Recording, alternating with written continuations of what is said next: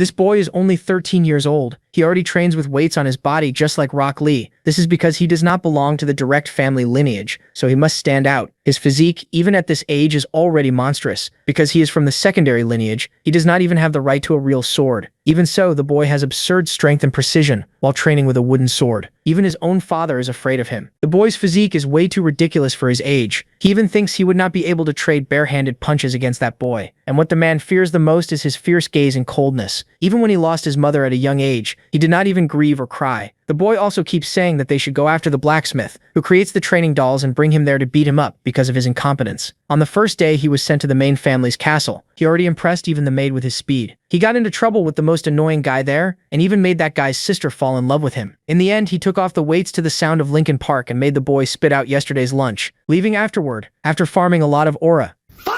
This is Eugene Lionheart, one of the children from the secondary lineage of the Lionheart family. Unfortunately here, the Patriarch only cares about talented children with a good lineage, but Eugene will achieve so many feats that even the Patriarch will be impressed and give privileges to Eugene's father. But do you know why this child is so focused? Why does he have the mindset of an adult and train as if he wants revenge on someone? This is because in his past life, at Helmuth Castle, Vermouth and his 4 companions, Sienna Mardine, Anise Slywood, Malin Ruhr, the Brave One, and Hamel, the fool who became our main character, were fighting another demon king. By then, they had already beaten 3 of the 5. But when they went after the 4th, Hamel, who saw Vermouth as his rival, gave up his life to save his friends from a trap. With his last breath, Hamel says goodbye and asks Vermouth to finish off the final 2 demon kings, and Vermouth does. With no time left, Hamel confesses his love to Sienna and dies. At least that's how it seemed. 300 years later, after his old companions tried to kill the last 2 demon kings, he is born again. This time he reincarnates as Eugene Lionheart, a descendant of the hero Vermouth.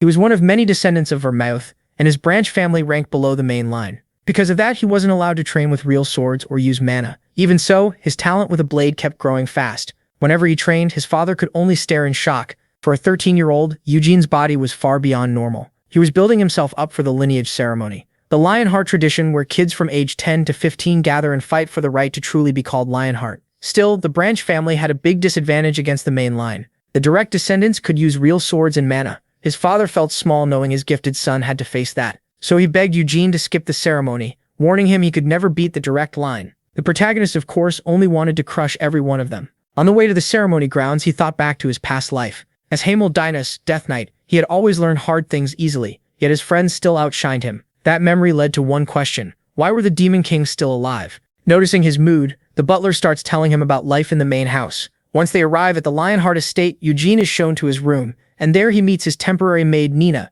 MC asks her how old she is, and Nina says she's 16. He suspects the Lionhearts gave him an untrained maid on purpose, hoping he'd act out. From Nina, he also learns the other relatives will arrive in 4 days. The rest of the family would show up 4 days later. He tells her to take him to the training grounds, and while Eugene practices, some cousins who heard he had arrived decide to mess with him. At the training yard, he starts with warm-ups, leaving Nina stunned. Even with weighted bags on his body, he moves insanely fast. Karen gets curious and asks what this country kid is doing, so Eugene calls him an idiot for not seeing he's training. Karen then orders him to clean the carriage, saying that's all a bumpkin is good for. When the protagonist ignores him, Karen gets mad and demands a duel. Eugene wants no trouble, so he simply tells him to leave. Karen keeps pushing, calling him scared. That strikes a nerve in MC. Karen keeps talking, even insulting Eugene's parents for not teaching him honor. That finally makes him snap, and he completely embarrasses Karen. The moment Karen dropped the handkerchief, the fight was already over. CL is stunned that her brother loses without landing even one hit on Eugene, and she claims he must have used mana.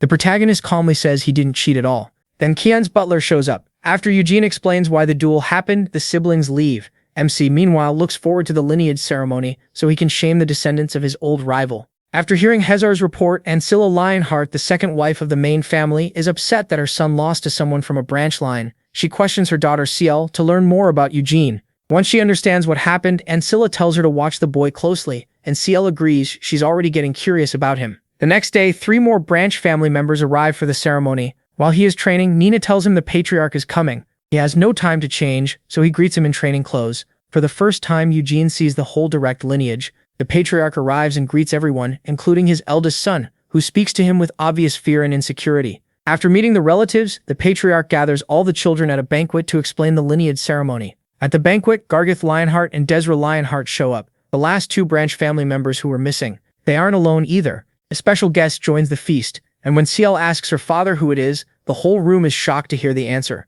Lavelian Sophis, master of the Red Tower of Magic. Eugene is stunned by that name because of his connection to Sienna, his old friend and the youngest tower master of her time. His shocked reaction catches the Patriarch's eye, since he already knows about the duel with his son. He can tell Eugene is strong and is disappointed. Kian still hasn't properly apologized. When Kian's apology comes off half-hearted, the protagonist gets annoyed but lets it go. The Patriarch grows curious about the boy's skill, since he won in one strike without using mana, so he asks if Eugene learned from his father, and both he and the others are shocked by the answer. MC says his father only taught him the basics, and everything else he learned by himself. The Patriarch is impressed, then calls for the meal to begin. After dinner, they finally hear the details of the ceremony. The Red Tower Master created a maze filled with monsters, and to pass they must defeat the boss at the center. The maze is an illusion, so the damage won't be fully real. That means they won't come out badly injured. After hearing the rules, Eugene asks what the winner gets. When he learns the victor may choose any treasure from the family, he gets even more fired up. Later, Gargith and Desra stop him and ask if he really beat Kian. He says yes and walks off. While training again, he gets interrupted by his cousins, but this time Gargith steps up first. He flexes and jokes that Eugene should take steroids if he wants a body like his. The protagonist ignores the idiot. Desra, though, asks why he uses a sword when he beat Kian with a spear. Eugene says he can handle any weapon. She doesn't buy it and challenges him. Sure, he's bluffing and insulting spear fighting. With Gargith acting as judge, the duel starts. Desra is shocked that MC's stance has no openings. As she attacks, he mostly stays on defense through the whole match. While watching her, he realizes she has huge talent, but she still can't beat him. When she changes her pattern to catch him off guard, she falls into his trap, and Eugene wins without even needing a counterattack. After that, Gargith and Desra ask the protagonist to team up against the main family, something that had never happened before. Gargith says they need to work together, because the main line will surely do the same to reach the boss first. Eugene says he can clear it alone, but since branch members have never beaten the direct line, Desra keeps pushing for an alliance. Later, back at the main house, Ancilla starts thinking about why the Red Tower Master was invited. Maybe he came to take Edward as his disciple. From childhood, Edward liked books more than physical training, and he had always shown interest in magic. If he becomes the Red Tower Master's student, he'll have to leave the main house for a while. Kian and Seal would keep growing here, and that would mean Edward had given up his place as heir. Then her own son would stay known forever as the child of the second wife. She had endured all this because she believed she still had a chance, but now even a branch family child had beaten them. Then she thinks of another possibility. If Eugene clears the maze first, and his talent humiliates the entire direct line, Kiet's loss could be buried under that bigger shame. 3 days later, the lineage ceremony finally begins. Magic is formed and sent to every participant. Each one receives a piece of light, and Lovelian tells them to shape it into a weapon. Everyone tries at once, and soon Scylla's the first to forge a blade from it. After swinging it a little, she asks what happens if it breaks. Lovelian says it won't, since it's made of magic just like the maze. She quickly asks if she can make an animal instead of a sword, but he says only lifeless things can be created. That makes one of the boys ask why, and Lovelian explains that creating life is a sacred power only living beings can hold. The boy is amazed by the answer. Then Gargith shows up carrying a huge sword. Without being asked, he proudly says it's the same sword he uses at home, and he's surprised he could copy it here. Desra makes a spear instead, and Eugene creates a sword. Edward makes one too, but looks downcast. Soon everyone is ready for the maze, and MC is the only one carrying both a sword and shield. All asks him what he'll do if they meet inside the maze. Will he fight her too? That makes Eugene ask whether fighting each other is allowed, and the Patriarch says yes. Still, he reminds them that good judgment and teamwork matter too, because they are family sharing Lionheart blood. At the word family, Ciel blushes and smiles a little. The protagonist notices and finds it weird. After that, everyone is given the same necklace. This necklace would be connected to each person's mind. If the maze puts too much strain on them, the necklace will respond and step in. It's just a safety device. He also says they can call for help by grabbing the necklace and shouting for help. With the rules explained, it was time to begin. Even though they all enter from the same point, they'll be separated inside. The girl wishes Eugene luck, and he does the same. After stepping through the portal, he ends up in a dark room. One quick swing tells him the space is cramped. Anyone using a long weapon would have a rough time here. That's one reason he picked a sword and shield, even if they're basic, so he starts the test right away. Others were already struggling and began using their necklaces. The moment they did, they were pulled out of the maze. In just 1 hour, 3 people had already failed. The Patriarch looked disappointed and coldly told them to go rest. Inside a tent, the adults watched all the participants through magic. The Patriarch was especially focused. Garjan seemed to be struggling with his huge sword, but his strength made up for it, and he crushed every monster around him. Desaria used speed to stay in control and avoid fights she didn't need. Cannon moved carefully, dodging trap after trap, so they praised him. What they didn't know was that his mother had given him a map the night before. Chow relied on her instincts and moved fast, but she still lacked maturity and could act childish. Iodo, on the other hand, looked scared, even of a single goblin in front of him. Then his fear turned into wonder when he realized it was made with magic. He was talented too. Lobarian noticed how drawn he was to magic, and the Patriarch says the boy has loved it since he was a baby. They even brought a teacher from the capital, but Aidskit quit halfway through. Hearing that, Lobarian asks why he stopped, and the Patriarch says he accepted his reality. Aidskit thinks becoming the next family head is his duty. Still, the Patriarch wanted Aidskit to walk the path of magic. If that passion is still there, he wouldn't turn down the chance to study under the Master of the Red Tower. The Tower Master says he can't promise anything, but he can at least meet the boy. If his talent isn't enough though, he can't become a disciple. The Patriarch says he understands and only wants the boy to follow his dream. He admits Ayurod always admired Sienna more than even Vermouth. The Tower Master agrees. Then the Patriarch says he's different from most people because he doesn't see his favorite hero as Sienna or even Vermouth. Curious, Lobarian asks who it is. The Patriarch is about to answer, but then points out one of the magic creatures and tells the Tower Master to look there. It was Eugene. He was taking on the monster head-on. When another one rushed in, MC dodged with ease and cut it from every angle, amazing everyone watching. Even the Patriarch stared in shock. The Tower Master asks who that boy is. After the troll finally drops, the Patriarch says that's Eugene Lionheart. The Tower Master is left speechless. The Patriarch was amazed that he was only 13, and even without ever fighting a troll before, he stayed calm and never froze. The Tower Master explains that troll wasn't made for battle. It was more of a trap meant to test whether they could find a way to escape. He even made it bigger than normal, just to scare them. The Patriarch says that's pure natural talent. The Tower Master asks if he knows what people like that are called, and the Patriarch says they are true geniuses. At the same time, Garjun was also fighting a troll, and at first he was losing ground. Even so, he faced it head-on. He charged straight at the monster and chopped off its leg, bringing it down. He was wild from the fight. By the time the troll dissolved and he collapsed, he had won. But his body was wrecked and his muscles were torn. Part of that was because he had already been hit by several traps along the way, and in the end he dropped to the ground. Later, Kion studies a troll's back with a stone in his hand. He realizes a monster that big shouldn't be there, and that beating it wasn't the point. So he tosses a stone aside, making the troll look toward the wall, then dashes past it. It was a smart move.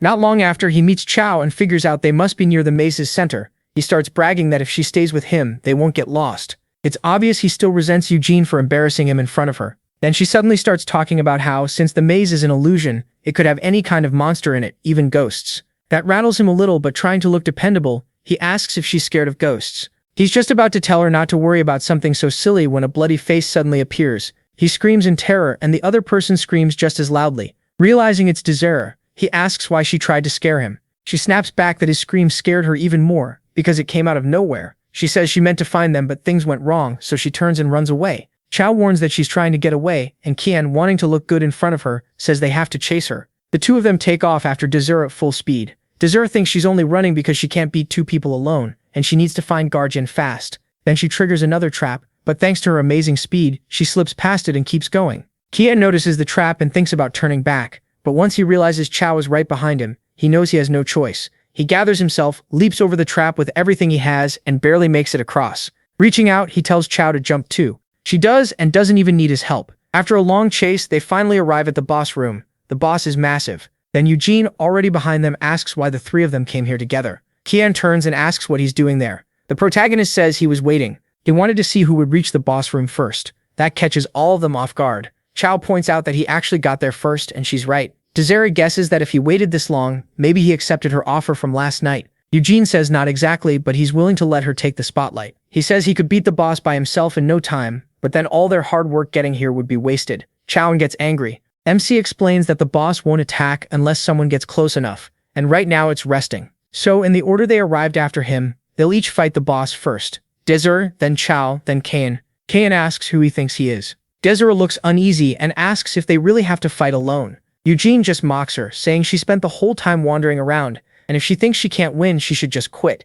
Pulling out a handkerchief, she says she won't. She ties it around her head and starts walking toward the boss. Kamian asks if he isn't going to fight. He says he will, after they're done. Kamiya says the protagonist won't get a turn because he's going to beat the boss himself. MC replies that if Kamian really does it, he'll call him Big Brother for the rest of his life. Kamian instantly turns red, then happily tells him not to take those words back. Once Dronzer gets close, the boss opens its eyes and stands. She's terrified, but after coming this far, she can't back down and charges in. She avoids the monster's first stomp and tries to stab through its hide but can't. The moment she realizes its skin is too tough, the boss grabs her. She thinks she's dead, but instead it throws her away, and she lands near the others. Chow asks Eugene why it tossed her aside instead of killing her, and he says the creature isn't real, it's made of magic, so once it caught her, that counted as a loss. Kan stands with a smile. He says he'll prove the main family is on a whole different level from the collateral line. That makes him grin. Kan starts drawing power again, pouring it into his sword. Mana spreads over the whole blade. Dronzer realizes it's a mana blade, something that can cut through anything, and normally it takes at least 10 years of mana training to use.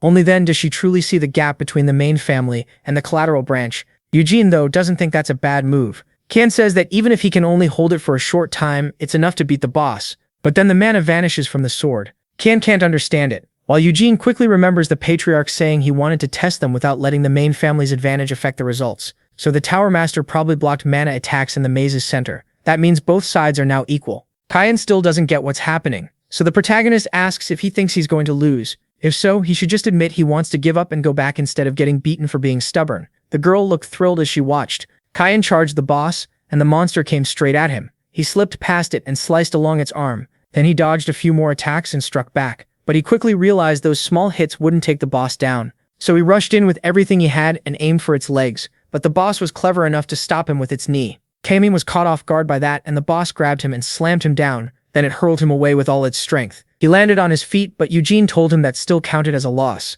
Kami was furious, but he couldn't argue. Then MG said it was her turn, but she refused. Without a sword in the center of the maze, she had no reason to fight. That caught him off guard. He said she was smarter than his own brother. After that, he walked to the wall, picked up his shield, and headed for the boss like it was nothing. She asked if he could beat it, and he said he didn't know if he could win, only that he couldn't imagine losing to this thing. As he calmly approached the boss, he started thinking about how to beat it. The creature attacked from the front, and Eugene instantly climbed up its arm. The boss tried to catch him with its other hand, but he was already standing on its head. He tried to strike by instinct, but ended up smashing himself in the face. The boss roared in pain. While it was stunned, Eugene slashed it over and over from every angle. Everyone was shocked by what they were seeing. Dronzer noticed he was aiming for the monster's carotid artery. Then he charged forward and drove his sword into the monster's throat, and the boss crashed to the ground. Without any hurry, he wiped off his sword and asked if they all saw that. Kian instantly went stiff. Eugene said that was an easy win. Kian started saying that if he'd had a sword, he would have won just as easily, but after thinking about it, he understood that even with a sword, it wouldn't have looked that simple in his hands. And what he felt now wasn't only fear. The tension in his chest wouldn't leave, but he couldn't name the feeling until the weapon finally began to fade. The boss disappeared from the room too. The ceremony was over. Outside, everyone was impressed. The Patriarch just laughed to himself. He couldn't understand how a child from the collateral line, one who never trained mana, could crush a minotaur like that. The Tower Master admitted it was shocking. A minotaur was never meant to be fought alone, which was why he kept stressing teamwork for this ceremony. That's exactly why he made the boss that way, to force the children to work together. But Eugene blew past every trap and monster he prepared, to the point that the man started wondering what that boy even was. The Patriarch looked pleased. He said the protagonist had done nothing but train since arriving, and people in his hometown knew it too. He firmly declared that Eugene was born for battle. His body and instincts matched perfectly, and the whole ceremony was worth it just to uncover a treasure like him. That made the Tower Master ask if he really wasn't troubled. Careful not to offend him, he pointed out that MC already outclassed the Patriarch's own children, and if the gap was this wide now, just imagine what would happen once he learned mana. The Patriarch said that was only more reason to celebrate, because he would make the family name shine brighter. Still sweating, the Tower Master asked what would happen if Eugene wanted to become the next heir and head of the Lionheart family. The Patriarch thought for a moment, then said the family should be led by the best one. If his own children couldn't claim that place, then the protagonist had every right to take it. If they were too weak to protect the right they were born with, then they didn't deserve to lead. The Tower Master said that, as an outsider, maybe he had spoken too boldly. Then he released all his magic and gave one last piece of advice, as an old acquaintance. He said the Patriarch should adopt Eugene as his own son. A collateral child had just surpassed the direct line in the bloodline ceremony, and that alone was enough for the collateral families to start looking down on the main branch. That could lead to all kinds of trouble. The Patriarch said he truly appreciated the Tower Master's advice. He even called it tempting, but said they had something else to do first. They needed to congratulate that little monster. After gathering all the children from the maze, the Patriarch looked at one of them. His eyes stopped on Iode, who never even reached the end because he got distracted by the magic and monsters. The Patriarch found that deeply disappointing. The other two, though, did quite well. In his view, they only failed to beat the Minotaur because they lacked experience. He praised everyone's efforts, saying he had watched them through the whole maze and had been surprised. Then he called Eugene forward, saying he stood out the most among the 9 children in the ceremony. MC thanked him, and the Patriarch praised the choices he made against the traps and monsters. He even pointed out that MC beat the troll without getting hurt. The big boy was stunned by that and looked at him, wondering how someone with such a small body could pull it off. He even thought that if Eugene took his family's medicine, he might become even stronger than himself. Levelian admitted he expected everyone to get lost in the maze, but he had clearly underestimated them. After all, these were Vermoth's descendants, rare gems, every one of them. The Patriarch told them to rest and said he'd prepare a banquet. Then he asked Levelian to lead the children back. They started heading to the mansion, but the Patriarch stopped Eugene and told him to come along. Seal was surprised to see that and quickly asked if he was giving the protagonist the gift now. He said yes. She knew they were going to the underground treasure chamber, a place she had never seen, so all she could do was watch them leave. Later, as they walked through the forest, the Patriarch praised Eugene, saying he handled many kinds of weapons well. MC replied that he was being praised too much. The Patriarch disagreed. He beat the maze monsters with just a sword and shield, and he had even used a spear against Desaria. Clearly, news reached the family head fast. He went on to say that the weapon that now represents the Lionheart family is the sword. But their ancestor, the great Vermoth, mastered many kinds of weapons and was even called the God of War, the master of all things. And Vermoth wasn't the only one with that kind of skill. His companion Hamel was also a great master, second only to Lord Vermoth. Uncomfortable hearing about his past life, Eugene said the books made Hamel sound stupid. The Patriarch laughed and said he had read that too, but if Hamel hadn't been such a troublemaker, the story wouldn't be half as fun. Then he admitted he honestly liked Mr. Hamel more than Mr. Vermoth, which shocked the protagonist and made him ask why. The Patriarch said he admired the parts of Hamel that never showed up in the books. Hamel felt inferior to Vermoth countless times, but he never quit. Instead, he kept pushing himself and breaking past his limits, and in the end he gave his life to save his friends. Eugene thought the lessons people passed down in books were way too dramatic, but even so he called out to the Patriarch and happily said he liked Mr. Hamel too. That made the Patriarch smile as well. Soon they reached their destination. The guards let the Patriarch pass at once, and inside the small house, stairs led underground. They headed down, and the Patriarch told Eugene he was the first person who wasn't a family had to enter this place. MC quickly asked if he was really allowed in. The Patriarch said a promise was a promise, and the elders of the Senate had already agreed. The Senate was made up of the old lions of the Lionheart family, people from collateral lines who had still earned great honor. He asked how valuable the treasures here were. The collection had been built over hundreds of years, and it also included relics left by the great hero Vermoth. That made Eugene ask if the sacred sword was here too, and the Patriarch said yes, but he added that the protagonist couldn't choose it, because the sacred sword was the symbol of the Lionheart family and couldn't be handed to just anyone. MC found that a little disappointing, but the Patriarch said there was another reason for that. The sacred sword had never recognized anyone else. He told Eugene he'd understand when he saw it. When they reached a door, the Patriarch bit his finger and let blood fall onto a pedestal. It reacted to his blood, and the door slowly opened. Once it was fully open, the Patriarch said he should go in alone while he waited outside, so he wouldn't affect the boy's choice. The protagonist thanked him for being considerate and stepped inside. When the door shut, he broke into a wide grin. Right in front of him stood the legendary sacred sword, the blade once used by the hero Vermoth. Could this little prodigy really claim that sword? The sacred sword had existed since the earliest days of the Holy Empire of Eurus. People believed it was a blade given by God. For a long time, it was sealed in the central temple, and it recognized only Vermoth as its master. 300 years ago, it was the sword that pierced the Demon King of Carnage, one of the 5 greatest beings in the demon kingdom of Helmuth. After that, though, it was only used as a symbolic torch, which was a real waste. But now, could Eugene actually claim it? He grabbed the hilt and smiled even wider, but no matter how hard he pulled, he couldn't move it. The sword didn't budge at all. Still, Eugene knew that even if he had pulled it free, he wouldn't be allowed to keep it. So he gave up on that idea and started looking around for a different treasure. After looking around, he finally spots something amazing. Aspel, the sword of gluttony. It can eat the mana of whatever it cuts and make that power its own. It can even slice through strong spells in one hit, but Vermoth could only use it so well, because he was also a top mage. Right now though, that sword is still too much for him. As he keeps searching, he finds more famous weapons. One is the dragon lance Carbos. It takes a little time to heat up, but once it does, it can breathe fire like a real dragon. There was also the Stormblade Wyneth, a sword blessed by the Wind King, an elemental spirit. He also finds the Thundering Thunderbow, a bow that fires lightning and can hit no matter how far away the target is. Then there was Jabil, a flying illusion sword. When you pour mana into it, it changes into a whip made of hundreds of blades. And there was the Shield of Geddon, which can shrug off any attack like it was nothing. Every weapon here is incredible, and passing on any of them would feel like a waste. Even so, he still can't find the Lunar Sword or the Demonic Lance. So he figures the best weapons were probably taken long ago. For now, the best choice seems to be Wyneth. Just holding it lets you use wind spirits, and with enough mana, you can even call the Wind King. In this world, even gifted mages struggle to control a weak elemental. With Wyneth in hand, that problem disappears. Still, he decides to check the rest of the vault. It wasn't just full of weapons. There were accessories and gems too, until one item caught his eye.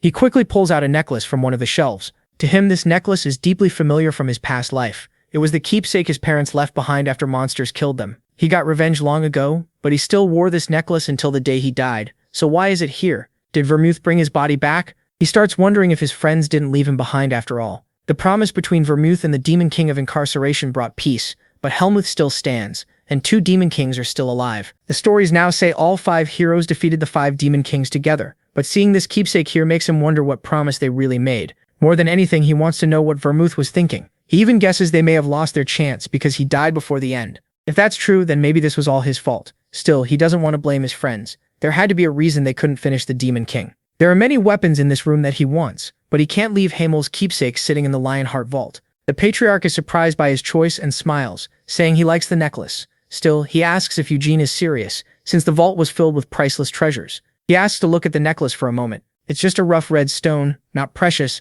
not finely made, basically a cheap necklace. So why was it in the treasure room? The Patriarch decides to check. He places the necklace on the pedestal to read its record, and finds out it isn't listed in the vault at all. In other words, it isn't a Lionheart treasure, and shouldn't be there. He explains that the necklace has almost no value. Selling it wouldn't even buy a cheap sword. Then he asks again if MC is sure. MC, clearly pleased, says yes, and the Patriarch tells him that's fine if he really wants it. Still, he'll have Lilbarian inspect it first. Since it's unknown, it might have some spell on it. He asks if he can keep it after the test, and the Patriarch promises he can. He also points out that this doesn't count as choosing a Lionheart treasure, so Eugene should go back in and pick something else. That catches the protagonist off guard, but the Patriarch says the original promise still stands. He can take any real treasure he wants. MC thanks him and runs back into the room. He can hardly believe how generous the man is, especially as Vermouth's descendant. With no reason to hold back now, he chooses the Stormblade Wyneth. Pulling it free, he decides this is the one. By night, he was back at the castle. Desra Lionheart was annoyed, asking why he didn't take a spear when he's so skilled with one. Eugene says the choice was his, and he's also great with a sword. The muscular woman just says the sword looks too light, arguing that with his strength, a hammer or axe would suit him better. She even tries to recruit him into her workout routine, but Eugene turns her down. Desra Lionheart tells him to ignore this musclehead and asks him to draw the blade. Seeing no issue, he does it. He explains that this is the Stormblade Wyneth, a sword blessed by the Wind King's element, and with proper mana training he can call on that power. She admits that's pretty cool, but says she'd still pick a spear. Eugene mentions there were plenty of spears there, which gets her attention. Right away she starts talking about the dragon spear that spits flames like dragon breath with every strike. The protagonist acts like he doesn't know it. Then she brings up the demonic lance Ruins, calling it the strongest weapon in Vermouth's whole arsenal. The bodybuilder jumps in, saying he knows that lance too and that it was once used by the Demon King of Brutality, which earns him a smack. That mention of the Demon King of Brutality stirs up old memories for Eugene. 300 years ago, the kingdom of Helmuth had 5 Demon Kings. First was the Demon King of Apocalypse. Second was the Demon King of Incarceration. Third was the Demon King of Delirium. Fourth was the Demon King of Brutality. And fifth was the Demon King of Massacre. Then the bodybuilder says she's wrong about the strongest weapon in Vermouth's arsenal. According to him, it was the relentless crusher Gigalus. The two start arguing, saying a Demon King's rank doesn't decide how strong a weapon is. Eugene just thinks those two were the only weapons in Vermouth's arsenal once used by Demon Kings. They're far too dangerous to leave in the vault, so they're probably sealed somewhere else. While the argument keeps going, MC thinks they're being pretty childish. As he steps away, he decides that if he ever got to choose one of Vermouth's arsenal weapons, he wouldn't hesitate. He'd take the Lunar Blade, the sword called Destruction. Sealed deep in Helmuth, both the Demon Kings of Brutality and Massacre died to its crushing light. Then he takes a battle stance, happy to finally hold a real sword in this life. When he swings, everyone is stunned. Eugene's swordsmanship is incredible. He moves with total ease and every step flows straight into the next cut. It looks less like fighting and more like a dance, as if the sword is part of his body. One moment he strikes with full force, the next he makes sharp, exact cuts that leave everyone speechless. The bodybuilder can only say his swordplay is amazing. Even the spear-loving girl has to admit it looks beautiful. Elsewhere in the Patriarch's office, Lilbarian begins examining the necklace. His face looks a little troubled. Setting it on the table, he says there's no magic in the necklace, and asks if it really came from the vault. The Patriarch says it did. Lilbarian presses further, wondering if the boy fooled them, but the Patriarch asks why he would. If he hadn't been allowed to choose another treasure, he would have left with nothing. Thinking it over, Lilbarian agrees that would be a risky trick, so he says they'll check more carefully. There may be no magic in it, but since they've come this far, he'll dig deeper. The Patriarch asks how he'll do that, and Lilbarian says there's a spell that reads Mana Memories. It was made by the great Sienna the Wise. Mana exists everywhere, and most objects hold traces of it, so he'll read the memories left inside the necklace. The Patriarch says he's counting on him. Lilbarian starts the spell, and after a while it begins to work. At first, the memories show nothing important, Still, he can tell the necklace is at least 100 years old. He even traces where it was bought in a street market in the capital. But after that, the trail goes dark. So he guesses the treasure room's magic may have interfered with the necklace's memories. Once the Patriarch hears it's over 100 years old, he says no one alive could know where it really came from. Laborian asks what he'll do, and Galit says he'll give it to Eugene, since it isn't magical. The boy wanted it enough to give up a treasure for it. Laborian says it sounds like the Patriarch has started to like him, and he only smiles. Then he stands by the window and says, why wouldn't he? He adds that he'll make that offer to the boy. Laborian is a little shocked by that. The Patriarch says he plans to adopt Eugene Lionheart as his son. From now on, the protagonist will be part of his family. The next day, MC is greeted by someone new. His name is Gilead. He knows exactly who Gilead Lionheart is, the older brother of the family head, Gilead Lionheart, a strange man who never married, even when he was old enough, and followed Gilead on his travels. Even so, the protagonist politely introduces himself as the protagonist Lionheart, and the man says he already knows who he is. Grabbing him, he says MC is the collateral lion boy who beat the main family in the bloodline continuation ceremony. Trying to pull away, he asks why he came to see him. The man explains that his brother planned to send another knight, but he came himself instead. Basically, he wanted to meet Eugene in person. He'd heard plenty about the protagonist, but he couldn't watch the bloodline continuation ceremony himself. Only the family head is allowed to see it. Lobarian only got in this time because he had to help, and Gilead says he isn't upset, it's just the family's rule. He stops himself, worried he'll sound like he's complaining about tradition. MC tells him he doesn't care about that. That makes Gilead grin. His brother wouldn't care either. At that point, Eugene gets why this man still hasn't married. It's probably because he's far too free-spirited. Guillaume says he has no idea why the family head called him, though he guesses it was to praise him. The protagonist says he already got congratulated, so even Guillaume doesn't know. Still, he puts on a knowing look like he could say more but won't, then says he'd like to see Eugene more often. MC answers that he'd like that too. Then he knocks and announces himself. From inside, the leader tells him to enter. Guillaume opens the door for him and flashes him a wide smile. Eugene thinks Gilead seems nice, but also a little pushy. Soon he stands before the family head. The man apologizes for calling him so suddenly and tells him to sit. They take their seats as coffee is set out between them. Then the Patriarch places the necklace on the table and says Lobrian checked it. In the end, it's just an ordinary necklace. Eugene wasn't expecting much. The Patriarch adds that they even read its mana memory, but found nothing strange. That catches the protagonist's attention, because mana memory is magic tied to the great mage Sienna. So he asks what memory the necklace showed. Gilead says it appears the necklace was sold on a street in the capital over 100 years ago. That shocks MC, because he's sure this is the same necklace he used more than 300 years ago. So that result can't be right. But Lobarian also had no reason to lie. Maybe the memory was altered. Eugene figures someone with Tower Master level skill might have overwritten it. And the first name that comes to mind is Vermouth. Since he can't figure out why, he just asks if he can keep the necklace. The Patriarch agrees, since he already promised. Eugene thanks him for that and puts it on right away. Then the Patriarch says that wasn't the real reason he called him here. He admits it's sudden, but says the offer should help the protagonist's future. MC doesn't look pleased. Before the Patriarch can explain, he cuts in and says Celia is kind and cute, but he doesn't want to think about marriage right now. He even remembers that after beating up her brother, she still acted friendly with him, so he assumes this is about a political marriage.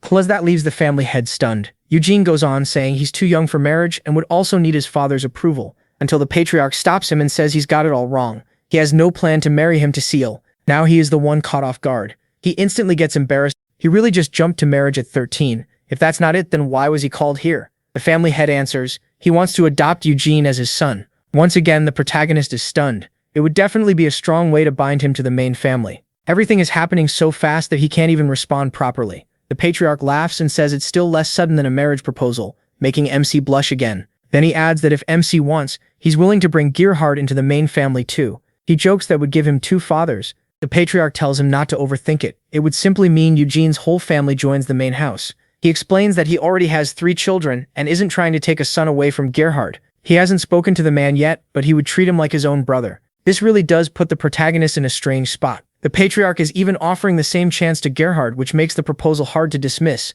Still, Eugene really did jump straight to marrying Seal. The kid's got a wild imagination. He asks whether refusing the adoption would make his father lose the Patriarch's respect, and the answer is no. Then the Patriarch rises and admits this may be awkward to say, but he's not that childish. If Eugene says no, it will be disappointing, yet he'll respect the choice and still wish the boy a bright future. MC says he can't decide by himself, and needs to hear his father's opinion. Gilead says he'll send for Gerhard, and they can settle it after the banquet. Then he points out that the Patriarch said this would be best for his future, which catches Gilead off guard. Eugene wants to know exactly what that means. The man explains that growing up in the main family would give him many advantages. For one, elite knights could teach him whenever he needed. The protagonist says that if that happens, he wants to train under the strongest warrior there is. With a smile, he adds that if he becomes the Patriarch's adopted son, he wants the Patriarch himself to teach him. The man pauses, clearly interested. Of course, Eugene mainly wants to know how strong the Lionheart Patriarch really is. Gilead smiles and says he certainly could train him, but if MC wants the very best, someone else fits that role better.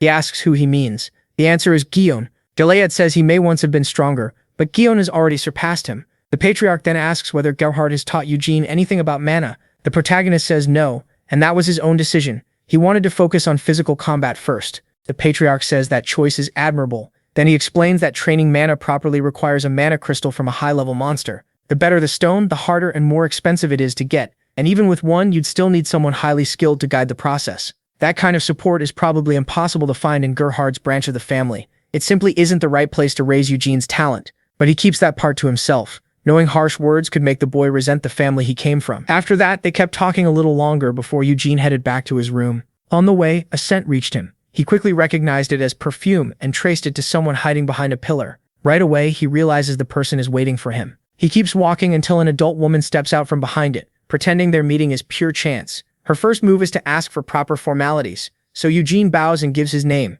She says she heard he was meeting alone with the Patriarch, but didn't expect it to last this long. MC asks if she wanted something. She thinks the child is bold, even arrogant, and doesn't seem to know his place. It makes her understand why he fought the main family boy. Really, she shouldn't be surprised. Still, she knows this boy is about to grow into someone extraordinary. So making an ally is smarter than making an enemy. For a moment, she even thinks marrying him to Seal might not be so bad. So she says she's curious about what they discussed in private. Eugene replies that he can't share what was said with the Patriarch alone. A little flustered, she admits that's fair, and says she isn't trying to question him. But there is one more thing she wants to say. He looks puzzled. Putting on a show, she says she still hasn't apologized for her son's rude behavior the other day. Eugene answers right away that there's no need, since the matter was settled that same day. Nervous now, she calls him generous for his age and says she'll discipline her son, then hopes they can get along well from now on. With a bright smile, the protagonist says, of course they will. They're all part of the same family after all. That makes her furious. He isn't wrong, but hearing it from him still bothers her. Then he asks if he may leave. She says yes and apologizes for taking so much of his time. Eugene turns to go. He knows exactly who she is. Ancilla, the Lionheart matriarch, who disliked him from the start just because he came from a branch family. Naturally, he'd rather stay out of her way as much as possible, but getting free of a woman like this won't be easy. 2 days later, Gerhard finally arrived from his distant city. Guided by Guillaume, he could barely believe any of this. He still couldn't accept that his son had really won the lineage succession ceremony. Tearing up, he kept thinking about how Eugene defeated the main family's son. He always knew MC was talented, but as his father, he never had the means to support that gift. He had believed the ceremony would force them to face the truth, that the gap between the main family and the branches couldn't be overcome by talent and hard work alone. At least that's what he thought, until someone called his name. It was him. His son was smiling at him. Gerhard ran over and pulled him into a tight hug, crying so hard he could barely talk. All he could manage was that he was proud to have Eugene as his son. The protagonist, meanwhile, reminds him that he already said this would happen before leaving their small hometown. He reminds his father that he promised to bring back good news. Still crying, Gerhard says MC really did tell him that, but admits he didn't believe it. Then he notices the Patriarch nearby, and quickly introduces himself as Gerhard Lionheart from Gilead. The Patriarch introduces himself as Gilead Lionheart and apologizes for calling him here. So suddenly, Gerhard nervously says that's fine and thanks him for the invitation. The Patriarch says he won't keep father and son apart for long and asks to speak inside. Gerhard agrees and follows him in, though he's clearly uneasy. Before long, he learns about the adoption matter. The Patriarch explains that if he adopts Eugene, Gerhard will also be brought into the main family. Gerhard doesn't look happy about it, so he rises to his feet and apologizes in advance if his words sound rude. He says he's thankful for the concern shown to Eugene, but as his father, he can't stop worrying about the boy's future. Asked what he means, Gerhard says he knows the Patriarch means well, but fears the main family will trouble him. The Patriarch already has 3 children, and if he joins them, he'll be seen as an outsider. The Patriarch seems to understand. He says he doesn't want to block the child's future and knows the main family cares deeply about bloodline. Because of that, many of them won't welcome someone from a branch family into the core house. He adds that even if Eugene enters the main family, becoming Patriarch may still be out of reach. Still, the protagonist's talent will let him thrive there. If he becomes his son, he'll grow close to the other children and gain a much better future. Gerhard admits the Patriarch has a point and asks to speak with Eugene before deciding. Outside, MC was getting his sword back when he felt the air shake and swung it a few times. Then his father walked toward him, head lowered. One look at Gerhard's sad face tells him the talk didn't go well for him. He quickly asks why he looks like that. Gerhard looks at his son and notices the sword Eugene picked from the main family's treasury. He realizes he could sell everything he owns and still never afford it. With mixed feelings, he says the Patriarch wants to adopt him. The protagonist calmly replies that he already knows. Gerhard says it would help the protagonist's future if he accepted, but his voice shakes because that path will also bring hardship. Eugene already understands that. Pointing at himself, he says his father knows him well. He'd never let anyone push him around. Hearing that, Gerhard starts crying again. He says MC was named by him and his late mother, and he must never forget it. He answers that even if he's adopted, his real father will always be Gerhard Leonhardt. Those words make Gerhard break down all over again. In the end, Eugene decides to be adopted. He has no wish to become Patriarch, but he knows nobody will believe that. The first wife, Theanese, and the second wife, Ancilla Leonhardt, will definitely keep a close watch on him. The protagonist knows there are two ways to deal with hate and resentment. The first is to ignore it. The second, he draws his sword, is to cut it down head-on. Soon after, the Lionheart Patriarch held a banquet for all the families of the children who joined the lineage succession ceremony. Gerhard quickly became surrounded by questions. Among the crowd were Desra's father and the muscular kid's father, who was already trying to push steroids on him. They even talked about making a group to get to know each other better. Eugene had no plan to join them and attract extra attention. Nearby stood the boy MC had beaten, looking completely crushed. His mother tells him he needs confidence. From now on, people will compare him to Eugene. Whenever they see him, they'll remember his loss and laugh that someone from the direct line failed to win for the first time in family history. That only makes him feel worse. His mother says he has no choice but to bear the shame, but no matter what others say, he is still her son. As a child of the Lionheart direct line, he should hold his head high. The boy agrees. She warns him that even if he doesn't become Patriarch, that's no reason to relax. Because Eugene starts with many disadvantages, he'll have to work even harder to claim that seat. Then she tells her son to become friends with him. They need a brotherly bond so the protagonist can become an ally later. The boy understands, but the thought of how to approach MC only makes him more embarrassed. Still, someone else feels no shame at all. She asks if they're siblings now, and when Eugene says yes, she begs him to call her big sister. He refuses, and she complains that her own brother calls her big sister just because he was born 5 seconds later. She begs him one more time to say it just once, but he'd never call a girl who's only 13 his big sister. In fact, he says he'd rather die. Later in the Patriarch's room, Lavelian says he won't accept him as a student without conditions.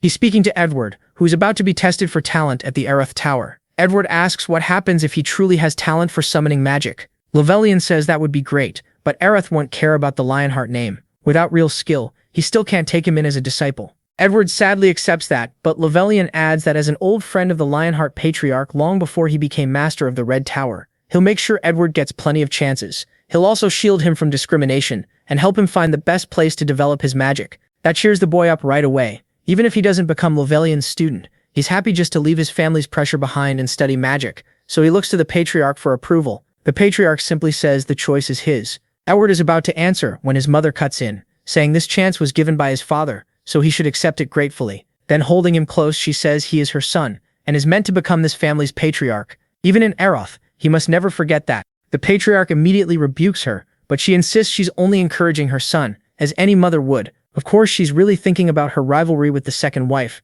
but right now they have little choice. Since Edward is still weak, he needs ties with many mages and must build his power in Arath, so she gives one last warning. He is the rightful son of Lionheart, and should be proud of it. The boy quietly agrees. The day after the banquet, Lavelian left for Arath with Edward. The other branch family children also returned home. Eugene and Gerhard stayed behind in the now empty building. Today would be the protagonist's first mana lesson since his reincarnation. Breathing means gathering mana from the air as you inhale. Body training means moving your body to draw mana in. Both methods are simple, but breathing is more common. In his past life, Eugene started with body training, then switched to breathing after a friend's advice. The Lionheart mana art uses breathing. MC arrives at the training spot, and Gion greets him warmly. He says they should begin. They're standing in a mana vein, a place where mana gathers. This one wasn't natural. It was made by Vermouth himself 300 years ago. His teacher asks if he's nervous. Eugene says he's actually really excited. Gion tells him the first time is always hard. Even though children sense mana more easily, Cyan and Seal started at 6 and still needed 4 days. Edward took a full week. Kids from branch families usually need a whole month just to feel it, but he should do better thanks to the mana vein and his teacher's help. Eugene asks how long it will take, and Gion guesses maybe 10 days. The protagonist smiles to himself. 10 days is way too much. It won't even take 10 minutes. They keep going until they enter a cabin. Gion leads him down the stairs to a bare chamber and tells him to sit in the center, so Eugene does. Gion explains that the family's mana method passed down from the Great Vermouth has one strict rule. The branch family cannot inherit it. They are only taught the red flame formula, while the true art is reserved for the main family. The technique MC is about to learn is the white flame formula. He may not remember its exact name or training method, but he knows that form well. It was Vermouth's power. Back in his past life, he never learned what those flames could really do. Gion says that since feeling mana is hard at first, they should start with breathing, but Eugene suddenly says he can already feel it. Gion thinks it's just his imagination, and gathers mana on his fingertip to test him. He directs it at him, and the mana begins to move around the boy. Gion still assumes Eugene can't truly sense it yet. The protagonist corrected him. He really could feel the mana, even from where he was. Then he moved his finger toward it, following the mana as it shifted and asked how long he should keep going. Gion could only stare in disbelief. How could this kid learn that fast? He let out a nervous laugh, then crouched beside him. Since Eugene could already sense mana, Guillaume told him to focus on everything happening inside his body. MC nodded. Guillaume told him to breathe slowly, and he did exactly that. With every breath, he had to picture himself drawing in mana and guiding it along the proper route as he inhaled. The goal was to lead that mana into his heart. Guillaume let go of Eugene's hands and stepped back, saying he was doing great. In fact, the protagonist was handling it perfectly on his own. By now, the instructor was amazed all over again. He kept watching the boy, but one thought wouldn't leave his mind. This was insane. Eugene thought sensing and drawing in mana wasn't hard even in his past life, but this body was on another level. It absorbed mana incredibly well. He could feel the mana inside him growing with every breath. Still, this young body clearly had a limit. His heart had reached it. So tired at last, he stopped and looked at the instructor in silence. Guillaume stared back, just as stunned. Eugene's mana core was absurdly large. Most people had to train for years to get that far. Guillaume finally called him a real monster. MC thanked him for the compliment. After that, Guillaume said they should head back. On the way, he explained that the big difference between the red flame ritual and the white flame ritual was core division. The white flame technique can split the core, letting the body hold far more mana. Those divided cores also boost each other, making them grow much faster. These split cores are called stars. In Lionheart history, only one person ever reached 10 stars. The creator of the white flame ritual, the great hero Vermouth. Proudly, Guillaume added that he and the Patriarch were both at 6 stars. All the children were still at 1 star, and would likely reach 2 by next year. Since they began at 6, it would take about 8 years to go from 1 to 2 stars. Eugene asked how long it should take for him. He wanted a clear answer. Guillaume said he should advance much faster, as long as he didn't get lazy. The protagonist said he'd do his best. There was no way he'd slack off now. He had a far better body than before and was learning Vermouth's own method. Maybe he couldn't reach 10 stars, but if needed, he'd find his own way. He silently thanked Vermouth for leaving the white flame ritual behind. A little later, they returned to the mansion. Gion said he would report everything to the Patriarch and told Eugene to go rest. MC agreed out loud, but he had no plan to rest. Now that mana training was done, there was something else he had to try. Just then, the maid rushed over in a panic, relieved that he was finally back. He simply told her to go to his room and bring him his sword. A while later, she returned with it. He wasn't sure this would work, but when he drew the blade and poured mana into it, dust began lifting from the ground. The wind quickly went wild, and a storm started forming right in front of the maid. Eugene had summoned the great wind spirit king, who immediately asked if Hamel had called him. But how did Tempest know? The Spirit King kept asking if Hamel had truly been reincarnated. When he wondered how he recognized him, Tempest said he'd never forget Vermouth's companion's soul. Time could pass and bodies could change, but a soul never did. It had been ages since the Wynard's sword summoned him, so he was curious when one of Vermouth's descendants used it. Then he felt Hamel's soul. Eugene snapped and demanded to know why Vermouth hadn't killed the Demon Kings. He pressed Tempest to tell him what happened after his death. Tempest said he didn't know Vermouth's reasons, only that during the fight with the Demon King of Incarceration, Vermouth put away his sword. The protagonist demanded to know what happened next. Shaken, the Spirit King explained that the battle had been brutal, but neither side won, and in the end only Vermouth and the Demon King of Incarceration were left standing. Then Vermouth sheathed his sword. He didn't kill the Demon King of Incarceration, and he never went to the Demon King of Destruction's castle either. Eugene was furious. He accused Tempest of lying and demanded to know what oath Vermouth made with the Demon King of Incarceration. Tempest said he knew nothing about that. MC kept pushing, angry enough to curse at him. The Spirit King explained that only the ones present could know, because once Vermouth sheathed his sword, Tempest could no longer interfere or even tell what was happening. Eugene shouted that only Vermouth and the Demon King were left in the end. So was he supposed to dig Vermouth out of his grave and ask him himself? Tempest only said he had no more time. His mana was far too weak to summon him normally. The Spirit King had forced the way open himself, and now he had to close it. Eugene yelled for him to explain before leaving, but Tempest said he'd tell him next time, once the protagonist was strong enough. Right then, MC's body gave out and he fainted. The maid panicked when she found him unconscious with a nosebleed. Later, Eugene woke up in his room with a pounding headache, likely from using up too much mana. Spirits remembered people by their souls. At first, he had wondered if he wasn't really Hamel and had only been given Hamel's memories. Now he knew the truth. He really was Hamel from 300 years ago, reborn with all his old memories. A moment later, the maid came through the door and asked if he was all right. He said he was fine and asked how long he'd been out. She told him about half a day, then added that the Patriarch and Mr. Guillaume wanted to see him. Not long after he met them. From the maid's report, all they knew was that a huge storm burst out after he drew his sword. So they asked him straight, had he really summoned a spirit? Eugene hesitated. Since too many people had likely seen it, he couldn't lie, but he could hide the truth. So he said the king of the wind spirits had appeared before him. Both men were stunned. The protagonist explained that the spirit king hadn't been summoned in a long time, and only came to see who the child was. Guillaume was shocked, since no one except Vermoth had ever personally called the spirit king. Eugene added that the spirit king said he still wasn't strong enough but hoped to meet him again someday. After that, Tempest returned to the spirit world. The Patriarch laughed in surprise and called MC an incredible boy. He said Guillaume had already told him about the mana training, and that was amazing by itself. But now Eugene had also caught the eye of the king of the wind spirits. He just smiled. The Patriarch told him to rest a few days, then Guillaume would continue his training.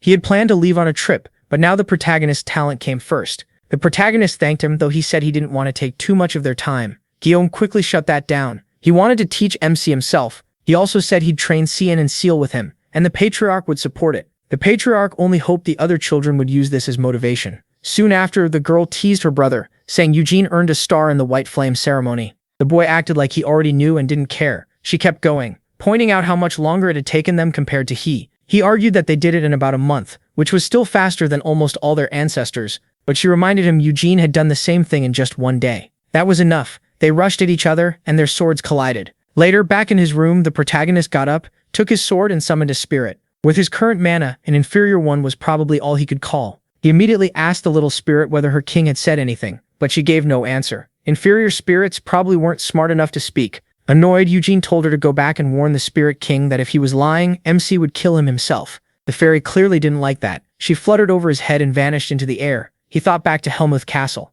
Only Vermouth and the demon king of incarceration knew about that oath. One day he'd have to return to Helmuth. He also needed to go back to Arath, Sienna's homeland, to Ura's, Anis's homeland, and to Roar, Molan's homeland. But with this young body, traveling that far was impossible for now. Still, someday he would learn the full truth. I have plans I can't tell you yet. As time passed, Eugene Lionheart turned 17, and had built an impressive body. Even he was surprised by it. By then he had already reached 3 stars in the White Flame method, but that still wasn't enough. To truly use this monster body, he needed more than the skills from his past life. So after returning outside Lionheart Mansion, he said he needed to go to Arath and learn magic. He was saying this to Cian, who looked shocked. Then Cian started making fun of him, asking if something happened during White Flame training. He quickly figured out Eugene had succeeded, and the protagonist admitted it. 3 white stars at 17, and he was giving off an overwhelming white aura. The white aura pouring off MC left Cian stunned. He started freaking out, asking how this was even possible. After all, Cian had learned mana and White Flame 7 years before Eugene did.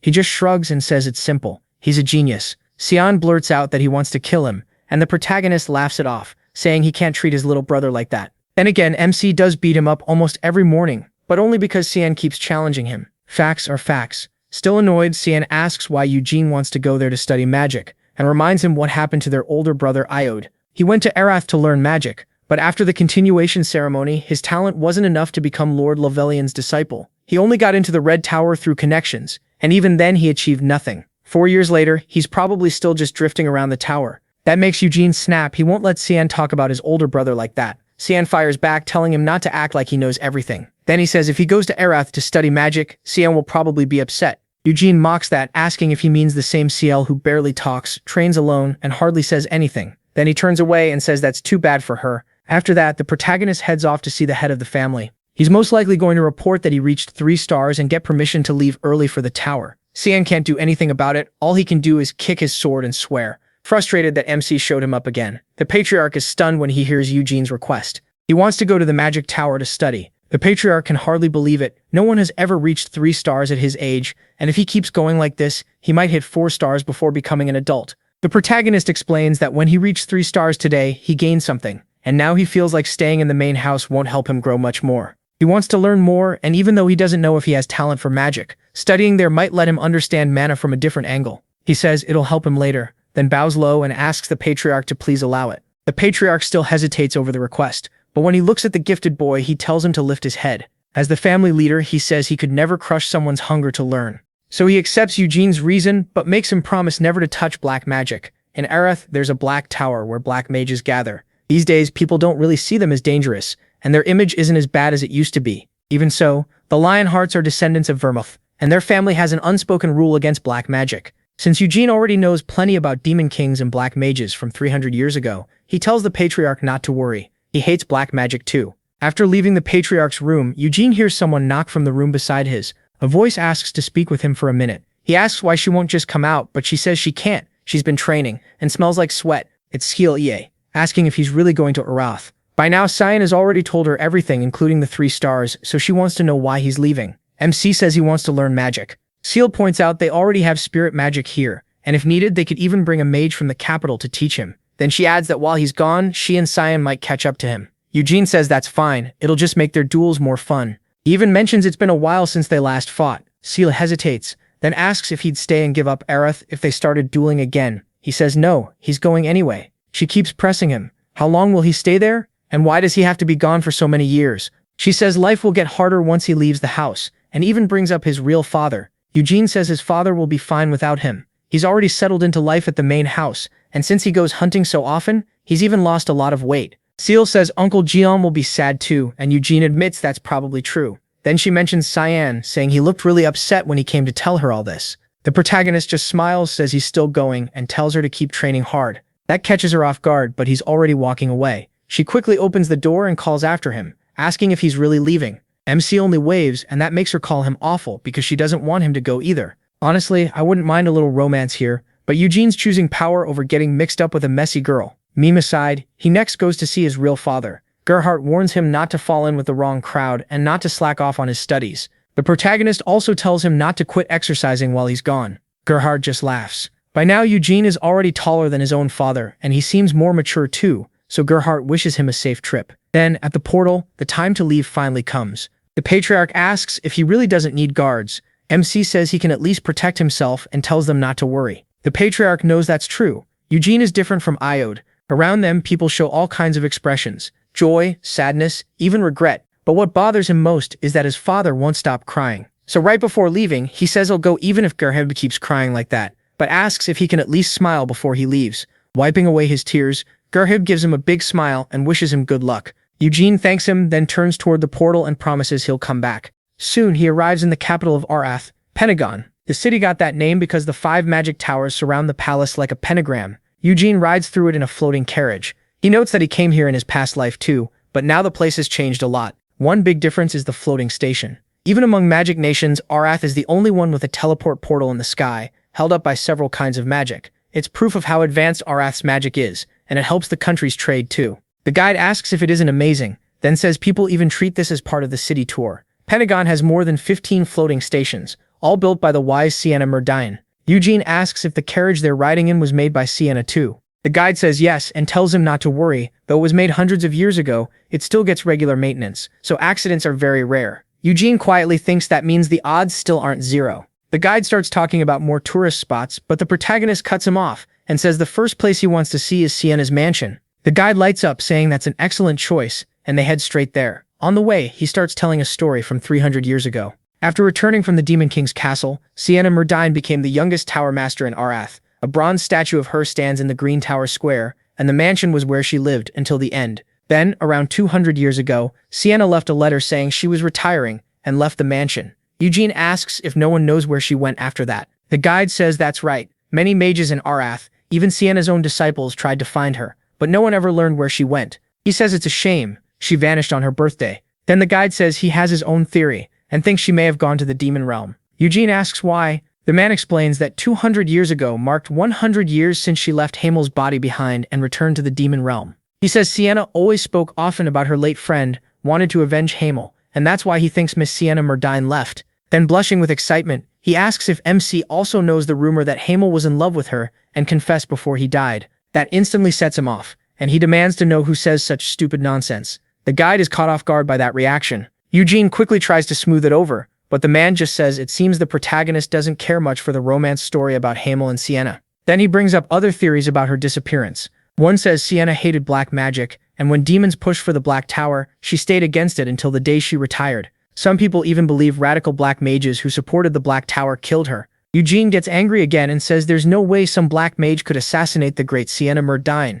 The guide agrees, adding that at the time, the Black Tower strongly denied that theory too. MC thinks the same. There's no way a black mage killed her, but a demon king might have. Helmuth was still investing in Arath through the Black Tower, and from the demon king's point of view, Sienna Murdine would have been dangerous enough to remove. When they arrive, he steps out of the carriage, still wondering if Sienna Murdine really died. In front of the mansion, a crowd is arguing over the test to get into the magic tower. They're all students hoping to pass the entrance exam. They all want in, but without money, they can't even try. The fee to enter is several thousand in local currency, so all they can do is wait outside. In the garden, Eugene asks why the entry fee is so high. The guide says plenty of people still pay it just to go inside. There's a rumor that if you pray to Miss Sienna's portrait in the main hall, you'll definitely pass the magic tower entrance exam. Then the guide hands his card to the guard. The moment the guard sees the Lionheart name, he panics and rushes to open the gate, apologizing the whole time. Once Eugene goes in, the guide says he'll wait outside and shuts the door. At last, the protagonist can see how Sienna Murdine lived. As he walks through the mansion, he thinks about how huge it is and how she stayed here for over 100 years.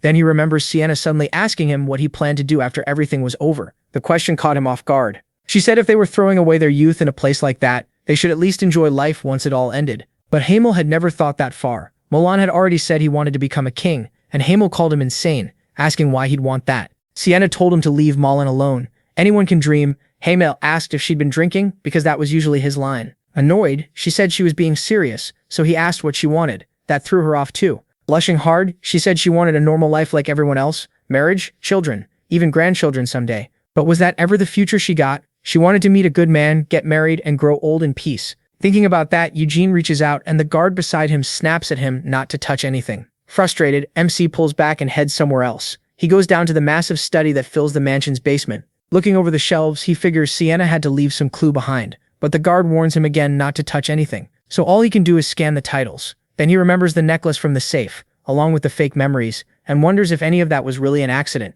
The necklace likely reacted to Hamel's soul. Just like the Spirit King recognized him, someone had to be involved in his reincarnation, and if it was Sienna, she must have left a sign somewhere. So he returns to the portrait near the entrance. After searching everywhere, he found nothing. Eugene is out of ideas. He starts thinking maybe she left nothing behind at all. Then he notices the guard turn away and start walking off. He calls Sienna's name and flips her portrait off, saying if she's upset, she can come say it to his face. He waits for something to happen, but nothing does. Turning away, he mutters that if she were alive, she'd have answered. At last, he leaves the mansion. The guide jokes that Eugene must have really liked the place since he kept him waiting until after sunset. Realizing that, the protagonist gives him a tip for the trouble. Next, he heads to the Red Magic Tower. In the floating carriage, Eugene says he wants to ask about his brother, Iode Lionheart. The guide says in Pentagon, hardly any mage doesn't know that name. MC asks if it's been 4 years since Iode came to Arath, then asks what rumors people have heard about him. The guide hesitates, so Eugene says he hasn't seen his brother in a long time and wants any news he can get. He promises he won't get mad, and he won't tell the family or Iode when they meet. Swearing on his name, he tells the guide to speak freely. The man finally says what he knows. Iode often goes out at night looking for a certain kind of fun. He first assumes it's the usual kind for someone his age, but the guide quickly says it's not that. When Eugene asks what he means, the answer is simple, a succubus. That instantly sets the protagonist off. He snaps that they're not in Helmuth, so why is there a succubus here? The guide explains that Arath still has a black magic tower, and with it come black mages and demons too. Eugene looks deeply annoyed. The guide adds that succubus entertainment is treated like a necessary evil in some parts of Arath. One street is known for the black market, and some shops use succubi as attendants. According to rumor, Iode goes there a lot. The street is called Bolero, and those shops aren't open every day. They fully operate only on the full moon each month. Eugene had planned to stay away from Iode so he could focus on studying, but hearing that the main family's eldest son, a descendant of Vermouth, is fooling around with a succubus makes his blood boil. The guide reminds him this is all supposed to stay secret, and MC says he understands. He tells the man not to worry, he gave his word so he won't repeat any of it. Still, even if it's only a rumor, Eugene knows he needs to deal with his younger brother.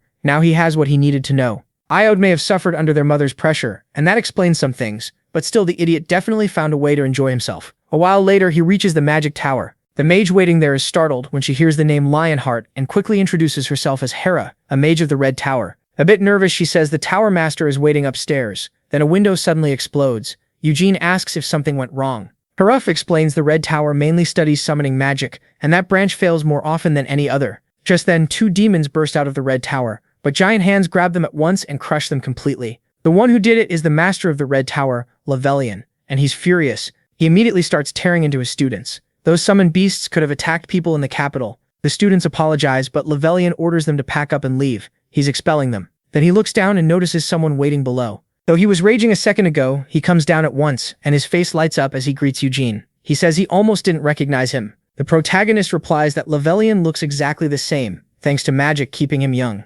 Still, now that MC's mana has grown, he can tell Levelian is far stronger than he was 4 years ago. He's nowhere near the great mage Sienna, but he's clearly worthy of standing among the 5 tower masters. Levelian says the Patriarch told him Eugene was interested in magic. The road won't be easy, but he believes he will do well. Then he senses someone hiding nearby, flicks his magic, and throws the doors open. The one standing there is Iod Lionheart. Eugene is furious. The second he sees how drained his brother looks, like a succubus, sucked the life out of him. Levelian asks why he won't come greet the protagonist. Shaking, Iod says he doesn't know what to say. MC simply greets his brother and says it's good to see him again. Iod answers yes, but he's obviously panicking. Irritated, Levelian asks what he's still doing there. If he has nothing to say, he should go upstairs and read. Iod obeys and shuts the door behind him. Levelian apologizes for the unpleasant scene, then quickly changes the subject. He says the Patriarch mentioned Eugene doesn't want to learn directly from the Tower Master. He confirms it. If he did, people would resent the Lionhearts. For now, he wants to study magic on his own. Levelian respects that choice, and says Eugene can go to Hera if he needs anything. He also offers him a place to stay in the tower while he's in Arath, and the protagonist asks to see the library first. A month passes after MC arrives at the tower. Every day he heads to the library to study, reading magic books from morning to afternoon and staying up late each night. He doesn't train only magic either. Before the library, he spends hours working on his mana, and every night he pushes his body until he's drenched in sweat. He's sleeping less, but his body recovers with only a few hours of rest. By now, he's finished all the beginner books, and it's time for the next step. 300 years ago, Sienna divided magic into 5 levels. That system spread through Arath and became the standard for many mages. They were called circles, rings of mana that spin to cast magic. Once a mage's mana outgrows a single circle, another appears. 300 years later, most mages use circles, while those who don't follow other systems, like elemental magic or black magic. Today, Eugene has come to try forming circles. Hera explains that while other methods exist, circles have proven to be the most efficient over the centuries. He says he wants to shape them in his own way, but Hera warns him not to alter the basics and asks what exactly he means. Eugene says he plans to use the Lionheart mana method. Hera is doubtful, pointing out that mana works very differently in magic and martial arts, and unless he builds the spell and activates it, if he handles the mana wrong, the spell won't work. Worse, it could backfire and seriously hurt him, or kill him. Even so, the protagonist still wants to try. That's why he spent all that time reading every book in the tower. Hera is honestly stunned. A 17-year-old could think this way. Still, she agrees to let him test it. Raising her staff, she warns that if things get dangerous, she'll step in right away. If MC gets hurt, the blame falls on both her and the Tower Master. MC gathers his mana and says he's starting. Hera takes her place right in front of him, ready for anything. To him, the White Flames ritual and magic circles may look different, but at their core, they work the same. White Flames moves mana through the heart stars, while circles guide mana through a different path. So if he swaps the circles for his stars, he can raise and control his mana however he needs. Hera is left speechless. He's controlling a huge amount of mana perfectly. How can someone his age do that? Eugene first creates a fireball, makes it bigger, then shrinks it into a magic missile. He does all the calculations in his head and changes the spell without canceling it first. Happy with his first try, Eugene asks Hera to summon a monster so he can test how strong his magic really is. She hesitates, then agrees, wondering if a golem will be enough. A quick spell later, a golem rises from the ground. It's made of cabrium, a tough material. It can't really defend itself, but its body is durable enough to make up for that. Pleased with the target, the protagonist points at the golem and fires a massive blast. It slams straight into the golem's chest. Not long after, Loberian comes in himself, shocked by what he heard. Eugene used white flames to form a magic circle, and on top of that, there was no flaw in the mana's purity or density. No matter the spell, his attack power is already beyond a third circle mage. To Loberian, that kind of talent is terrifying. Mixing circle magic with martial arts doesn't just impress him, it unsettles him. Eugene's white flames are at 3 stars now, so his circles are likely at the same level. Later, Loberian speaks with his student in private and asks if MC already left. She says yes. He had plans this morning. After thinking for a moment, Loberian says he wants to ask Hera something. Would it be too much to write him a letter of recommendation to enter Acreon? That catches her off guard since only top mages and powerful nobles are allowed in. Loberian says Eugene has more than earned it. He mastered beginner magic in a single month, used his stars to work with magic circles, and even blasted a hole through a cabrium golem. So yes, he's writing that letter. Someone with the protagonist's talent should be treated that way. Hera warns that other mages may complain, but but Loberion says that would only prove they lost to jealousy and failed to improve. Then he asks what Eugene planned to do today, since the boy shouldn't know anyone in Arath. Hera says MC mentioned meeting a friend, which surprises Loberion. Meanwhile, at Sienna Murdain Square, he has come to see Sienna's great statue. He remembers that smile, she always wore it when her magic helped someone. Then a very tall man suddenly steps in front of him and asks if he's Eugene. He freezes when he realizes it's Gargeth Lionheart. More than anything, he can't believe an 18-year-old can grow a beard like that. Gargeth Lionheart says the protagonist's grown a lot, just not as much as he has. The protagonist can't deny that. The moment Gargeth grabs the boy's hand, he can tell MC has trained hard over the last 4 years. Even so, Gargeth says it's still not enough. Then he pulls out a vial and offers the family's secret muscle growth supplement. Eugene wants no part of it. He tells Gargeth to stop sending that weird potion through his father, then asks why he wanted to meet. Gargeth Lionheart brings up Bolero Alley. He asks if he knows about it. The protagonist says a little, and he knows that's where Iod keeps going. Gargeth says he heard a rumor that a giant's testicle is up for auction there. Eugene is stunned and asks if he heard that right. Gargeth repeats that it's from a giant, so it must be enormous. Mages value stuff like that, and he wants to turn it into a one-of-a-kind muscle supplement with help from a famous alchemist in Arath. At first he asks MC to come along, saying he brought plenty of money, but maybe not enough. MC quickly realizes what he really wants is a loan. Then Gargeth suddenly drops to his knees and begs for help.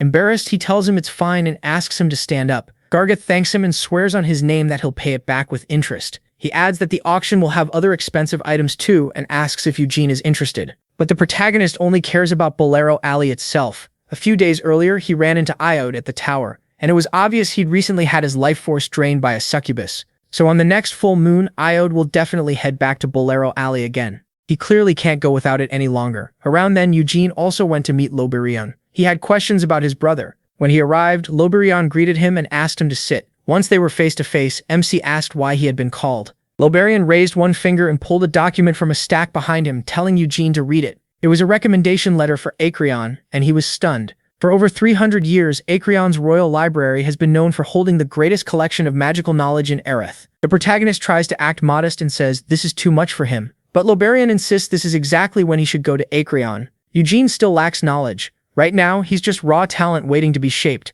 Once he learns properly, he'll be able to reach the highest level of magic. Loberion says that knowledge could give him incredible power one day. Acreon also keeps records from the Age of Legends and the writings of the greatest scholars from that era. That makes Eugene ask if Sienna's writings are there too. Loberion says yes. In the final years of her life, Sienna wrote down the heart of her magic in Volume 3, called Witchcraft. That book is kept in Acreon and is seen as one of the finest magic texts in all of Arath. At first, MC will only be allowed into the public section, but even that will give him more than enough knowledge. Loberion says that after he first read Witchcraft, everything he had learned before felt like child's play. Still, he isn't sure the letter alone will get Eugene in, so he asks if he may personally write the recommendation. He agrees, but asks if that could bring trouble for him. Loberion just laughs and says something like that won't bother him. The protagonist, though, hopes Loberion won't get upset by what he says next, and take back the recommendation letter. Then he brings up his brother, Iod Lionheart. Eugene explains that as soon as he got to town, he looked into what Iod had been doing, and learned his brother was spending time with succubi instead of studying magic. Loberion looks shocked and saddened at the same time, which tells MC he probably already knew. At first, the Tower Master seems unsure how to answer. Then he admits it's true and says he has seen it happen more than once, but he couldn't stop him. In the past, many people died after a succubus drained their life force, but once Helmuth truly opened its borders, the demons changed their ways. Succubi still drain life force, but they don't kill people anymore. That's because the Queen of Nightmares strictly banned it here. Even so, Loberion says that doesn't excuse Iod.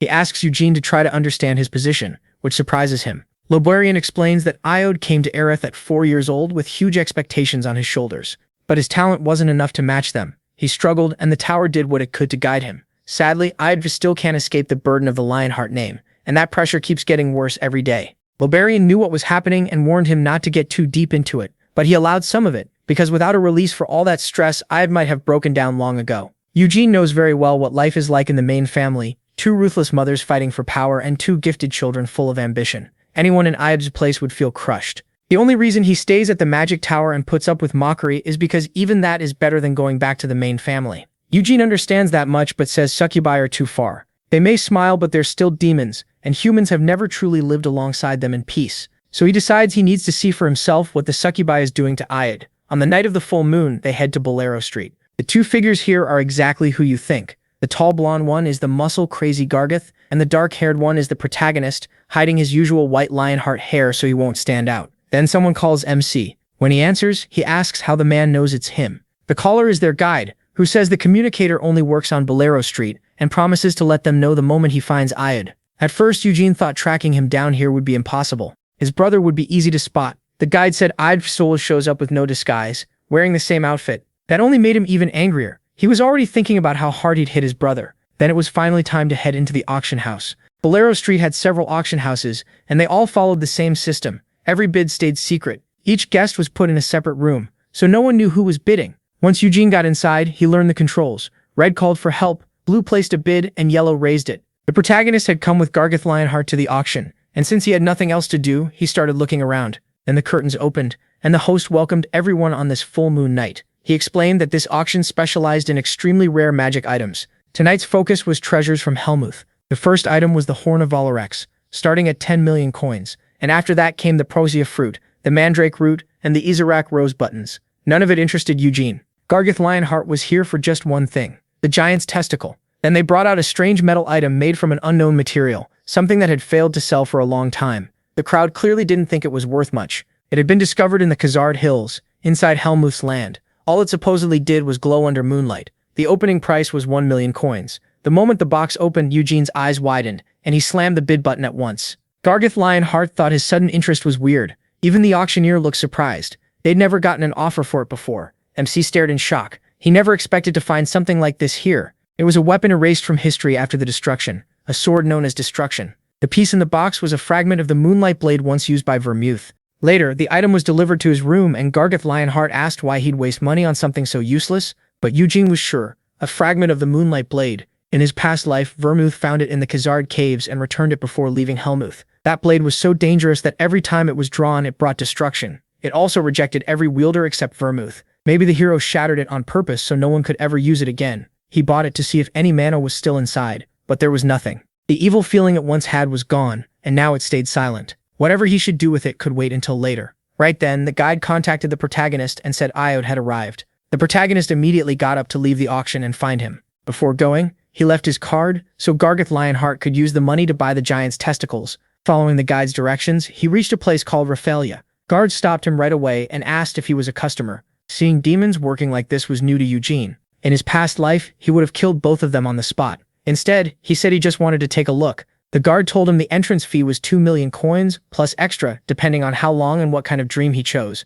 Eugene paid without hesitation. Getting past the guards was easy. Inside, people were enjoying themselves all over the place. As MC searched for his brother, a waitress came over to greet him. He asked where the dreams were, and she teasingly called him cute, asking if it was his first time. Then she told him the dream rooms were in the hall downstairs. While pouring his drink, she suggested he have a little first to relax. Eugene flatly refused. He didn't want a drink, and said he'd head downstairs right away. She guessed he was just shy and said he'd loosen up once he got to the room. As she led him through the hall, the succubus explained she'd take a little of his essence, which would leave him tired after waking up. But the protagonist only wanted to check the place. Once he had seen enough, he handed the succubus a bill and said he was leaving to sleep at home, so this was just for the drink. She took it without complaint. It was way too much for drinks alone. After that, he went to the nearest restaurant in the inn. When he got there, the attendant asked if he'd had a good dream. Eugene ignored that and told him to bring the best food in the place. So he sat there eating and waiting until the person he came for finally appeared. He was being dragged in by 2 guards. Ayert looked completely drained. He looked like a shell of himself. From here on, he's being called Ayert, so that's the name we'll use. Seeing his older brother in that state filled Eugene with rage. Ayert wasn't just fooling around with a succubus anymore. He was depending on demons. MC jumped up from the table and went after them. He followed for quite a while, but the route they took felt suspicious. Still, he kept tracking them until they stopped at a house and started to go inside. Eugene stepped out from hiding to follow, but several men blocked him first. They were clearly there to stop him. The one in charge told him to leave. This wasn't a store. Eugene asked what kind of place it was, but instead of answering, the man grabbed him by the neck and asked if he thought this was a joke. The protagonist sneered that it sure looked like one, then smashed a punch into the old man's chin. The guy flew back and crashed to the ground with a heavy thud. The other thugs instantly pulled their weapons. They meant to kill him, but Eugene dropped both of them with ease. Then he planted his foot on the blonde man's head and demanded to know what this place was. But by then, they were all unconscious, so he'd have to find out himself. Eugene kicked the front door open without any trouble. Inside, thick smoke filled the building, and he guessed it was some kind of narcotic. A huge man pointed at him and demanded to know who he was. He couldn't believe MC had gotten in with guards outside. Eugene clapped mockingly, saying it was rare to see a beast folk, a human and a demon, getting high together. Even here, his sarcasm was on point. The man charged at him, but he fired 3 magic shots and dropped them all with no effort. He demanded to know where Iod was, and when no one answered, Eugene drew his sword and said he'd find him himself. He unsheathed Wyneth, raised it, and created a strong vortex. The wind spread through the whole building. Using elemental magic, the protagonist searched the first and second floors. Only the 3rd floor remained. He pointed at the ceiling, blasted through it, and moved up through the hole he'd just made, landing lightly on the floor. There was only one room up there, and that was where Iod was. Dark magic was being cast on the door ahead. Eugene quickly pulled the moonlight blade fragment from his pocket just as the spell flew at him. Somehow, the fragment blocked the attack and didn't even get scratched. That pleased Eugene. This thing still worked. Then someone appeared behind the destroyed doorway. The man stared in disbelief, saying that spell should have killed him, but something had protected him. The Lionheart Patriarch had warned his son about this. Stay away from dark magic, but the eldest son ignored it. Honestly, the Patriarch probably gave Iod a whole list of things not to do, and he still found even more ways to mess up. Eugene told him he wouldn't bother chasing him if he ran now, then angrily ordered him to move aside. To prove he meant it, he released White Flame Aura, powerful enough to shake his opponent. The man could only stare at the Lionheart power in disbelief. Then 2 demons stepped out from behind the wizard. They were the ones who had brought Iod here, and Eugene was more than ready. The demons bared their claws while MC settled into a fighting stance, urging them to come. They rushed straight at him. Eugene swung Wyneth, and a small whirlwind burst out, taking one demon down instantly. The other kept charging. It swung its right arm, but that arm was already gone. Eugene cut it off with ridiculous ease, then spun, poured aura into his hand, and slammed the demon in the head, driving it into the wall. Now only one other person in the room was still alive. Soon, the disguise magic began to come apart, and the man finally realized he was facing Eugene Lionheart from the main family. By then, talking things out was no longer an option. Panicking, the man begged for a chance to explain, but when he saw he wouldn't stop, he attacked again with dark magic. A twisted spell shot from his staff, and Eugene didn't even flinch. He simply cut it apart and knocked it away. Then he charged the man. In that last instant, the wizard couldn't believe anyone could block his magic so easily. The protagonist stopped with his blade at the man's neck and warned him not to move unless he wanted his head cut off. Leaving the trembling wizard behind, Eugene walked toward Iod. His brother was lying unconscious on a bed in the middle of the room. In front of the bed, a chalice held something strange that kept pulsing. MC didn't know what it was until the wizard told him it was a unicorn's heart, filled with huge mana and holy power, that made it priceless as a sacrifice. Eugene asked if they were trying to make a deal with a demon king. The wizard quickly said he'd never dare make a contract with one of them. He said the target was Baron Hoyne Olfer of Helmuth, an incubus who served Duchess Noir Giabella. He knew exactly who that was and muttered that she had really lived for 300 years. She might not compare to a demon king, but as the Night Witch Queen, she had to be strong enough to earn the title of Duchess. Eugene then asked if his brother was really trying to contract with some incubus under the Duchess while drunk and drugged out of his mind and sacrifice a unicorn's heart for it. The wizard dropped flat and said yes, that was exactly what Eward wanted. Since the boy paid for it, he claimed he couldn't refuse. Still furious, Eugene said the man must have loved taking money from the Lionheart heir and helping with a deal tied to his own master. If this worked, the wizard would be the one gaining power through Hoyne Olfer. So the protagonist called it what it was, pure greed. He told him to stop blaming others and keep quiet if he wanted to live. Sweating, the man obeyed at once. Then MC walked over to his unconscious brother and slapped him across the face with all his strength. Blood sprayed from his mouth, and the hit twisted his face. Shocked awake, he blinked and asked if that was really him in front of him. At least the slap got him conscious again. Nothing fixes a stupid brother like rough family love. Startled, Word asked why Eugene was there. The protagonist said he came because he heard his brother was in trouble and wanted to see what was going on. He even tried to believe Eward just needed a break. But grabbing his head, Eugene warned him not to stain himself with dark magic. As a direct Lionheart descendant, even a possible heir, he dared to chase a contract with an incubus. Eward said he couldn't control himself, but MC smashed his forehead into him without hesitation. Furious, he demanded how that was an excuse and tore into him. A demon contract meant giving up your soul. If the demon ordered murder or death, he'd have to obey, and if Eward became a dark wizard, the whole family would be shamed. What if the demon told him to kill his parents and siblings, or steal every Lionheart treasure? Eward weakly said he was told he wouldn't have to obey every command, and that he had been promised he could reject anything against his morals. That only made Eugene angrier, because he knew demons treated promises like garbage. That part about not following every order wasn't completely false. But to resist, you'd have to risk your life and defy the demon anyway. And would Eward, who had already given in to some cheap succubus and hidden alcohol, really be able to do that? Eward fell quiet for a moment. Under Eugene's hard stare, he finally gathered himself and asked what he knew about him to talk like that. With a bitter laugh, he told his brother to explain it. Then, he started ranting that the protagonist could never understand because he got all the attention. Even as an adopted son of the direct line, he received the Patriarch's full support, so he knew nothing. Eugene understood he felt wronged, but reminded him that he had been given the same chances. He inherited the White Flames too, and even had the chance to study under the Tower Master. Hearing that only made him cry harder. MC said the gap between them wasn't just because the Patriarch favored him. He was better because he pushed himself harder. Talent wasn't everything, and he only reached this point through brutal training. Their brothers in the main house were also working hard, while Eward was here drowning himself in things he never should have touched. Disgusted, Eugene asked if he really thought dark magic would make him worthy of becoming Patriarch. Eward shouted that he never wanted to be Patriarch. He wanted to become a dark wizard and go to Helmuth, where he could be acknowledged by demons. The second those words left his mouth, Eugene drove a punch straight into his face. Edward flew back and slammed into the wall, screaming in pain. He demanded he repeat himself. A Lionheart, descended from the great Vermouth Lionheart, wanted approval from demons. He wanted demons to value him more than his own family. The protagonist snapped that he had everything twisted. Even as the eldest Lionheart, he was acting worthless. Edward could only stay quiet and listen. He'd been given what others could never have, yet all he did was sit there and cry.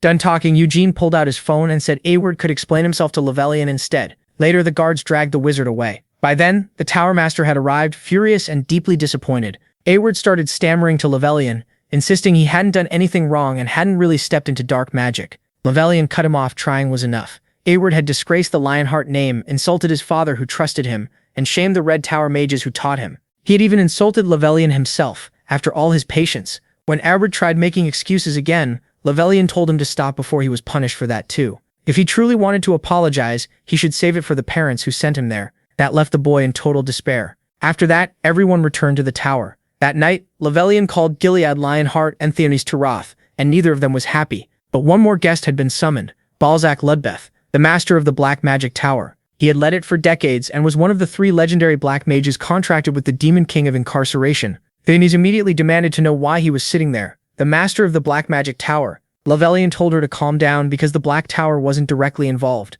Theonis, still furious, snapped that he had just said Edward tried to use black magic, so how could the Black Tower have nothing to do with it? Balzac answered that the Black Tower did not control every black mage in Arath. The cult wizard behind this was Gavid, and he wasn't one of theirs. He belonged to the Mage Guild. Theonis was about to keep going, but Gilead cut in and asked why Balzac was there at all, if the Black Tower wasn't involved. Balzac said he came to take responsibility, in his own way. Long ago, studying black magic alone was enough to get someone killed. But after Vermouth made a deal with the Demon King of Incarceration, people were allowed to learn it if they chose. These days, black magic and contracts are no longer crimes by themselves, so he was here to honor whatever the Lionheart family wanted. Gilead said it sounded like Balzac was lowering himself for the Lionheart family's dignity. Balzac admitted that was true. He wanted to keep this from turning the Lionhearts into enemies. The drug crimes would be judged by Arath's law, and the succubus involved had already been punished. The Kapiaski Penagadawni, the Lord of the Brandmuistika Winners Manhibisi Shrine. To know of Asklus, then his Pampizipidi Towers Minsibikolo what?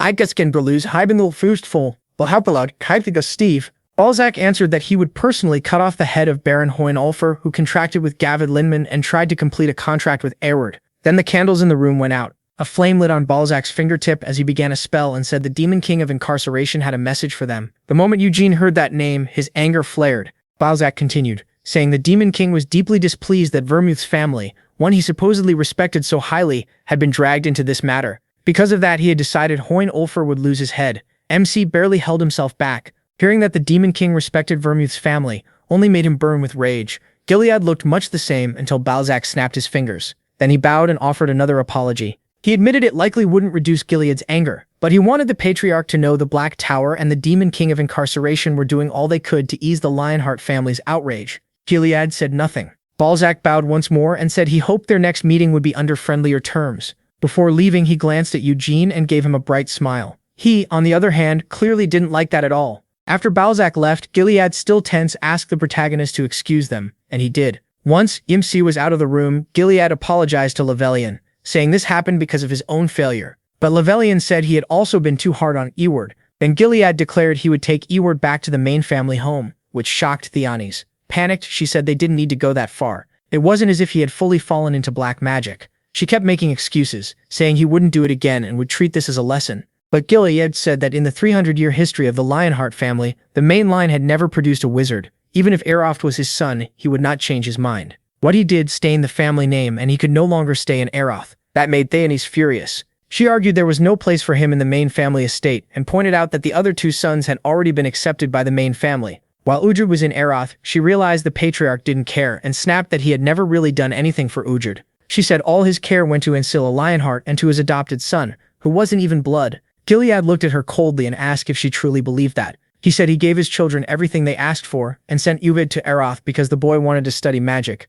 Still angry, she fired back that if he really cared, he would have done whatever it took to make Uhtred a student of Mr. Lobrian. If he truly loved his son, he would have had someone watching over him. Gilead only told her to stop disgracing the Lionheart family and himself. That made her even angrier. She said if Hughes came back to the main residence, she would be the one shamed, and if Gilead insisted, she'd take Hughes to her parents' house instead. She would rather have him learn magic there with her family than return to the main house. Gilead replied that if that was what she wanted and what Hughes wanted too, then they could do as they pleased. As Eugene walked through the hall, Balzac called out and asked for a moment to talk. He said the earlier mess kept them from speaking properly. He answered that he had no interest in talking nicely with the master of the Black Magic Tower. Balzac noticed right away that the protagonist really didn't like him. Eugene admitted it. He didn't just dislike Balzac, he hated black mages in general. Balzac said 300 years had passed, and he personally had done nothing wrong. MC could hate black magic all he wanted, but Balzac asked him not to hate him for no reason. Since that clearly wouldn't change his mind, he switched topics and brought up everything he'd heard about his success in the bloodline succession ritual. He praised the protagonist's talent and how well he handled magic there. He also mentioned the recommendation letter for Acreon. Glancing aside, Balzac said he couldn't mention this inside, but one of his duties could actually help Eugene. That made MC ask what he meant. Balzac explained that a Red Tower recommendation alone might not be enough to enter Acreon, because other tower masters and mages could object and say he wasn't qualified. So Balzac offered to write one himself as master of the Black Magic Tower. The protagonist asked why. Balzac said he was interested in the boy's talent, and he also didn't get along with the Red Magic Tower's master. According to him, the man hated him simply because he was a black mage. So if he backed Eugene's application as another tower master, Liberian might dislike him a little less, and it would also help smooth things over with the Lionheart family. MC said that if Balzac really planned to write the letter, he'd accept it. But that didn't mean they were friends. Balzac just smiled and said not being hated any more than before was good enough. Then he apologized for stopping Eugene and said that was all. Before he could leave, he asked if he truly had nothing to do with his brother's trouble. Balzac paused, then said he took great pride in being a black mage. To him, untalented black mages were an insult to black magic just by existing. So even if someone was a Lionheart successor, he would never give that chance to anyone without real talent. As he walked off, he asked whether that answer was enough. Eugene thought about his brother's pathetic condition and left, while cursing under his breath, wanting to punch Balzac again. Later, he sat in front of something incredible, the unicorn's heart. His father had given it to him as a reward for stopping Eugene's disgraceful actions. There were many ways to use a unicorn's heart, but the easiest was simply drawing out the mana inside it. After checking the heart's condition, he started absorbing its mana. At this pace, Eugene could reach 4 stars before he even turned 20. If the Lionheart family knew, they would be stunned, because in 300 years no one had ever reached 4 stars before adulthood. The Patriarch and Gion had 6 stars, which already placed them among the strongest people in the nation. If the protagonist kept building on that, he could push for 5 stars next. He planned to devote himself fully to the White Flames formula, Hamel's method created by Vermouth, surpassing everything and everyone. The next day, the musclehead said the giant's testicles cost 30 million. Eugene nearly lost it. Gargeth was rushing because if they didn't pay before midnight, the item would go to the next buyer. They went to Pentagon Bank where the clerk saw the black card and immediately offered to open a private account. Eugene turned him down. A while later, they came back outside. Gargeth said the testicles would be delivered to wherever he was staying, and this was MC's chance to see them in person. He was furious that Gargeth kept trying to drag him into seeing giant balls. Even so, he told him to forget it, then agreed to go. Gargeth said he knew the protagonist would be curious and even offered him some of their essence, but Eugene flat out refused to eat anyone's balls. What MC really cared about wasn't the testicles, it was the Red Flames formula Gargeth had learned. As they walked, he thought about seeing for himself how different White Flames was from the other methods. Then something in the crowd caught his eye. Shocked, he leaped forward and ran at full speed, thinking it couldn't be possible. He shoved through the crowd, still unable to believe what he was seeing. There was no way he had mistaken it. That pale purple hair came from an absurd amount of mana. Ahead of him stood a woman with that exact color, and Eugene called out to her. Could it really be Sienna? Flushed with hope, he reached for her, but his hand passed right through. Startled, he wondered if she was a ghost, then realized it was a magical illusion. All he could do was watch as she slowly turned and revealed herself to be Sienna. Eugene stood there, completely confused. Sienna only gave him a big smile, said something to him, and began to fade, this time leaving something behind. With her last words, she said she had found Eugene. That filled him with excitement. He turned away and walked off, grinning as he said he had found her too. Later, he sat deep in thought. Sienna was alive, and she had come looking for him. But how had she known? Did she recognize his soul like the Spirit King did, Or was it because of his necklace? Sienna knew about Eugene's reincarnation, and since she only sent an illusion, she had to be trapped somewhere and unable to meet him in person. He guessed she was sealed, but by herself, or by the demon king of incarceration. Even without answers, he was still happy she had reached out to him this time. So he promised that next time, he would be the one to go to her. Just then, the muscular idiot showed up behind him and asked why he had run off so fast. Eugene told him it was none of his business and that they should head back. Later, he asked the musclehead about the Red Flames formula. Gargit said it wasn't hard, then flexed so hard his shirt ripped apart. The protagonist asked if he really had to do that to explain it. Gargit said no, but called it part of his charm. Then he finally started to focus and a red aura rose from his body. Eugene asked whether the core also split apart in the Red Flames formula.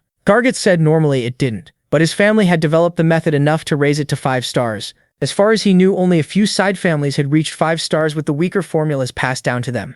Right now, Gargith himself was at 2 stars. Eugene realized that even after all those centuries, Red Flames still capped at 5 stars. White Flames belonged only to the main family, while the weaker Red Flames went to branch families. That was why the gap between them stayed huge and never got crossed.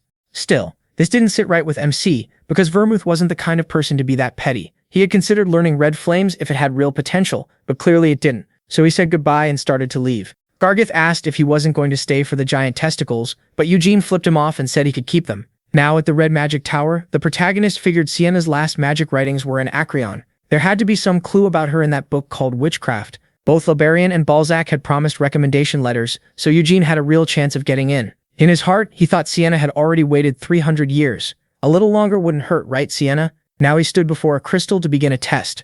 A touch from the Moonlight Sword could break mana structure and scatter it, but this tiny fragment wouldn't be enough to disrupt high-level magic. Still, it should work on lower-level spells, so he started the test. If his mana didn't break from that fragment, then it could grow beyond the normal limits of White Flames. Sometime later, an apprentice told a mage there had been several explosions in Eugene's research room. The woman said she would check. Not long after, she reached the room and knocked on the door. Then a heavy tremor shook from inside. She quickly opened it and cried out, asking if he was all right. Inside, Eugene was drenched in sweat. Breathing hard, he let out a long sigh as the worried, shy woman asked what he had been doing. When she asked what he's doing, MC says he's training his mana along with his magic. She doesn't really buy it. There aren't any magic circles in the room. All that's left is a tiny fragment at the center, while everything around it is wrecked. He says it'll be easier to show her. Then he fires a blast of flame at the fragment, and it sets off a huge explosion. The woman is left stunned. Not only had the boy become faster, he was using his own core like a magic circle. For someone who had just arrived, that kind of power made no sense. Still, he says he was only working on mana training,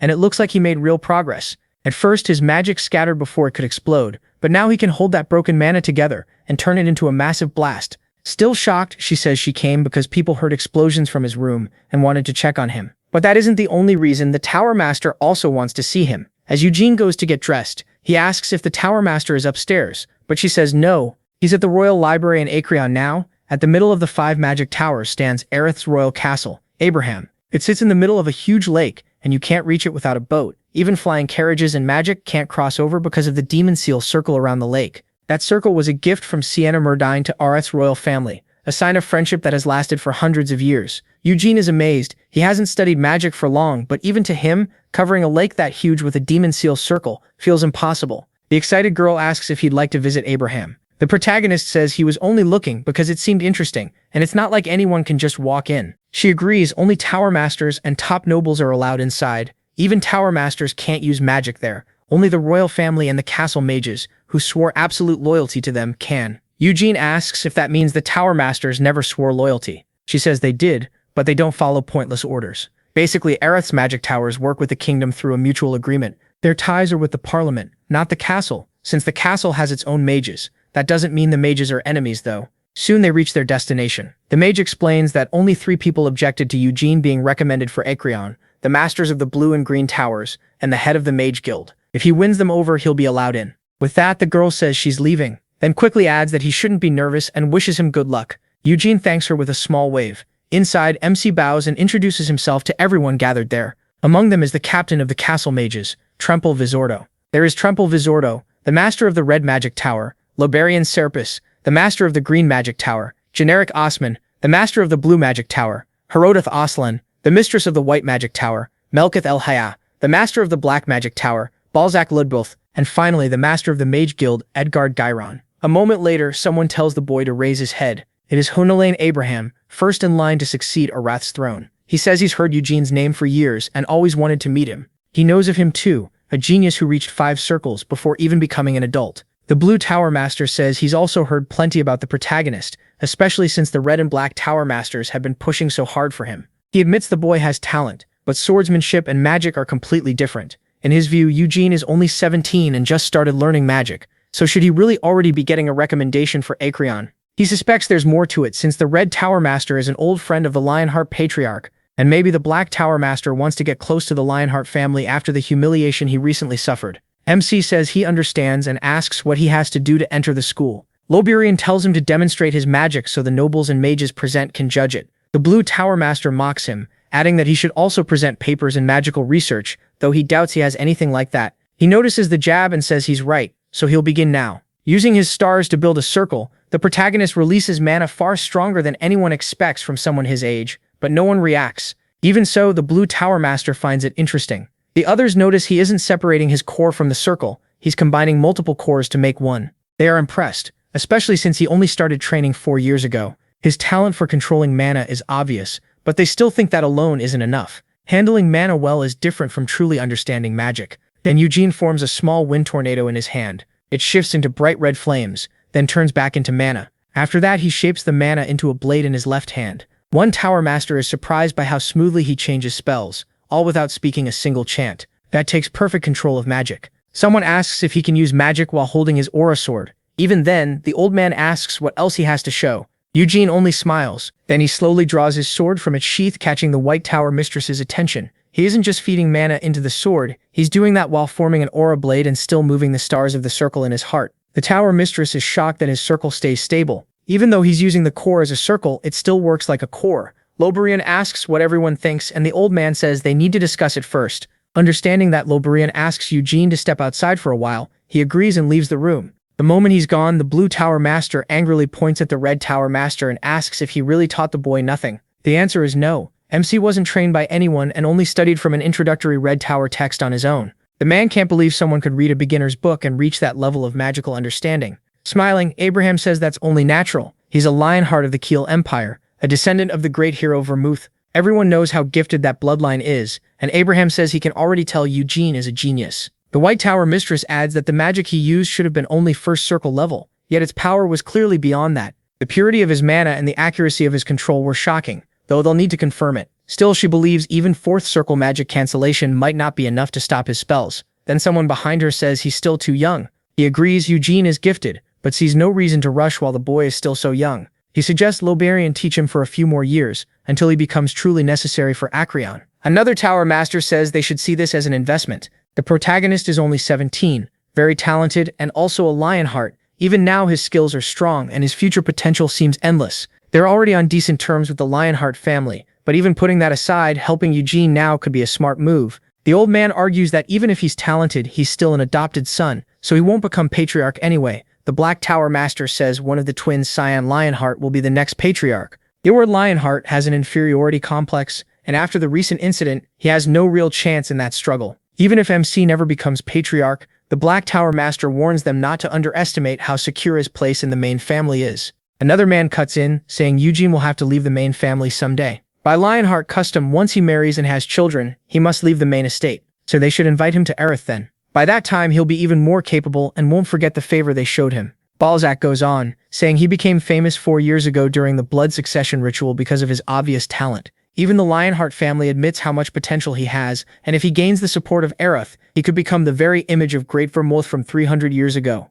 The old man suddenly laughs, saying that's way too much praise, and asks if those words are really Balzac's own. Balzac asks what he means. The old man points out that Balzac has a contract with the Demon King of Incarceration, so he wonders whether that had anything to do with what he just said. Balzac laughs and replies that the Demon King of Incarceration is busy with Helmuth's affairs and has nothing to do with this. Then his aura turns frightening as he adds that if he were speaking on that Demon King's behalf, he'd be acting far more forcefully and using his power. The Blue Tower Master repeats, "Using power?" The room turns tense in an instant, but Balzac soon apologizes for sounding too aggressive. The White Tower Mistress says they need to stop drifting off topic. Since they still haven't agreed, she suggests a vote. She adds that the longer this takes, the more bored Eugene will get outside. Abraham agrees and says he'll go first. He supports the protagonist Lionheart's admission to Acreon. "I'm not sure if I agree with the entry, but I agree that this girl has great." If you know what I mean. Ercreon's royal library holds records from many legendary mages who shaped magic's history. Its halls are packed with history, so it feels more like a museum than a library.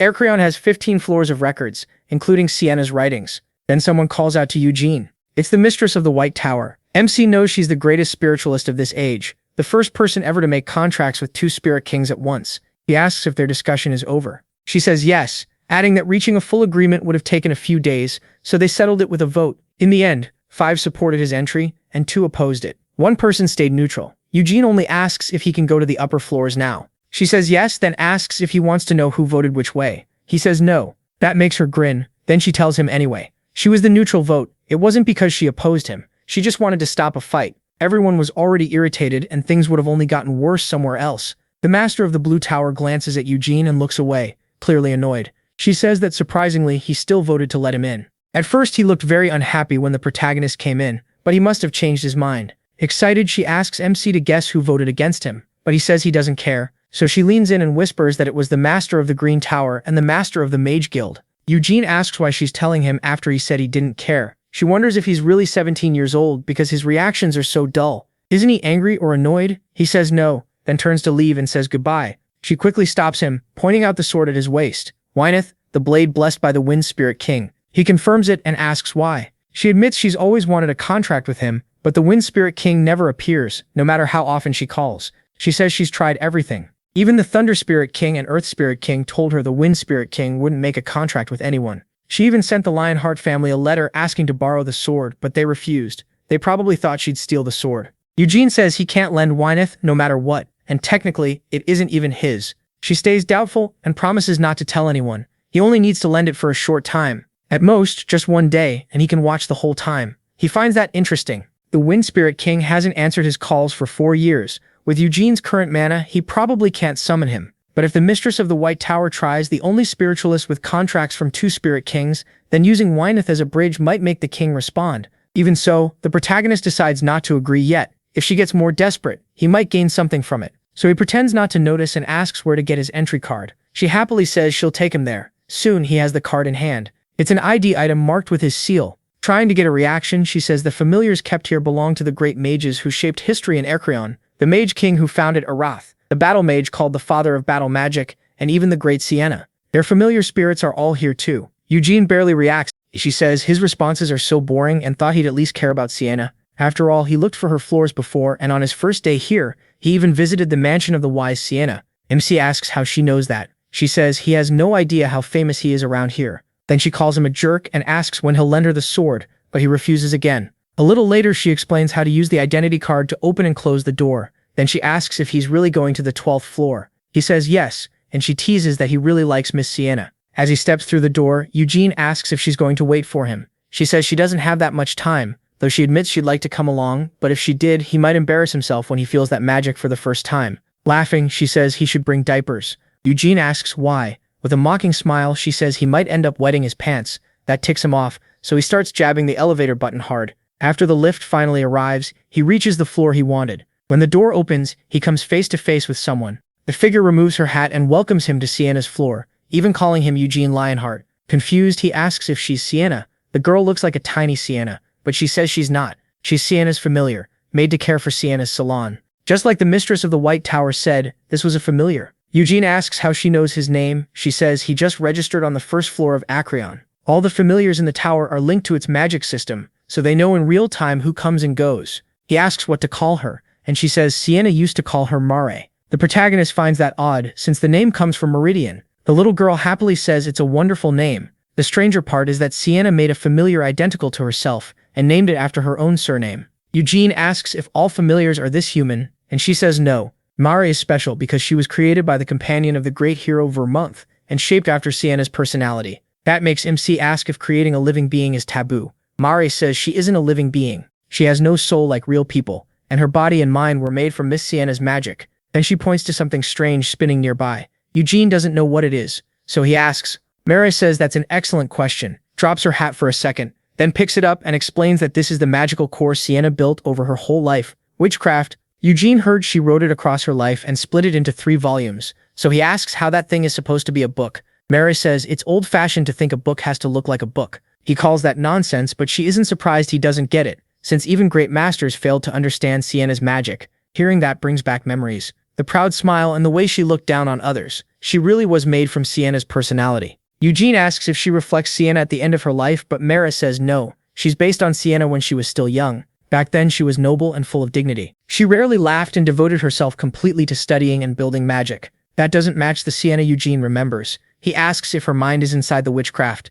Mare says her consciousness is made from that magic, and her purpose is to protect and manage it. She's been doing that for 200 years under Sienna's orders. Without hesitating, he walks up to witchcraft to inspect it, remembering Levelian's words that after reading it, everything else he'd learned felt like child's play. Then Eugene asks if she knows why and where Sienna disappeared. Mare says neither she nor anyone else knows where Sienna went. Even the king of Arath at the time, the Tower Masters, the master of the Wizards Guild, and many other famous mages seized her to ask where Sienna had gone. She told them she didn't know, but they didn't believe her. After that, people without the skill to handle it started digging through her memories inside witchcraft, and every few decades, they come back and try the same thing again. Eugene knows that's not their only reason. What they really want is to understand all of Sienna's research by digging as deep as they can into what she left behind. He asks where the other volumes of witchcraft are, since only the first is here. Mare says Sienna took the other two when she vanished, leaving only the original first volume in Acreon. Then she says Eugene seems unusually interested in Sienna. He answers that everyone is interested in her. Mare says he's not an ordinary wizard, and since he's the first Lionheart descendant of Vermouth she's seen, she's very impressed. After Sienna took charge of Arath, she never met the Lionheart family or saw Vermouth. The protagonist knows the records say she never met any of her old companions again. The one exception was at Vermouth's funeral. But Eugene thinks it's strange that Vermouth, who was terrible with people, ended up starting a family and isolating himself. So he asks if Sienna met any of the other companions before. Mare says that sometimes Sienna would look at Mr. Molon and call him an idiot. She also said Mrs. Anise was like a snake. Since no one mentioned him, MC asks about Hamel. Mare immediately starts insulting him too, saying Sienna used to curse him all the time. Eugene points out that she claims Sienna was full of dignity. Mare replies that even a dignified person can curse someone. Still, whenever Sienna talked about her companions, it often sounded like she was about to cry, and when she spoke of Hamel, it seemed to hurt the most. Eugene changes the subject and asks what she said about Vermouth. Mare says nothing. Sienna never praised him, cursed him, or even spoke his name. That story doesn't add up. My guess is that Vermouth chose not to avenge Hamel, and instead made a pact with the Demon King of Incarceration. Sienna was probably against that choice too. He stared at Sienna's portrait, confused because it looked almost exactly like the one in her mansion. The little girl said the smile in it was totally fake. Sienna never smiled like that. She knew because while talking with Sienna and shaping her own personality, she had asked why she'd leave behind a smiling portrait when she was always so sad. Sienna's answer was simple. Future generations would see this painting and a smile was better than a sad face. The little girl had never been able to leave this place, so she hadn't seen the matching portrait in her master's mansion. That one was painted by some ordinary artist, which may be why Sienna disliked it. Still, the girl agreed a smile was nicer to look at than a cold expression. Eugene understood how she felt and tried to comfort her, but she smacked his hand away. She got mad, warning him not to try that again. She hated being treated like a kid, even if she looked smaller than him. She'd been around for 200 years. Then she showed Eugene the things Sienna had used and left in the tower. Excited, the girl pointed at a staff, Sienna's staff for most of her life. The protagonist was shocked to find Akasha here. The girl teased him for already knowing its name. She explained that a fairy tree grows only in the Samara forest, and Akasha was made from one of those ancient trees, making it the strongest staff in the world. Elves believe their ancestors' spirits live in those trees and that the roots support the world, yet they cut one down to make this staff for Sienna. Eugene knew she had always been tied to the elves, because she was abandoned as a baby in the Samara forest. An elf heard her crying and brought her to their sacred grove. At first they didn't welcome her, but after seeing her huge talent, they accepted her and taught her elven magic. Sienna became the first person to wield a staff made from the world tree's roots. And that wasn't all. The red gem on top was a dragon's heart. Eugene knew only 2 staffs in the world had one, and Akasha was one of them. The other was Bloody Mary. That staff now belongs to one of the 3 warlocks bound to the Demon King of Incarceration, Count Edmund Codrath of Helmuth. But 300 years ago, Bloody Mary was used by Belial, a servant of the Demon King of Incarceration. In his past life, MC killed Belial himself. Staring at Akasha, he asked if he could hold it. The little girl said yes, but warned him he couldn't use magic with it. Akasha only accepted Sienna. No matter who tried, no other mage had ever earned its approval. Curious, Eugene reached for the staff. The moment he grabbed it, he pushed Mana into it, but the staff rejected him. He had hoped for another lucky power-up, so he felt annoyed that his old friend had left him nothing but a necklace. The tiny mage asked if he liked Lady Sienna, because besides searching for her things, his eyes lit up every time he said her name. With a teasing look, he said he just liked old stories, so she said she knew the perfect book for that, and hurried off to get it. She climbed a small ladder and pulled it from the shelf. The second Eugene saw it was the great adventure of hero Vermouth. His face twisted in disgust. Still, she happily said it was the very first book ever written about Vermouth's legend. The protagonist, still bitter, called it a stupid book and said he hated how it described Hamel as an idiot. Hearing that, the girl said she had something else he might like. She turned and told him to follow. They reached a room with images of Eugene's old companions, and he asked what he was looking at. The girl said the figures were made from Sienna's own memories. The man in the center was Great Vermouth. The smiling woman beside him was Saint Anise. The ugly one who looked half-troll was Brave Mullen, and the one with the terrible face was Hamel the Fool. Eugene called him handsome, but the little mage thought he meant Vermouth.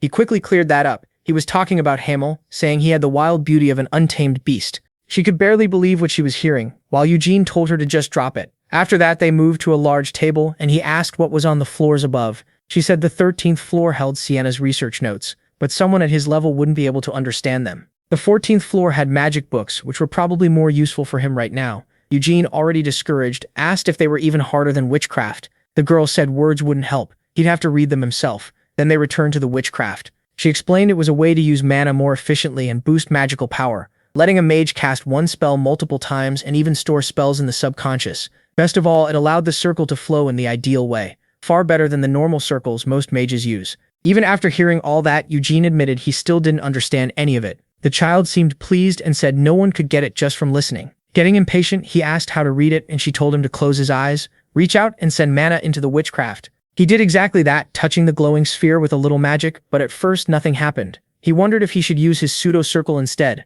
Then everything changed. The space around him went dark, like a dream he couldn't control, and all he felt was emptiness. A huge wave rushed at him, and when it hit, he realized it was a sea of mana dragging him along. He leaped to get away, then froze at the sight before him. In the middle of that sea was a giant black hole, shaped like a perfect circle, with smaller circles inside it. Then the whole ocean shifted into layers of circles, forming a pattern. The pressure became overwhelming, and Eugene woke up on the floor. He jumped back up and looked at the little mage, asking what had just happened. With a smug smile, she said it was too bad he passed out right away, but he shouldn't feel bad since plenty of mages had wet themselves after seeing the witchcraft. She even named the masters of the White Tower and Blue Tower as examples, so apparently she hadn't been joking before. Then she asked what he thought of the witchcraft. Eugene struggled to explain it because he barely understood what he had seen. The moving circles were unbelievable, and circles forming inside a larger one should have been impossible. The little mage explained that after reaching 9 circles, Sienna kept studying how to push magic further. That's how she surpassed the limit, created the eternal hole, and became the only mage to form the final magic circle. Many others tried after her, but none ever broke past 9 circles. To do it, a mage has to control a huge circle of mana and split it into many smaller ones. Using it for spells is even easier. One fireball made with the eternal hole is stronger than 9th circle infernal flame. The little girl said Sienna was so amazing she could probably have beaten the Demon King by herself. Hearing that, Eugene realized Sienna hadn't stopped growing stronger after his death. She had far surpassed the woman he remembered. And if that was true, all his old companions must have grown stronger too. So why had none of them challenged the Demon King again? He decided to leave the library, but the 2 tower masters were already waiting for him. They asked why he came back so fast and what he thought of the magic books. Eugene said that with what he knows now, it would take him years to understand even one of them. Melkith said that was obvious, since those books came from centuries of research. But if he lent her Wynid, she'd explain 10 of them in a way he could follow. Eugene said there was no need to trade just for book knowledge, and asked what else she could offer. Melkith laughed, saying he really did know how to bargain, and started listing items that could help with mana control. The blonde man jumped in saying he also had several amazing staffs he could lend, which immediately annoyed Melkith for stepping into her deal. She knew Lovely and Cedrix was scared she'd make a contract with the Wind Spirit King, and felt hurt that after knowing her for so long he still couldn't see she had no interest in Arath's politics. He replied that maybe she didn't care now, but if she gained that much power, she might change. So Melkith swore on her mana that even with the Spirit King's power, she wouldn't do anything wrong. The Tower Master never asked for this, but she swore on her own mana, and the second Melkith noticed, she realized she'd been played. Eugene made it worse by saying he didn't want a staff, and she snapped that she wasn't giving one away, just lending it. He then made it clear that trading Gwynedd for something he could only use a few days was impossible, which only made her more annoyed by how hard he bargained. Still, she gave in and offered 1 year for every day she kept Gwynedd. So if she borrowed the sword for a week, Eugene could keep the artifact for 7 years. That showed just how desperate she was, because the Wind Spirit King is basically a god, and the last person to contract with him was Great Vermouth. Then the blonde mage said that if MC didn't want a staff, the Master of the White Tower had another rare item. Melkith's reaction alone was enough to make him interested in it. The blonde man revealed its name, the Cloak of Darkness. That instantly made the witch furious, because he clearly had no clue what she went through to get it. but Lovelian said it was better to loan it out and get what she wanted than leave it sitting around as decoration. Melkith hesitated, so Eugene asked what kind of cloak it was. She brushed it off as just a warm winter coat. Lovelian immediately exposed the truth. It held high-level time and space magic that could reflect spells. Its outside had defensive magic strong enough to block fifth circle attacks, and it also had a subspace inside for storing multiple weapons. Melkith got even more irritated that he spilled everything about her cloak. With a grin, Eugene said that sounded good enough. He chose the Cloak of Darkness over a staff but said he needed the Patriarch's permission first. Melkith tried to act like she still hadn't agreed, but the protagonist only said that was a shame and asked Lovelian if he knew somewhere to eat because he was hungry. The mage said there was a nice place in the rich part of the city. Eugene agreed, since he had never seen the city at night. As they started leaving, he asked why she was still standing there. Fuming, Melkith finally agreed to lend the Cloak of Darkness, only for MC to remind her that he still had to ask the Patriarch's permission, which made her scream in frustration.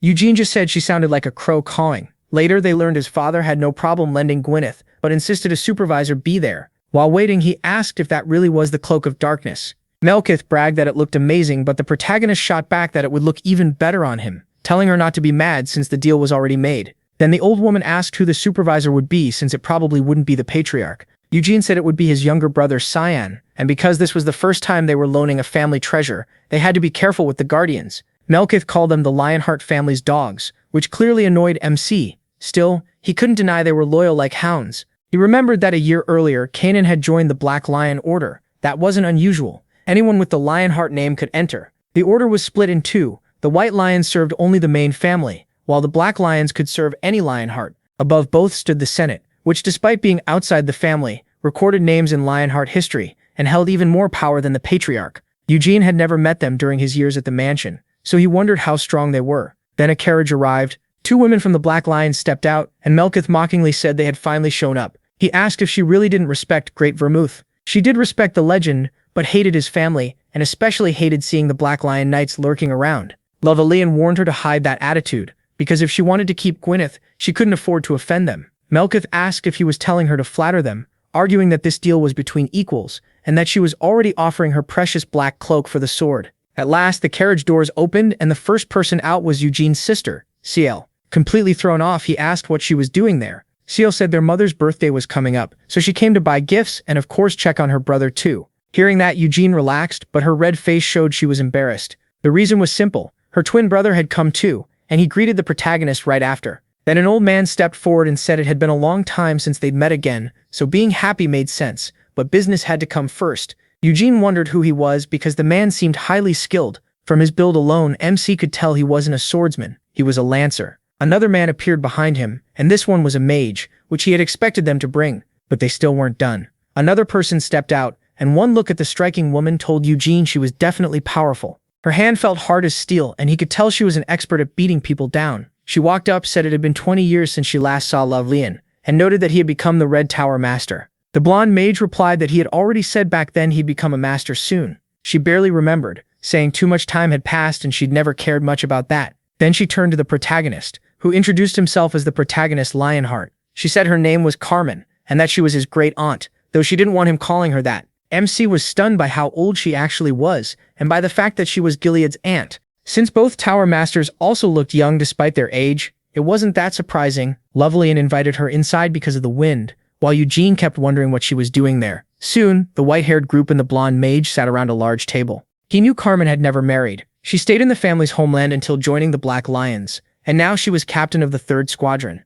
Nathan was one of the leaders of the 3rd Division and someone who managed collateral bloodlines. Falco was the squad's mage, from a rare branch of the family focused on magic. He stated the terms, the Storm Sword and the Black Cloak would be loaned at 1 year per day. Melkith accepted the deal, and Falco cast a spell at his fingertip, making a screen appear in front of her. As she read the contract, she asked what would happen if Gwyneth were destroyed. From the far end, Carmen answered that she'd pay with her life. The Storm Sword was priceless, and anyone who borrowed it had to be ready to risk their life. Melkith shot back that her life was worth far more than some immeasurable artifact, maybe an Arath, but not to the Lionhearts. Falco stepped in and said they did not want her dead, and that he had great respect for the White Tower Master. He only hoped she wouldn't make the mistake of breaking the artifact, because if Gwyneth was destroyed, they would decide what to do when that happened. Melkith asked if the Lionhearts would be the ones choosing the punishment, and Carmen replied that if she disliked it, she could cancel the contract now. If not for the Patriarch, they wouldn't have come at all. Melkith said the way she talked made it sound like they were there, mainly because of her, but that wasn't true. They had a bigger reason for coming.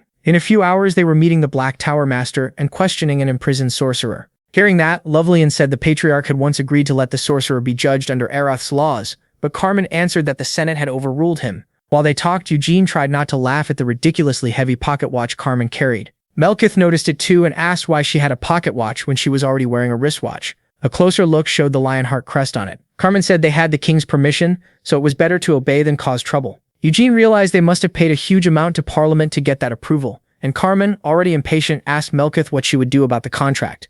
Melkith figured making a contract with the Wind Spirit King would take no more than 3 hours, so she could get her cloak back within 2 months and accept it right away. Sometime later, the protagonist was wearing his new cloak while the witch stared lovingly at her sword. Carmen came over and said it was a fine piece, especially the feathered collar that reminded her of the Lionheart crest. Still, she hated the color. She said white would be better and black only suited a black lion knight. MC just stared, not sure what she meant. Carmen kept looking at him with zero interest in his face. Sickly stepped in and translated. What Carmen really meant was that she wanted to try on the cloak. Eugene pointed out that she hadn't actually said that, but when he saw Nathan already helping the commander into a coat, he gave in and handed over the cloak. She put it on right away and started striking dramatic poses. When she gave it back, she said it would look much better with a lion emblem on the chest and back. Melkith quickly warned her that the cloak was only on loan and shouldn't be damaged, but the whole family ignored her. Then Sion called out to his sister. Ciel instantly gets that she'll be staying with Eugene. Later, the two walk through the city, and he asks her to get rid of the 18+ Bunny Girl magazine their brother has.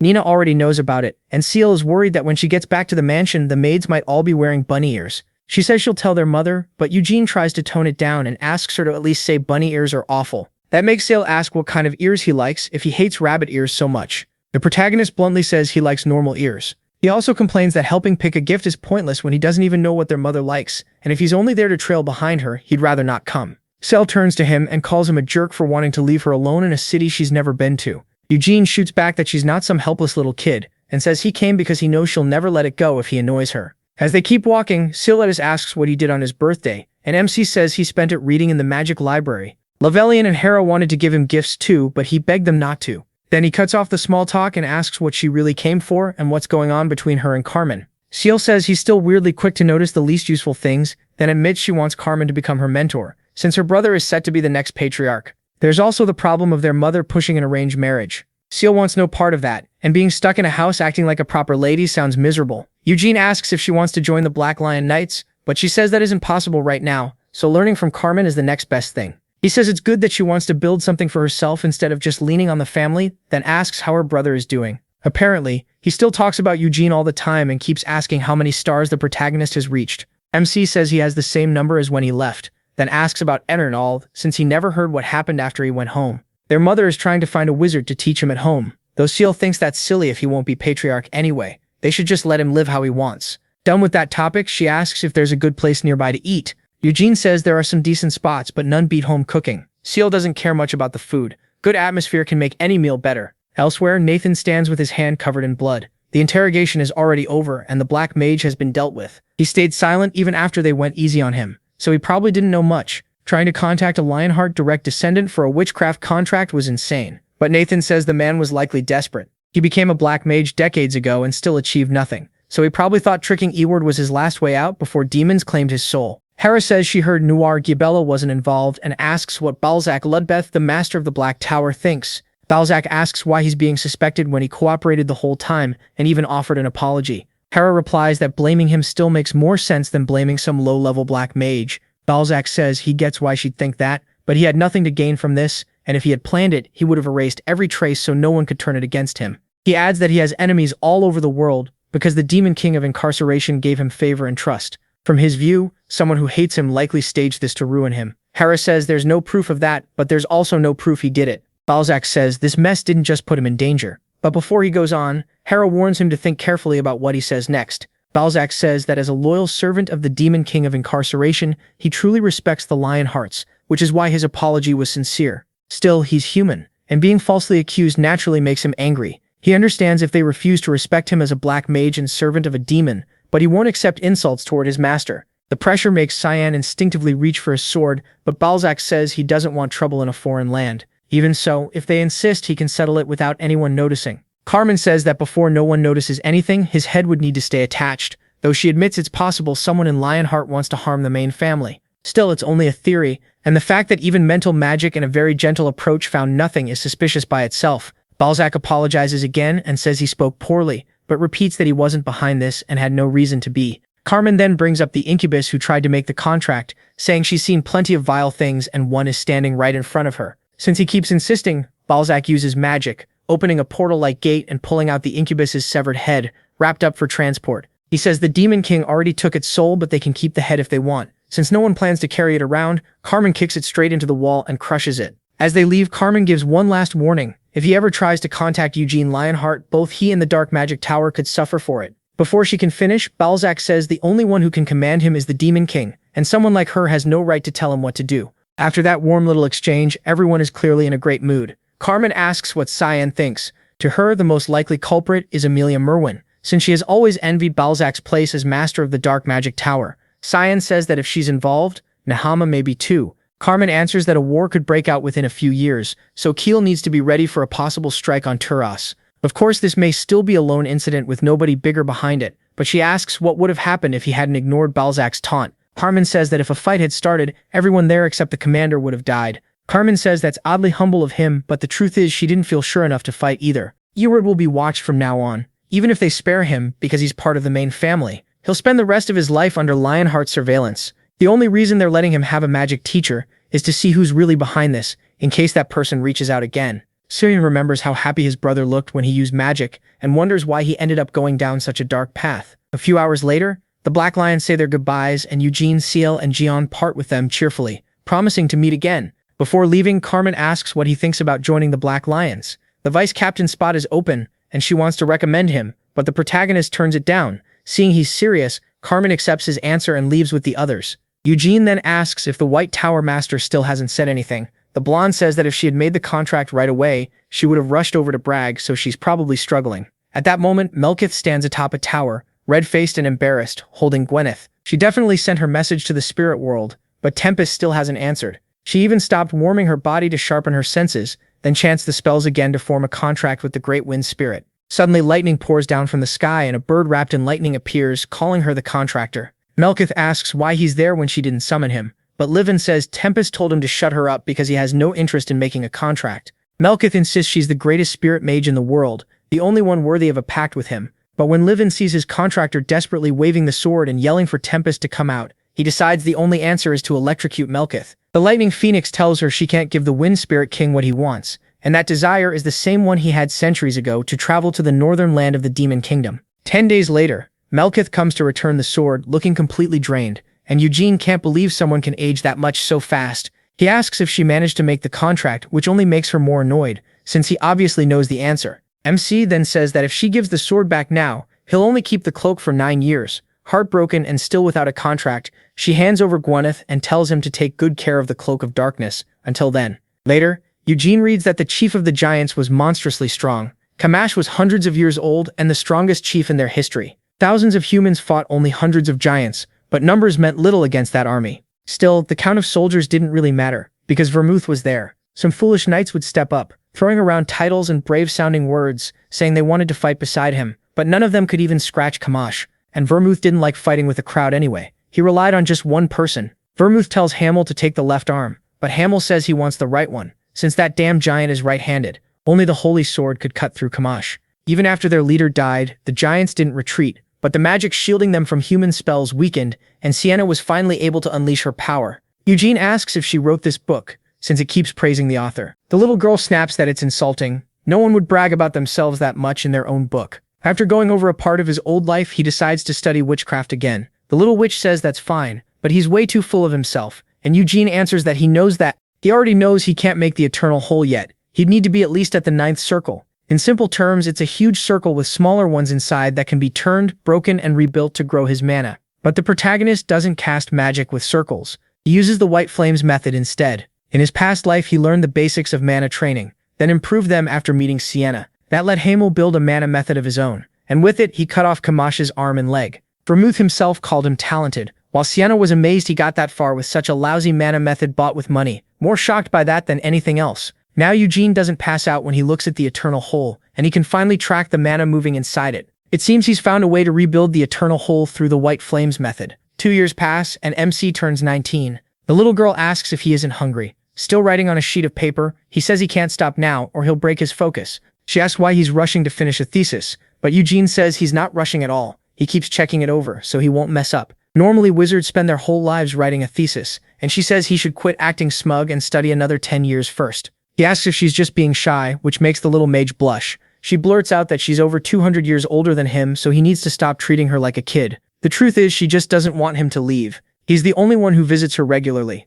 The other wizards either lost their minds or tried to understand witchcraft when they saw it, but every one of them failed and went back to chasing their own magic. Eugene was the only one who came every day and honestly tried to understand it. So she asks again if he'll really leave Arath once the thesis is done. She starts listing all kinds of jobs he could take if he stayed, but the protagonist turns them all down because his real goal is to go back home. The tiny witch asks why, since he won't even become Patriarch anyway. She says what he's done here is already amazing. While writing the thesis, he simplified hard magic theories and improved his own magic. Eugene says he only wrote it because he wanted to. He's the only person who can actually use it. We learn no other mage can use the White Flames method. Lavelian explains that trying to mix it with normal magic theory is physically impossible. Even if MC can form a circle with white flames, that doesn't mean anyone else in the main family can copy it. He tested it himself, and his mana circle started flowing backward. Eugene reached 4 stars and managed to add the eternal hole to that circle. After that, he started detonating the mana inside it like he did in his past life. He first meant to try it at 5 stars, but witchcraft changed his mind.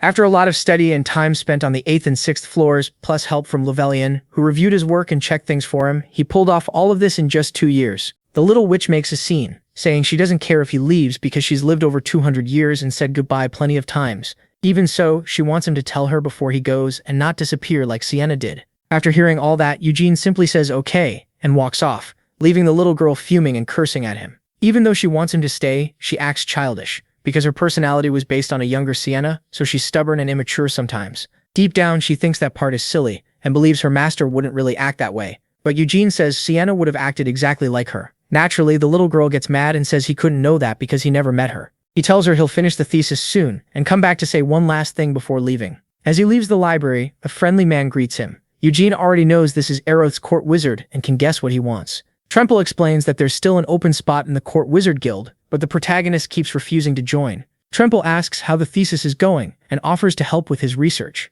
Even with Lavelian helping him, Tremple says he's skilled in summoning and battle magic too. Eugene asks if he even knows what the thesis is about. Of course he doesn't. MC hasn't shown it to anyone except Lavelian. So he thanks him for the offer but refuses, saying it would be rude to his teacher. As he leaves, he feels relieved. If that old man found out he recreated the eternal hole, he'd definitely force his way into his room. The White Flames method doesn't look different from rotating flames, and not even an archmage can notice it. That's great, because hiding his strength from powerful enemies gives him a huge advantage. Later, Lavelian looks over a huge cloud of smoke from an attack. He says that if you ignore the spell itself and only judge raw power, Eugene is still far from the 5th circle. The protagonist says the 4th circle still feels like his limit, and the eternal hole doesn't seem to hold any higher magic than that. Lovin says MC has reached the edge of what he can handle, because the technique he made from the eternal hole isn't a complete copy, and each mana circle matches 1 star of the White Flames method. Since this circular flames method doesn't really exist in normal theory, using it could be very dangerous. Unlike the standard path, he might still manage 5th circle magic, but Lovenance warns him not to try 6th circle magic yet. No one knows the risk of using something that shouldn't exist. Eugene says he'll keep that in mind, and Lavelian asks why he won't go back to the family estate after finishing the thesis. He says the Luhart Kingdom is famous for its ice crabs, and he's always wanted to eat them. This is also the nation founded by Molon. Then he says he'll head to Nahama too, because he heard cactus scorpions are a real delicacy there. We learn that 200 years ago, Anise left on a pilgrimage without telling anyone, and the last place she was seen was the Nahama Desert. Lavelian says he had no idea Eugene cared this much about food and invites him to have lobster for dinner that night. At the restaurant though, the protagonist is caught off guard by someone in front of him, the Prince of Arath. The prince apologizes for interrupting the meal and says he'll get straight to the point. If MC stays in the city, he'll promise him a commanding post among the court wizards. Eugene thinks that's a little much right now, but Honan explains that in 10 years he will be the king of Arath. That shocks Lavelian, since openly saying the current king will step down while still healthy is dangerous. But the prince says his father already made that promise,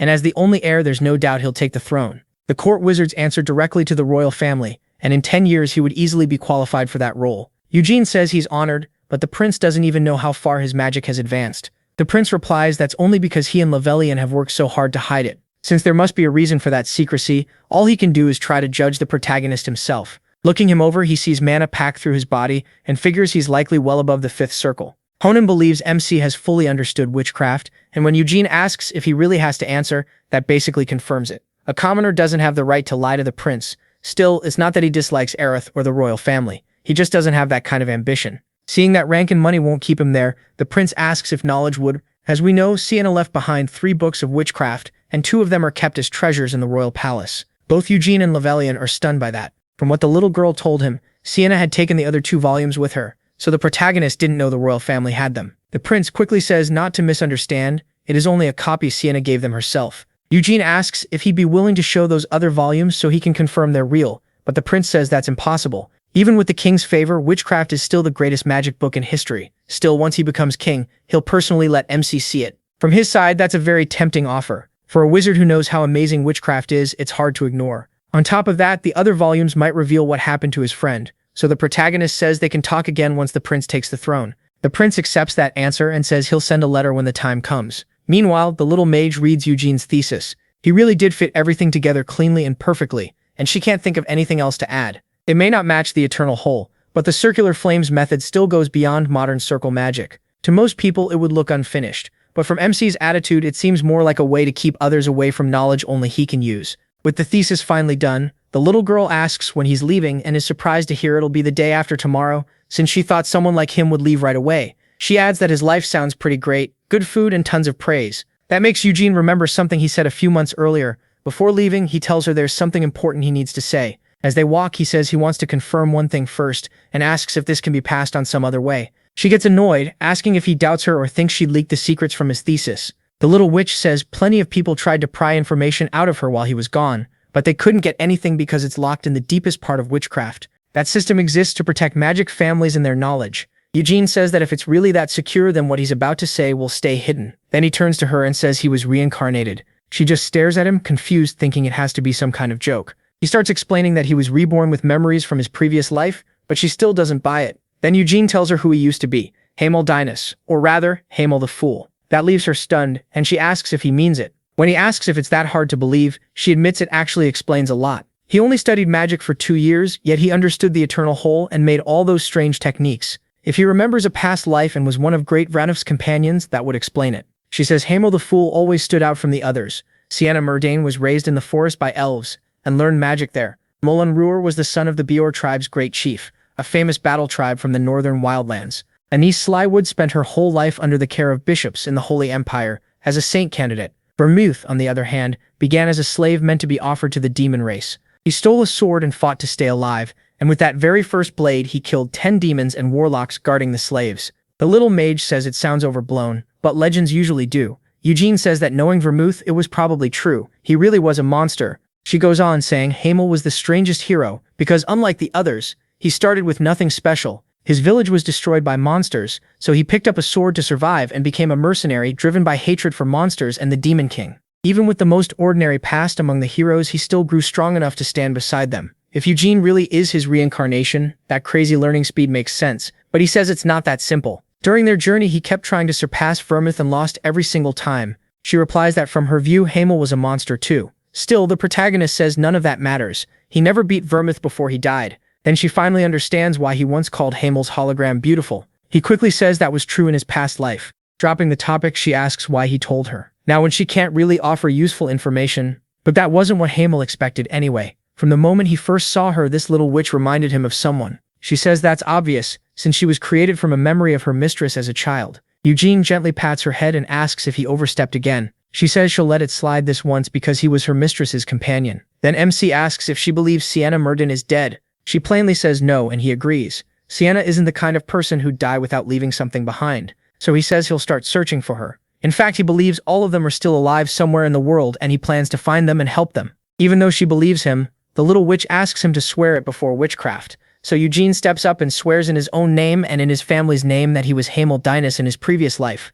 Her eyes begin to glow, and she says that after Sienna Murdane disappeared, many mages tried to search through witchcraft, but the key records were hidden in its deepest layer, just like their talk from earlier. Now she's about to reveal something that must never be shared with anyone from Alir. There is evidence of Sienna Murdane after her retirement. About a week before she vanished, the two of them were together on the same floor of Ecrian. Suddenly, Sienna collapsed in pain and said her familiar had died. She was furious too, because someone had broken into Hamel's tomb. Eugene is shocked. He didn't even know he had a tomb. The little witch says that was her first time hearing of it too. Sienna left without explaining anything to anyone, and she feels bad saying this, but as Sienna's old friend, he deserves to know. He starts thinking about having a tomb at all, since he always believed his body was destroyed by the Lich. But if he reincarnated, then his soul survived, and he suspects Sienna had something to do with it. As he heads through the street, he wonders where that tomb could be. Graves like that are usually tied to a meaningful place, so maybe Sienna set it up in his hometown. Then Balzac suddenly calls his name. Eugene says he knew he was being followed and ignored it, thinking Balzac would leave, but he's still here.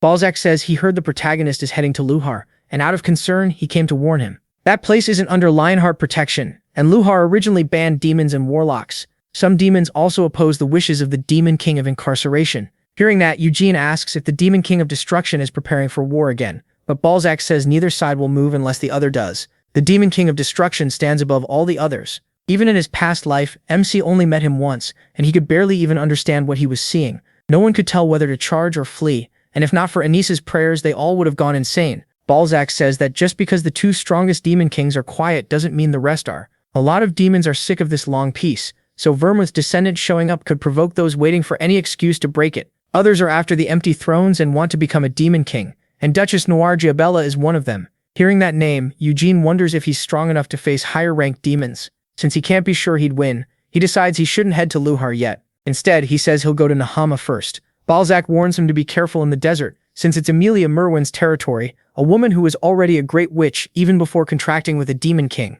Balzac pulls out a card and says that if Eugene runs into her during the trip, he should hand it over no matter what else happens. Naturally, the protagonist gets suspicious and opens the envelope, only to find nothing inside. Balzac explains, it carries a message personally written by a servant of the Demon King. It won't protect him from every danger, but at least Emilia Murden won't harm him. Since kindness like this never comes free, Eugene asks if Balzac is actually in love with him, leaving the Black Mage completely speechless. Still, MC points out how strange this is when he already made it clear he doesn't like him. Balzac says that's not it at all. He simply wants to form a real human connection with Eugene, just like everyone else does with a talented young man like him. He thanks him for the help and invites him to tomorrow's farewell party, but warns that if he actually comes, the protagonist might hate him forever. At last, the day of the party arrives. MC speaks with the Master of the Blue Magic Tower and asks what kind of man the Master of the Black Magic Tower used to be, since he heard Balzac once belonged to the Blue Tower. The old man says Balzac was always mysterious back then and now. He had been expected to become the next Master of the Blue Magic Tower, but one day he suddenly left for Helmuth, and as Eugene can guess, 10 years later he returned as a black mage. The old man leaves that subject behind and asks if he is really going to Nahama,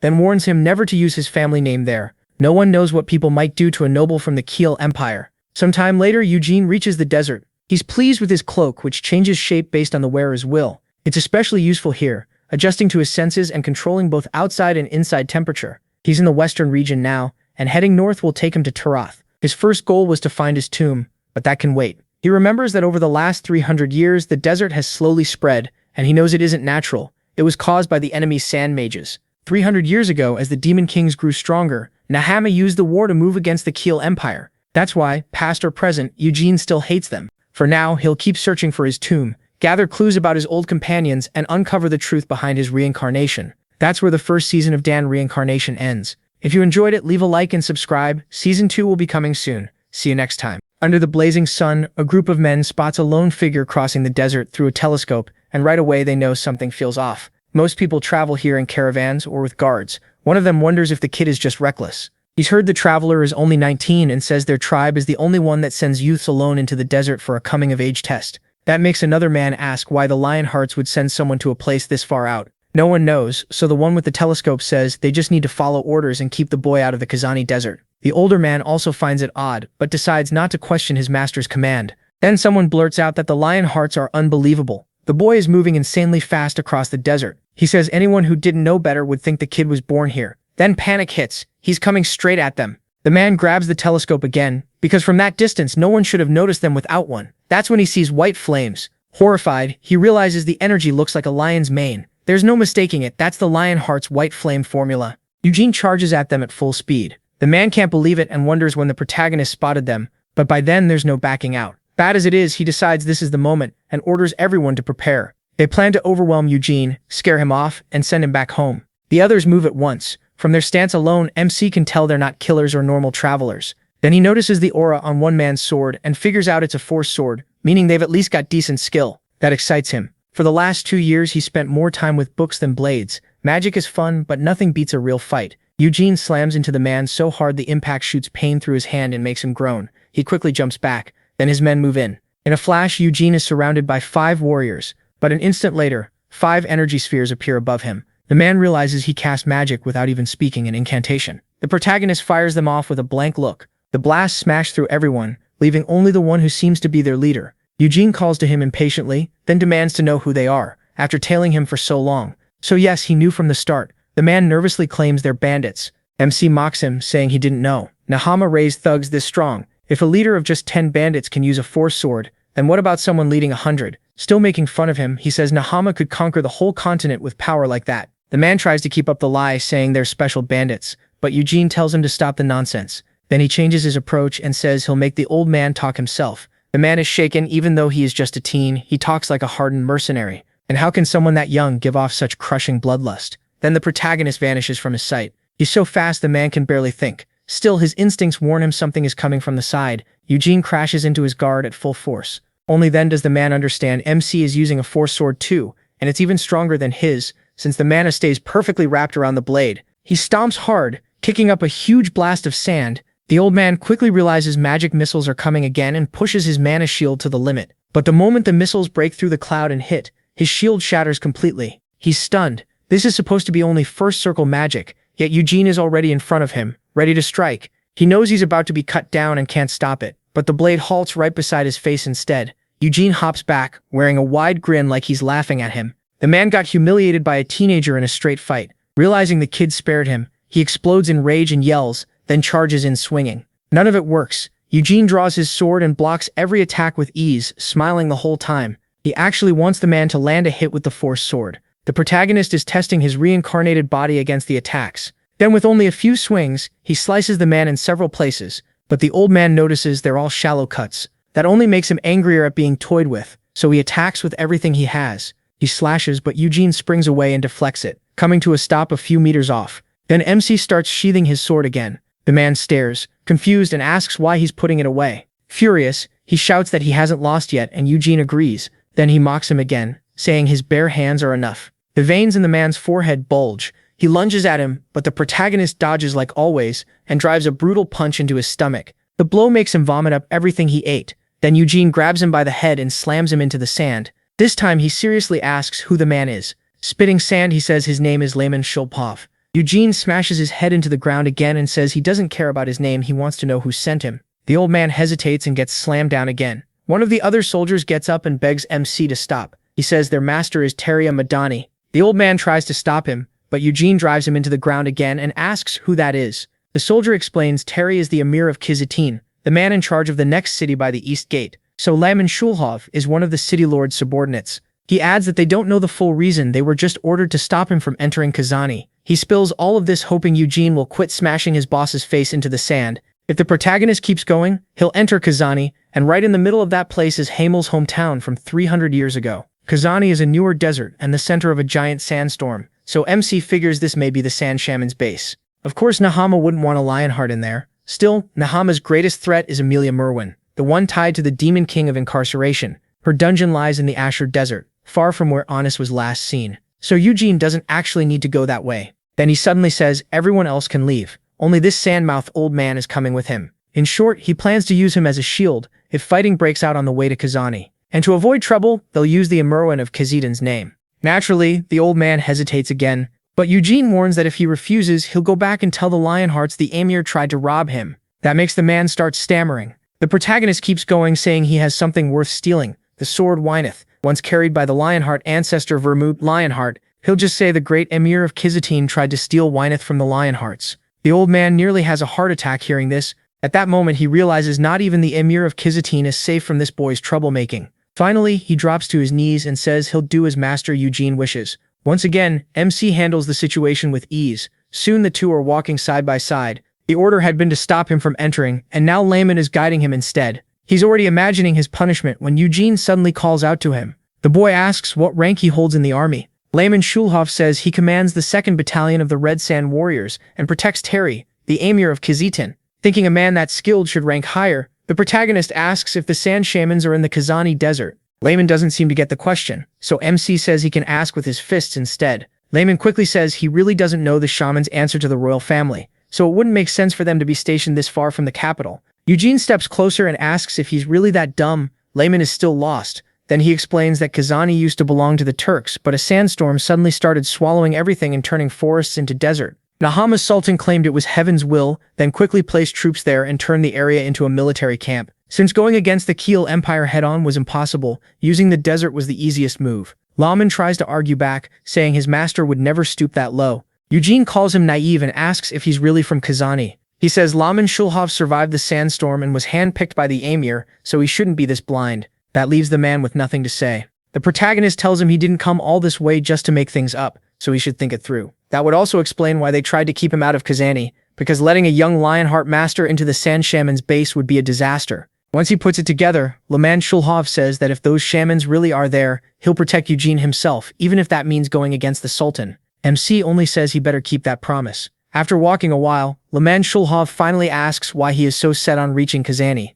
The answer is simple: a tomb. Laman Shulhov says the protagonist should have started with that, and the protagonist wonders what that would have changed. Laman Shulhov explains that if someone died in Kazani, there's a separate graveyard he can lead him to. But MC says he's not looking for a cemetery. He wants one specific grave. Not long after, they finally find something. Laman Shulhov quickly says there shouldn't be an oasis in Kazani. Eugene replies that it's gone, making the man wonder if it was a mirage. But a mirage needs a real oasis somewhere nearby, so he says this one was made with magic. When Laman Shulhov starts to question it again, the protagonist snaps and tells him to think before he makes him angry. An oasis is priceless in the desert, so any traveler would rush straight toward it. Only then does Laman Shulhov realize it was bait. Eugene keeps walking toward it anyway, saying they'll know soon enough. On his next step, a blade shoots up from under the sand. Laman Shulhov yells a warning and runs over, but MC easily hops aside and mocks him for thinking he missed something that obvious. Right away, Eugene summons his mid-level wind spirit Gale, and a huge blast erupts. Even Laman Shulhov gets thrown back by it,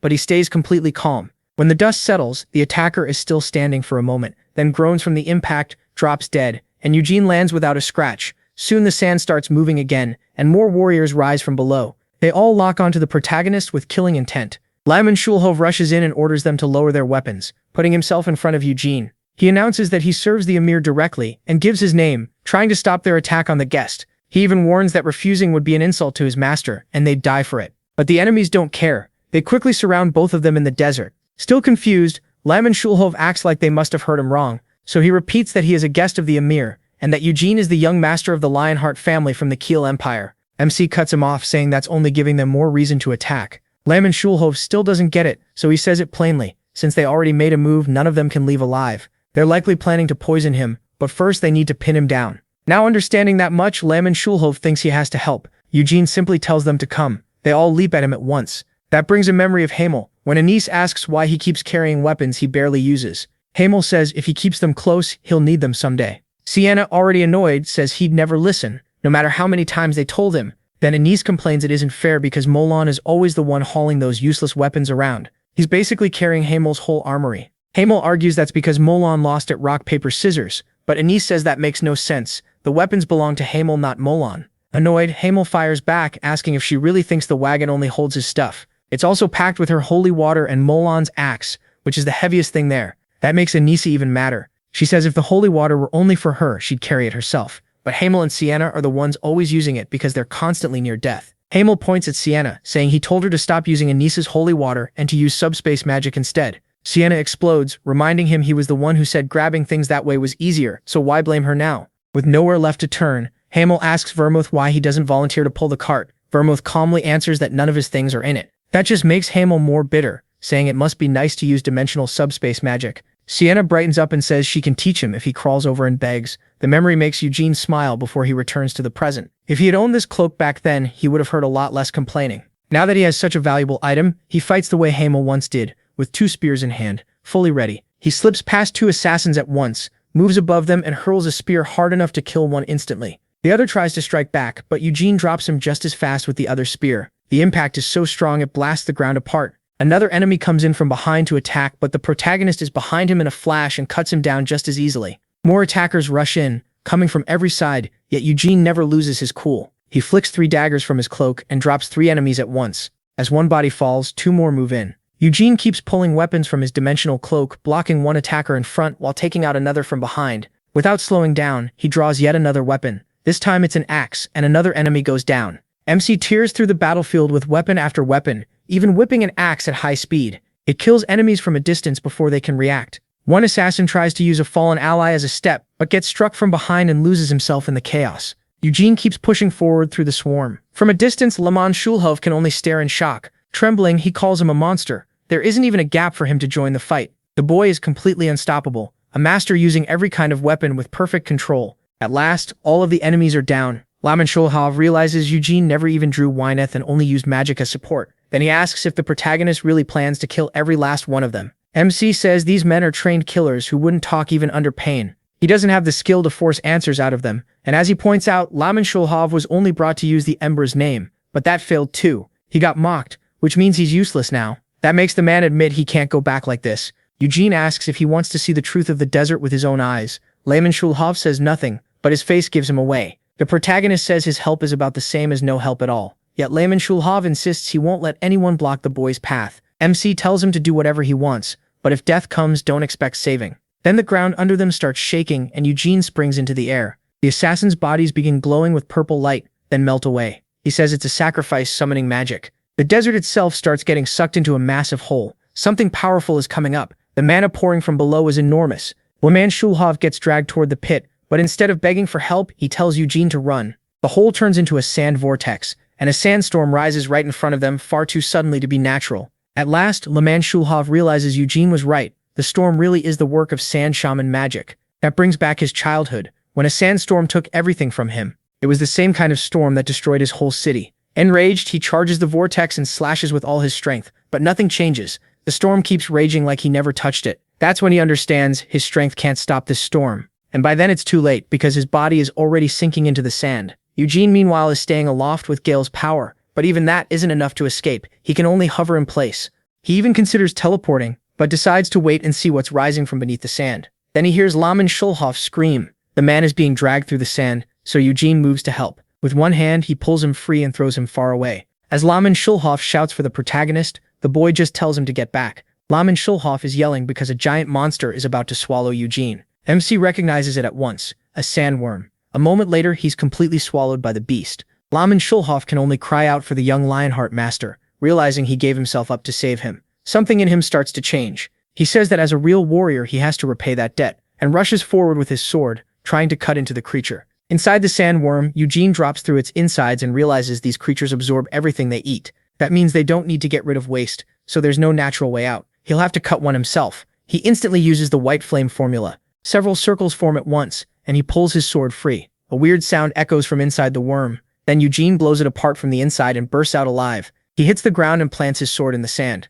After a quick look around, he figures out he's in a cave. The worm that carried him here is already retreating. So the magic only caused the sandstorm. The worm had been under the desert the whole time. That means this might be a nest. Hamill remembers hearing that black mages use worms to build hidden dungeons while they research in secret. Sienna was the one who told Hamill that long ago. Without anyone stopping them, those worms can make a complicated dungeon in only 10 days. After that, all the mages have to do is fix it up and make it usable. Back then, Hamill even wondered if Sienna wanted to build a dungeon in the desert herself. As Eugene reaches into his pocket, he remembers her snapping that she'd never live in some embarrassing hole under the desert. So this dungeon might really be tied to Hamill's hometown, and that pushes the protagonist forward. He's getting close. At the same time, Laman is sweating hard, and for good reason. During the chaos, he was captured by the sand shamans. They laugh at him, saying it was pathetic watching him charge at the worm when he was nowhere near strong enough. Then one of them drops the jokes and says he has a question. Laman asks what they want. The answer is simple: Eugene Lionheart. They want to know why the young Lionheart heir came to the Kazani Desert, a place with nothing in it. One shaman repeats MC's description and demands to know why he came here. Another presses Laman on why he guided a Lionheart at all, hinting that this could be betrayal. Laman says nothing, lost in thought, and a shaman starts to suspect the Ymir has betrayed Nahama. Laman was supposed to stop outsiders, so letting Eugene in makes the Ymir look guilty. They also demand to know why Laman ended up this deep underground. Laman says the oasis was fake and the sandstorms were made with magic, then asks if the shamans were behind it. One of them says he has no idea what Laman is talking about, then uses magic on him to make him suffer. Another asks if he really plans to keep resisting and orders him to tell the truth. He adds that it hardly matters now because Layman is going to die anyway, but if he talks, they'll make it quick. What they really care about is why Eugene is in the desert. Since he came to Nahama with a clear purpose, they think the Ymir betraying them is very likely. That accusation makes Layman boil with anger. He shoots back, asking how these cowards dared to sneak into the country, then accuses them of using sandstorms to turn the land into desert. The shaman answers that making a storm strong enough to spread desertification takes powerful magic and many skilled shamans far beyond them. Layman asks why they're in this dungeon, but one shaman refuses to answer and only increases his pain. Instead, they ask again about him. Layman says he is dead, swallowed by the giant worm. The shaman hurting him flies into a rage, but another tells him to wait. They gather in a corner to talk where Layman can't hear. One says no one could survive a giant sandworm, but another points out there's an opening near its tail and wonders if Eugene escaped before being fully digested. In the end, they decide the assassins patrolling nearby will catch him soon anyway. Layman panics the moment he realizes the protagonist might still be alive. One shaman asks what they should do if they find him, and another says they shouldn't fight a Lionheart head-on. They should erase his memory and throw him out. Someone else suggests protecting him instead and earning a reward. While they argue, they sense someone coming. Eugene steps out from deeper in the cave, glaring at the shamans with cold fury. They can't believe this kid made it here or slipped past the others. One of them uses magic to look farther down the cave, and the deeper he checks, the paler he gets. Assassins are sprawled all over the ground. Those men knew the labyrinth perfectly, so he can't understand how they were wiped out so fast.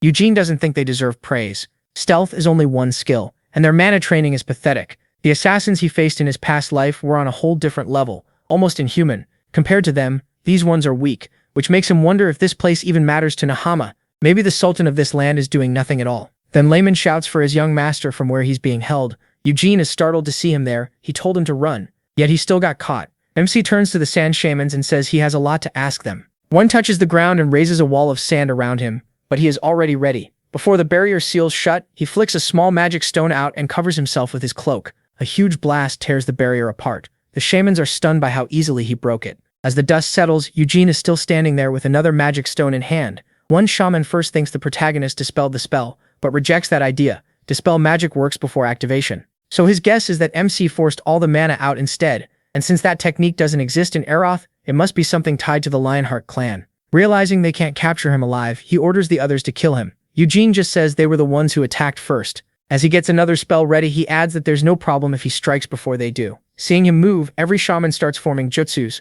Together they summon a huge wave of sand and send it straight at him. Eugene only smiles, almost excited. As the sand closes in, he raises the magic stone and throws it like a bullet. The attack collapses, and the stone slams right into one shaman's forehead. He drops it once, and his ally freezes in horror, sure he's dead. Eugene uses that opening, flaring his aura for another strike. In a blur, he leaves his spot and appears above them all. The shamans rush to counter with more jutsu, but he sees through it right away. They're trying to distract him with clones while the real attack comes from above. He pulls a whip from his cloak's storage space and smashes apart the falling spikes. The shaman is stunned. How did Eugene know? Before he can react, the whip snaps around his neck and rips his head clean off. The body crashes down and the protagonist lands beside it. After that, the others are terrified. He uses the moment to ask what these assassins are doing here, but the man he's facing is too scared to speak. Eugene says they're far too weak to be part of the Sultan's army. So are they traitors? The shaman starts to protest, but a dagger suddenly pins his leg. As he screams, MC says he doesn't feel like wasting time questioning someone this low level, so he gives him a choice: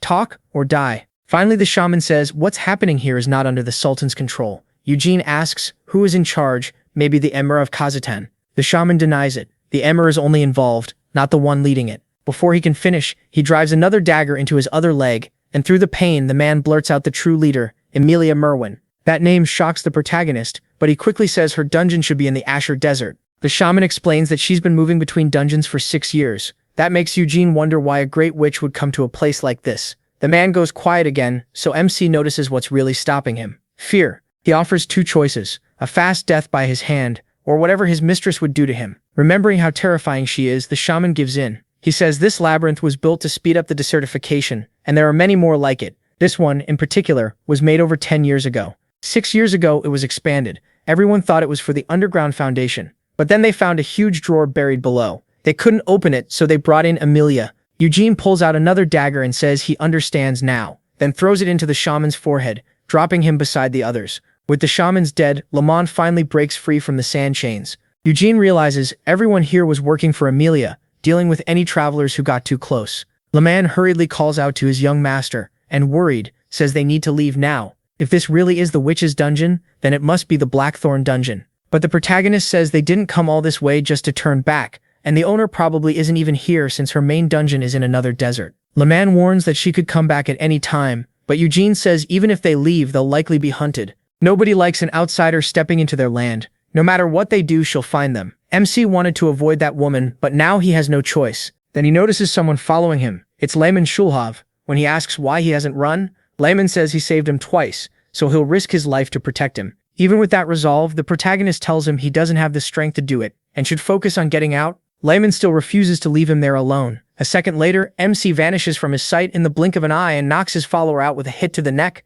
telling him he already said to leave and quit being a pain. After propping Lehman against a wall, Eugene moves on. As he walks, he thinks about what the shaman said about the labyrinth, and his mind goes back to the lineage ceremony when he was 13. That was also when he won Hamel's artifact. Now he wonders if taking the necklace broke the magic protecting the tomb, and he curses Amelia as a grave robber. When he finally reaches the crater, he knows his body was buried beneath it. At the edge, he jumps in without hesitation, wrapping himself in energy to cut through the air. Spotting a door below, he wonders if this is what they meant. He lands on it and sees it's already open. So the witch must have gotten here first. Without stopping, he steps through. Inside is a huge catacomb stretching for kilometers. The place is covered in damage, craters, broken walls, deep scars, and Eugene starts to think a battle happened here. Only one person comes to mind, his friend. Still, he keeps searching for his tomb, until something stops him cold. It's a statue of how he looked in his past life, back when he was Hamel the Fool. He lets out a quiet laugh. The final words on the tombstone say that even though he was a crazy fool and trash, he was also brave, loyal, and a great sage who gave his life for his team. That finally breaks him, and through tears he mutters that they should have said it while he was still alive, not after he died. Then he just sits there and cries for a while. Hours later, sitting on a stone, he studies the area and sees just how brutal that fight must have been. Strangely, the tombstone is untouched. He figures that 200 years ago, when Sienna felt his death, she came here and fought an intruder. The Sienna he knew was already powerful, but through witchcraft, she became the strongest mage in the world. Even so, she couldn't stop whoever attacked. If she had, the tomb wouldn't look like this. For a moment, he fears she died here, then realizes she didn't, because the illusion in Arath was made by Sienna herself. So the only answer is that she was hurt and managed to hide. But then, who could have pushed her that far? He knows he won't learn anything by sitting still. He has to find her. So he starts searching for any clue he can find. As he moves through the corridors, he imagines his friends crying while they set up his statue. Then he wonders if Vermoth cried too, but quickly throws that idea away. He just can't picture Vermoth crying. Whenever they beat a powerful enemy and everyone else celebrated, Vermoth was always the first one checking on the wounded. He would blame himself, saying their friends shouldn't have died, shouldn't have been hurt, and that he was still too weak. Naturally, that made everyone mad, especially Hamel, who asked why Vermoth even stayed with this bunch of nobodies, if he saw himself as some god who should do everything. The saint tried to calm them down and told Hamel to stop picking at Vermoth, but Hamel could tell she was upset too. Still, the nun said she wasn't mad at Vermoth. She was mad because she already knew the nonsense Hamel was about to say. Crying again, Eugene says they don't get to have talks like that anymore. Then something cuts off his thoughts. Up ahead, he finds another door hanging half open. The sight draws him in, and when he gets close, he enters and finds a suit of armor sitting on the floor, guarding yet another door. Eugene frowns at the strange setup, a door behind a door, and that armor just sitting there. Who is it, and why is it blocking the way? Then the armor lets out a strange sound and slowly rises, taking a fighting stance. At first, the protagonist thinks it's a demon, but the presence feels different, not alive. This time with anger, he demands to know who it is.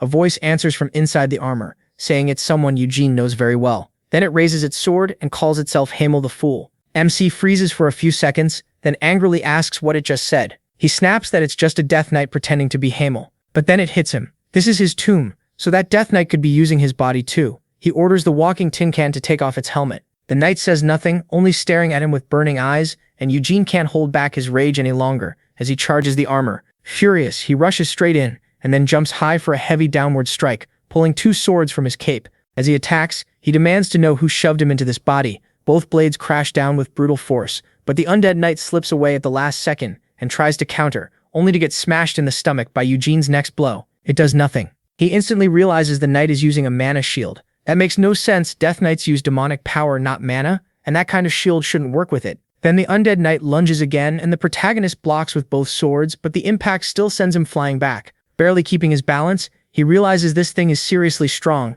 It's probably Amelia's work, the one who broke into the tomb and used his body. Since his real soul wasn't still inside it, she must have forced another soul in. And if that's true, beating this Death Knight won't be easy. It may be on the level of the strongest in his family. Burning with anger, Eugene glares at it and decides to stop caring. He drops both swords and gathers power. Then he explodes forward with insane speed. In an instant, he's behind the knight, drawing a sword from his dimensional space for another strike, but the armor reacts fast enough to block it. Eugene doesn't let up, swinging again with a sword that's grown even larger. Still, the knight dodges at the last second and knocks the weapon from MC's hands with one clean hit. He immediately reaches for another weapon, but the knight reads him and moves to defend. Even so, Eugene's attack hits hard enough to shove the knight back. Trying to keep his footing, the knight looks up and sees the protagonist now holding a spear, eyes blazing and ready to keep fighting. The knight remarks that this kid handles many weapons well. Eugene fires back that if he wants to copy Hamel so badly, he should stop talking like that. As MC closes in, the undead knight says he's skilled, but still not strong enough to beat him. Then it rushes forward and he barely avoids the strike.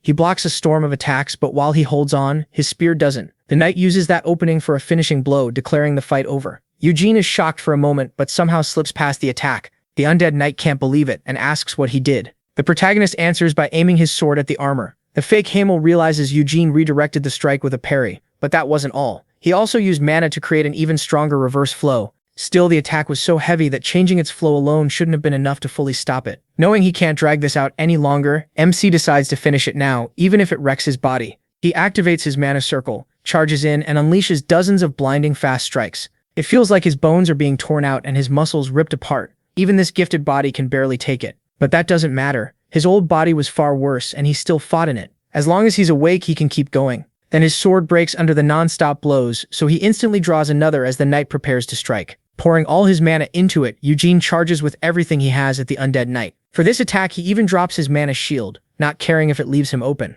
He's putting everything into Gwyneth to win. Their attacks collide and send out a huge shockwave, but that clash is only a distraction. He had already placed several energy spheres above them, and now he triggers all of them at once, hitting the Death Knight from every direction. He rushes in right after, spinning toward his enemy and saying he wants to see who's under that armor. With one sharp exact strike, he splits the helmet straight down the middle, fire-like mana pouring from his blade. When he lands, he sees the armor has stopped moving. The broken helmet falls apart onto the floor. Eugene turns back, seeing that his attack worked. Then he tells the Death Knight to look too, as if he wants it to see the face it's wearing. When it finally turns, Hamel's scarred face is revealed, and even the protagonist is shaken by the sight of his old self. With bitter irony, he praises his own face. After 300 years, it still looks alive, but the soul inside that great body is filthy and disgusting. Those words drive the knight into a rage, and it roars like a beast guarding its ground. Then it charges and throws its sword at Eugene, who dodges it with nothing more than a slight tilt of his head, aside. But when MC looks back, the Death Knight is already right in front of him and drives a punch at him. He barely gets his sword up in time.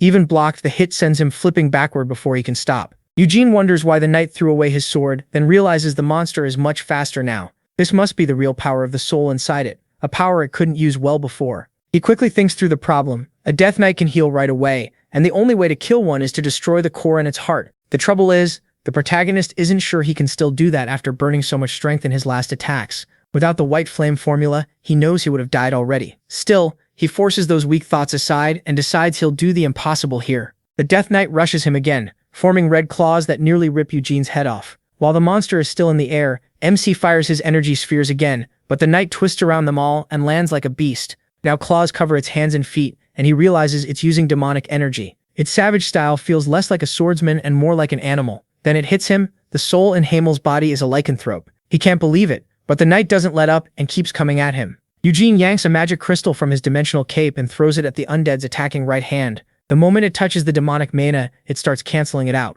Still, the Death Knight rips it away and keeps attacking. That shocks the protagonist. Even a fragment of the Moonlight Sword can't fully erase the demonic power, only weaken it. As he reaches for another stone, an idea hits him, and he charges straight at the Beast Knight. The knight charges too, just as fiercely. Their attacks crash together with a huge shockwave, but the knight moves first and swings again. Its claws slash Eugene across the stomach, but in that opening, he plants the magic stone on the undead right over the chest plate. Before the stone can touch the demonic energy, the false Hamel lets out a wild scream and blasts spikes of demonic power in every direction. Several hit Eugene, but he stays on his feet. He notices the spots where the demonic energy faded are less protected, and in that short opening, he strikes, driving his attack through the heart and core. At the same time, he unleashes his energy spheres to hammer the exposed monster again and again. After giving everything he has, a piece of the magic stone flies off and Eugene can barely stay on his feet. Then he sees the Beastman rise again and demands to know what that thing on its chest is and how it dares call itself Hamel. As the armor cracks apart, the core in the knight's chest is revealed.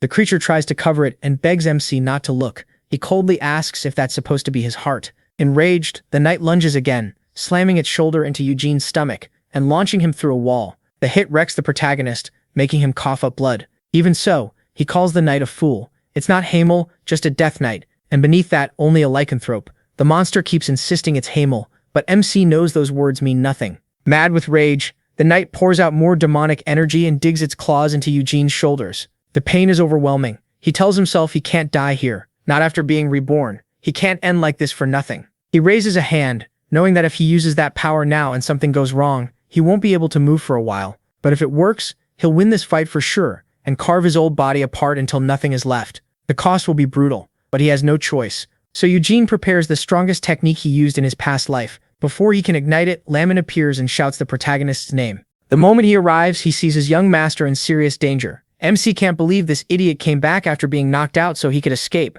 Pulling his sword, Lamin yells at the monster to let Eugene go. Instead, the undead tightens its grip and lifts him higher. Then it hurls him into a wall like a thrown ball. Seeing the protagonist slam hard into the pillar scares Lamin, but he rushes the undead anyway. One move is all it takes for his weapon to be shattered, and then he's grabbed by the neck. Lamin shouts for Eugene to run while he keeps the monster busy, but MC asks how he's supposed to do that when he's already trapped in its grip. Even now, Lamin is stunned that he can still smile. There's no time to think though. The undead gets ready to throw him. It tosses Lamin straight at Eugene, who tries to brace himself but gets smashed into the wall with him. On the floor, Lamin worries over his young master. He helps the protagonist stand, but the strength is gone from the protagonist's eyes. Lamin says he'll make an opening, and tells MC to run when he gives the sign. MC says that won't be needed, then points behind them. There's a door right there. The undead nervously says that door never opens, and no one has ever opened it. That only makes Eugene want to try more. As he reaches for it, he decides that if he has to use his special power, he will. But first he needs to know what's beyond this door.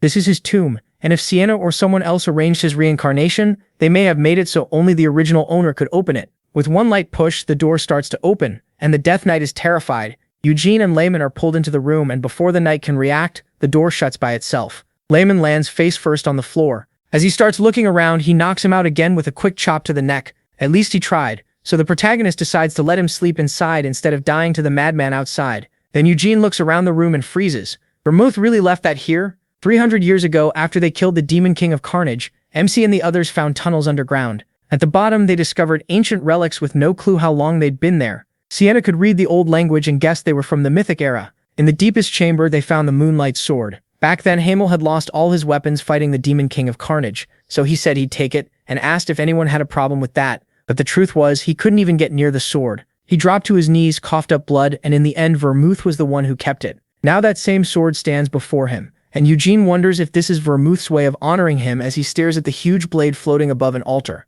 The name Moonlight Sword may be simple, but it fits. After Vermouth claimed it, he never used his holy sword again. This one was that powerful. Thinking back on what the weapon meant, Eugene looks up and sees a crescent moon hanging above it. The first time they found it, that moon was full, so the sword is probably weaker now. He thinks it might react to the moon fragment, but then remembers he left that fragment stuck in the Death Knight's chest. Looking at the weapon again, he wonders if Vermouth left it here because Hamel wanted it back then. Then he laughs and calls Vermouth an idiot. What good is a gift after someone's already dead? Still, this isn't the time to get emotional. The room holds only the Moonlight Sword and a single exit, so if he leaves, he'll have to fight that insane Death Knight again. And that's not the only danger. He has no idea when Amelia will return. That means he needs to kill the knight and escape fast. Eugene walks toward the Moonlight Sword, still unsure why Vermouth put it here. But if it's right in front of him, there has to be a reason. The only answer he can think of is simple. It was left here for him. In his past life, he couldn't even touch the Moonlight Sword, but now reborn as Vermouth's descendant, maybe he can. More than that, if this is truly a gift from his friend, he has to take it. So Eugene reaches for the sword, then he stops. The aura pouring off it is terrifying. He hasn't even touched the blade, only the light around it, and already he can barely breathe while his mana screams through his body. Realizing his mana could go wild, he activates the White Flame formula and forces his arm forward. He can also tell the sword is far weaker than before, so it really has been broken into pieces. At last, Eugene grabs the hilt, but a burst of mana throws him hard to the floor. Even so, he doesn't let go of the Moonlight Sword. For the first time, he's truly holding it, so he draws it, wanting to see the condition of the blade. What he finds is exactly what he expected. There is no blade. It was shattered into fragments. Then the crescent moon above the sword starts to glow brighter and bursts into many fragments, which fly into the hilt and begin coming back together. A blue energy blade forms from the gathered moonlight, and Eugene is glad to see the sword has taken shape. To test it, he pours mana into the Moonlight Sword and waits to see what it can do. Right away, he realizes the weapon is devouring his mana like it's starving. Worse, the amount it's draining is absurd. He can handle it, but not easily right now. As he puts it away, he thinks the sword is both terrible and amazing,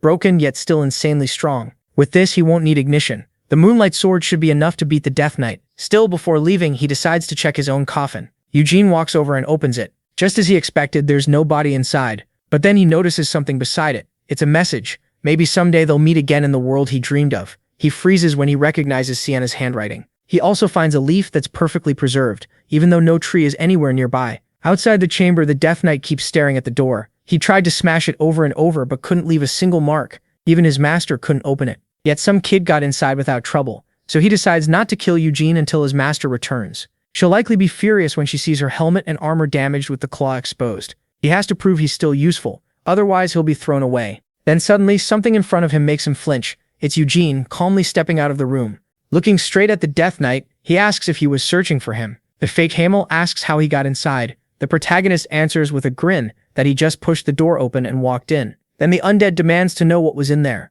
MSC puts a finger to his lips and calls it a secret. That only makes the zombie angrier, and he rushes in. He reaches into his coat's dimensional space, pulls out the Moonlight Sword, and braces for the hit. Their attacks collide, but Eugene wins the clash. His strike shatters the undead's claws. The Death Knight instantly jumps back shaken, staring at the protagonist in disbelief. His demonic claws were broken by that light. But MC doesn't get away clean either. He still can't control that power well. After one swing, his vision blurs, he can barely breathe, and the sword's light keeps eating through his mana. Even so, the power feels incredible. And though he didn't kill the knight, he did wipe out the demonic force behind that attack. Now the Death Knight glares at Eugene in fury. He starts walking forward again, this time without using demonic energy. That throws him off for a second, until he realizes the knight plans to fight barehanded. He warns that's a bad idea, then draws Gwyneth while still holding the Moonlight Sword. The zombie launches himself forward at high speed, springing around like a beast, but Eugene tracks every move, catches the attack coming from behind, and strikes back at once.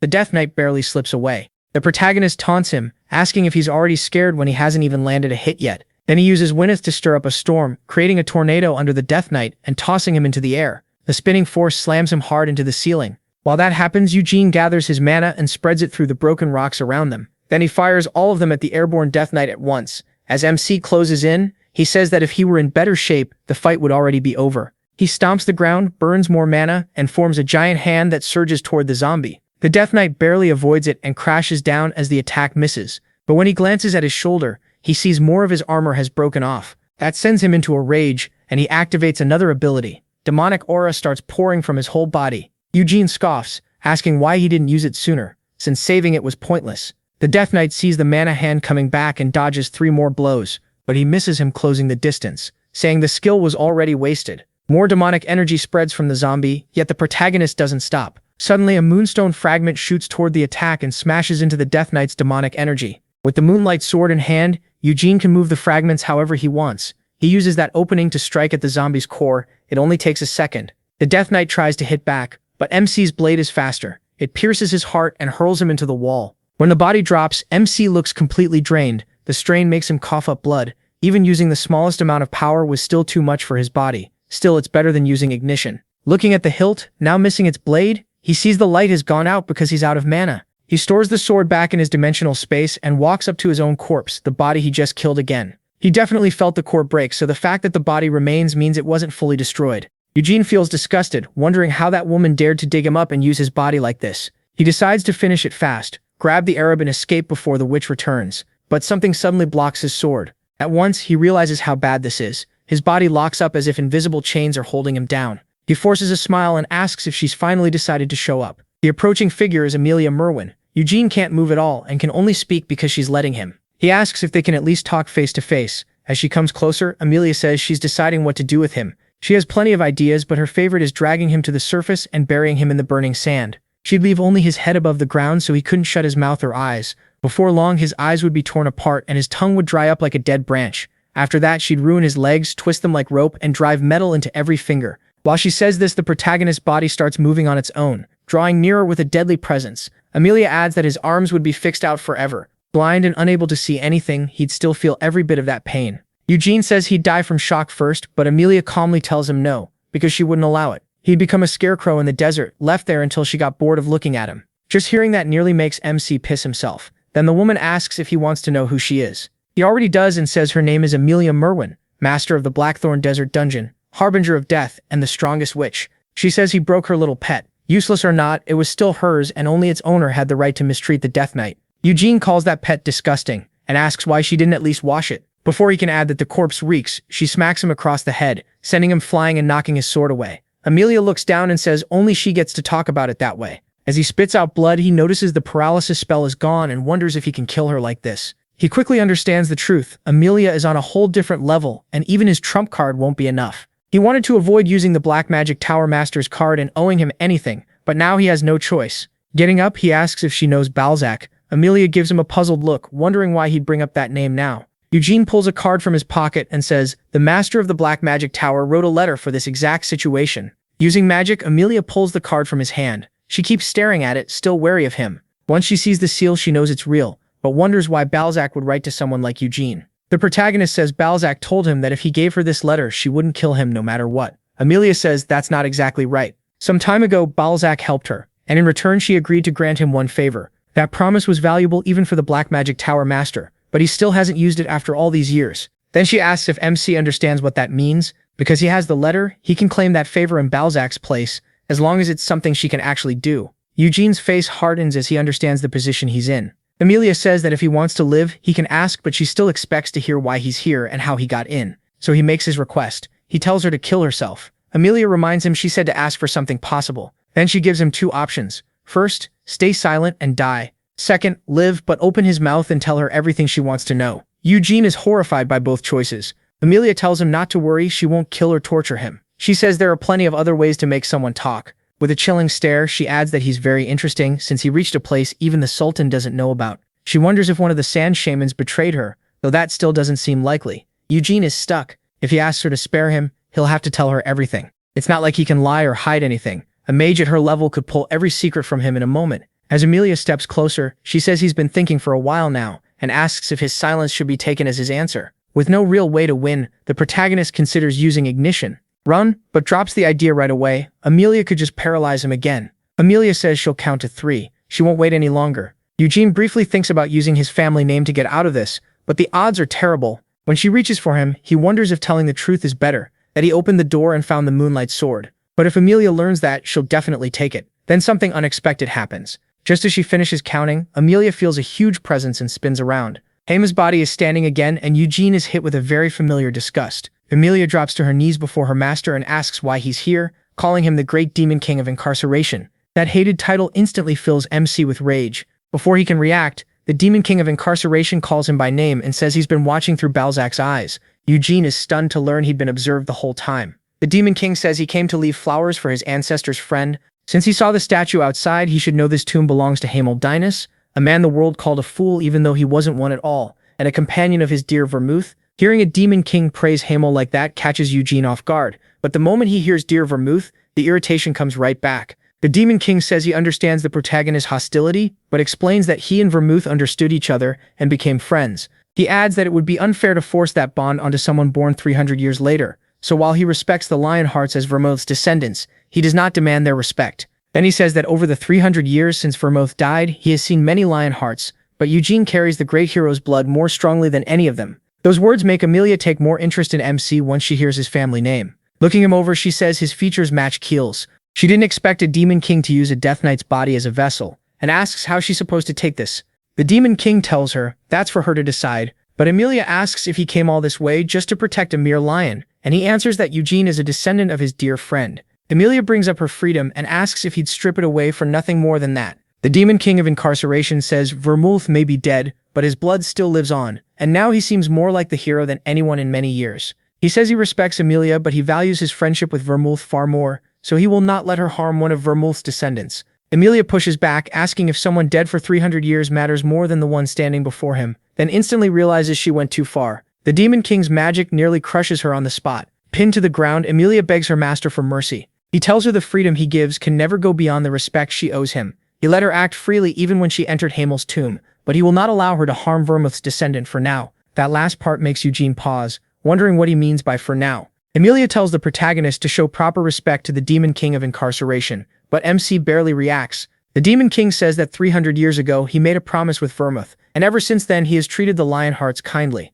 He gave them freedom and never asked for respect, but that kindness should not be mistaken for duty. After all, he is still the Demon King of incarceration, ruler of countless demons. Just hearing his voice locks Eugene's body in place and leaves his heart reeling. The Demon King says freedom needs responsibility. Without it, it's just indulgence. Then he orders him to return home and tell his family this. If they keep refusing to fear him, he will stop showing them respect as well. The protagonist understands at once. This is a warning. He asks why it's coming now, after 300 years of silence. The jailer answers that the promise he made is nearing its end, and the wheel Vermouth stopped is beginning to turn again. A new oath will be needed, but who will surpass their ancestor and stop that wheel once more? Eugene asks what oath he means, but the Demon King only smiles and says MC has no right to know because he is not Vermouth. With a cruel grin, he calls him a foolish lion. In that moment, he realizes something. But the Demon King keeps going, saying the protagonist's soul and very existence could only be born in these 300 years because of that oath. The words leave Eugene confused, and his necklace starts glowing crimson.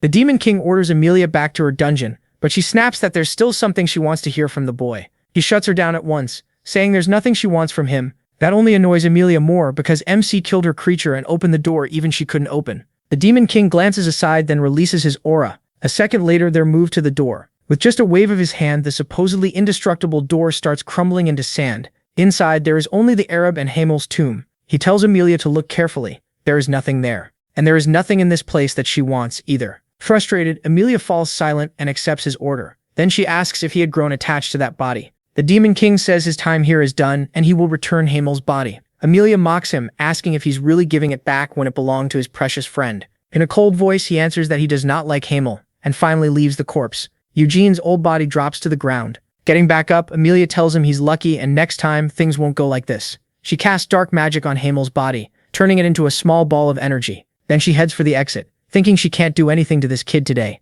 But once the peace oath ends, she'll have her way with him. And from the smile she gives Eugene, she clearly can't wait for that day. The protagonist stands there watching her leave. He clenches his fist, trying to hold back his anger, but it doesn't work. He shouts, eyes full of hate, and punches the wall before kicking a pillar too, wrecking the ruined place even more. Then he remembers being called a foolish lion, and realizes the Demon King knows he reincarnated. He even wonders if Vermouth's oath with Baphomet was what brought him back, but he quickly rejects that idea. If Vermouth really meant to protect him, he would have focused on killing the demons first. So the oath is probably a peace deal, not the reason for Eugene's return. The Demon King's claim that he didn't like Hamel clearly stings, but MC hates demons too, and he's already thinking of countless ways to crush him. Amelia took the Death Knight made from his body, and he couldn't stop her. On top of that, the oath Vermouth made is nearing its end, and someone else may have to take his place to stop the wheel again. Eugene isn't in the mood for riddles, and he's furious that this Demon King keeps talking in circles just because he's old. He's not interested in replacing Vermouth in any oath. He plans to destroy the Demon King's wheel altogether.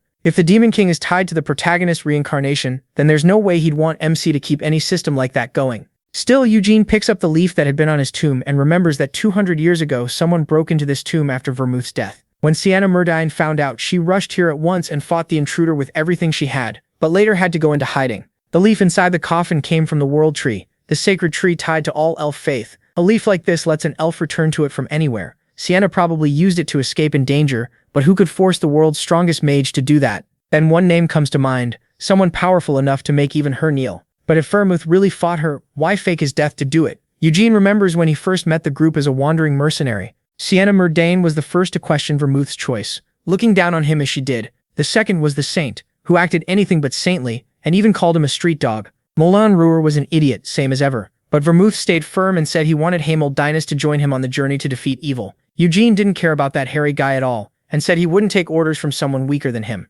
Vermouth answered that if he won, then Hamel would join him. The fight starts, and Hamel is quickly knocked to the ground.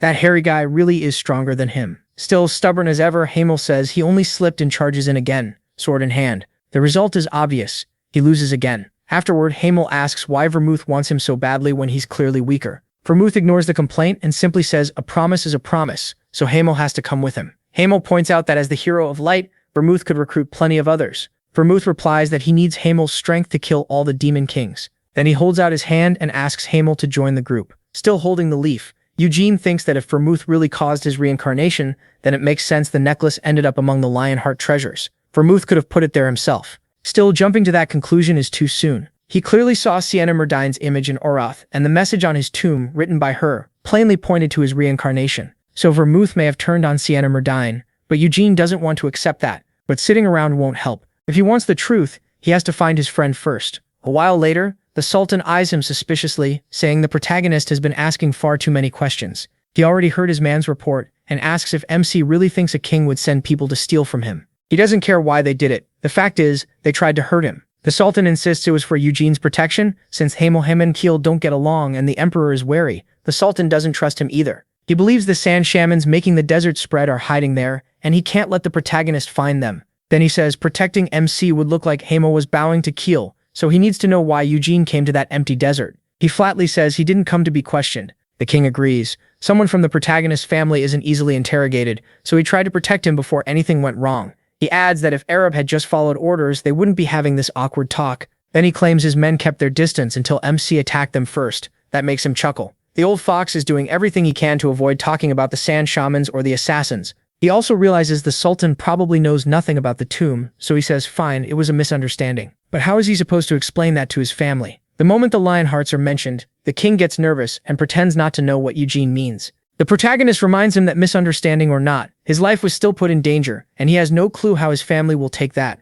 Of course, being so kind, he'd rather this not end badly, especially if it could spark a war between two nations. So the Sultan asks what he wants. Eugene answers 500 million and 5 waifus like the Black Witch. He says that's a cheap price to fix the damage from this little misunderstanding. The king says that for a 19-year-old, MC is pretty sharp, and if 5 gothic waifus are enough to cool his anger and smooth things over, he'll hand them over. With that settled, he asks what he found in the Kazani desert. The protagonist says the Sultan was right. There was nothing there at all. Really, there isn't. He already took everything useful, from the statue to the tombstone. And as long as the gothic waifu keeps quiet, what happened there stays secret. He also says he's taking Layman with him, since the man has to pay for threatening his life. The Sultan says if that's the case, he can order Layman's punishment right away, which terrifies our favorite Arab. But Eugene says he doesn't want that. He'll just bring him home and make him clean toilets instead. The Sultan agrees. Soon after, MC recalls an old memory of Hamel walking up to the saint, who for once is actually acting saintly and praying for soldiers wounded in battle. She admits that sometimes she doubts her God. If God is truly all-powerful and knows everything, why does he let his sheep be led to slaughter? That it turns out she's only praying because she's drunk. Still, the saint keeps yelling that if he is the light that drives out darkness, then why isn't he doing it? Hamel tells her they already have Vermouth. He doesn't know much about religion or the god of light, but he does know humanity has one insanely strong bastard. If God couldn't handle everything alone, maybe he made that living miracle for a reason, and that's why the Holy Sword chose him. Anise says she never expected that from Hamel. He fires back that he only said it so he wouldn't have to keep listening to her drunk rambling. Then he tells her to hand over the drink, since it's not fair to hog all the alcohol. The saint lies and says it isn't alcohol at all, it's holy water, so she can't share it with someone without faith. Hamel quickly says he just converted, but Anise doesn't buy it. Back in the present, Eugene finally reaches the Holy Land of Light. The saint's statue stands there, and he had to cross the sea by ship to get here. 200 years ago, she sent a speaker before leaving on her pilgrimage to the desert. His friend probably went to visit the tomb, so Eugene figures Sienna Murdine's disappearance and Anice's pilgrimage didn't fully happen at the same time. That means Anise probably never entered the tomb. If she had, she wouldn't have left it like that.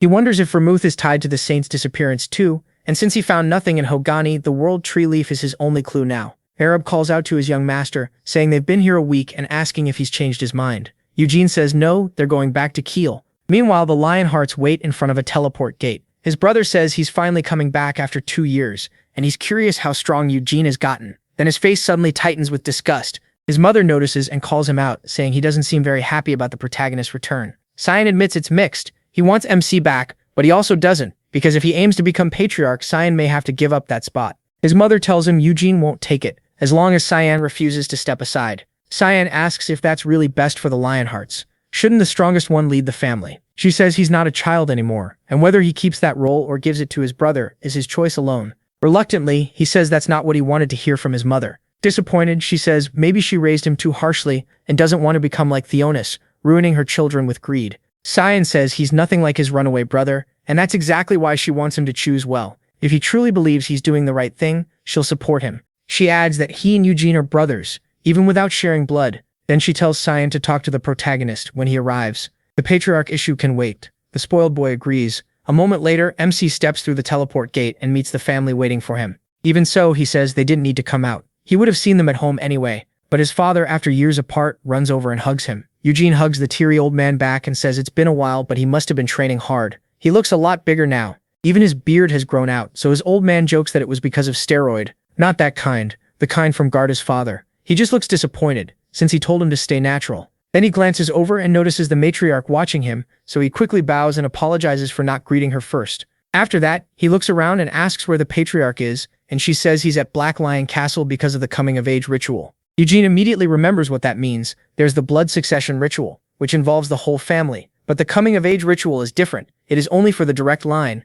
The last one should have been held for Eward, but after he was cast out, it never happened. Now 3 children will come of age next year, so the next ritual will likely be much grander. Eugene asks if that's what the patriarch wants, but she says the elders made that choice. Just then, another person steps out of the gate, Le Man, who freezes when he sees all those powerful people in front of him. The matriarch asks who the man behind the protagonist is. MC answers that he's just a subordinate named Le Man. He says he won't be training him, but the man is reliable and will handle some work for him. Then he calls for Nina, who looks very happy to see her young master. Eugene tells her to teach Le Man how to clean the barns, the hall, and anything else that needs muscle. Nina is confused. This man is his subordinate? He says exactly, which is why he'll do as he's told. Then he explains that this young woman is his senior, so Le Man should learn from her. Layman briefly wonders if he really has to call someone who looks 10 years younger his senior, but he drops the thought and says he'll do his best, even in housework, to repay the life Eugene saved. And when the day comes that the protagonist truly needs him, he'll risk his life as a warrior. Then Cyan calls out, asking if MC is done and telling him they need to talk in private.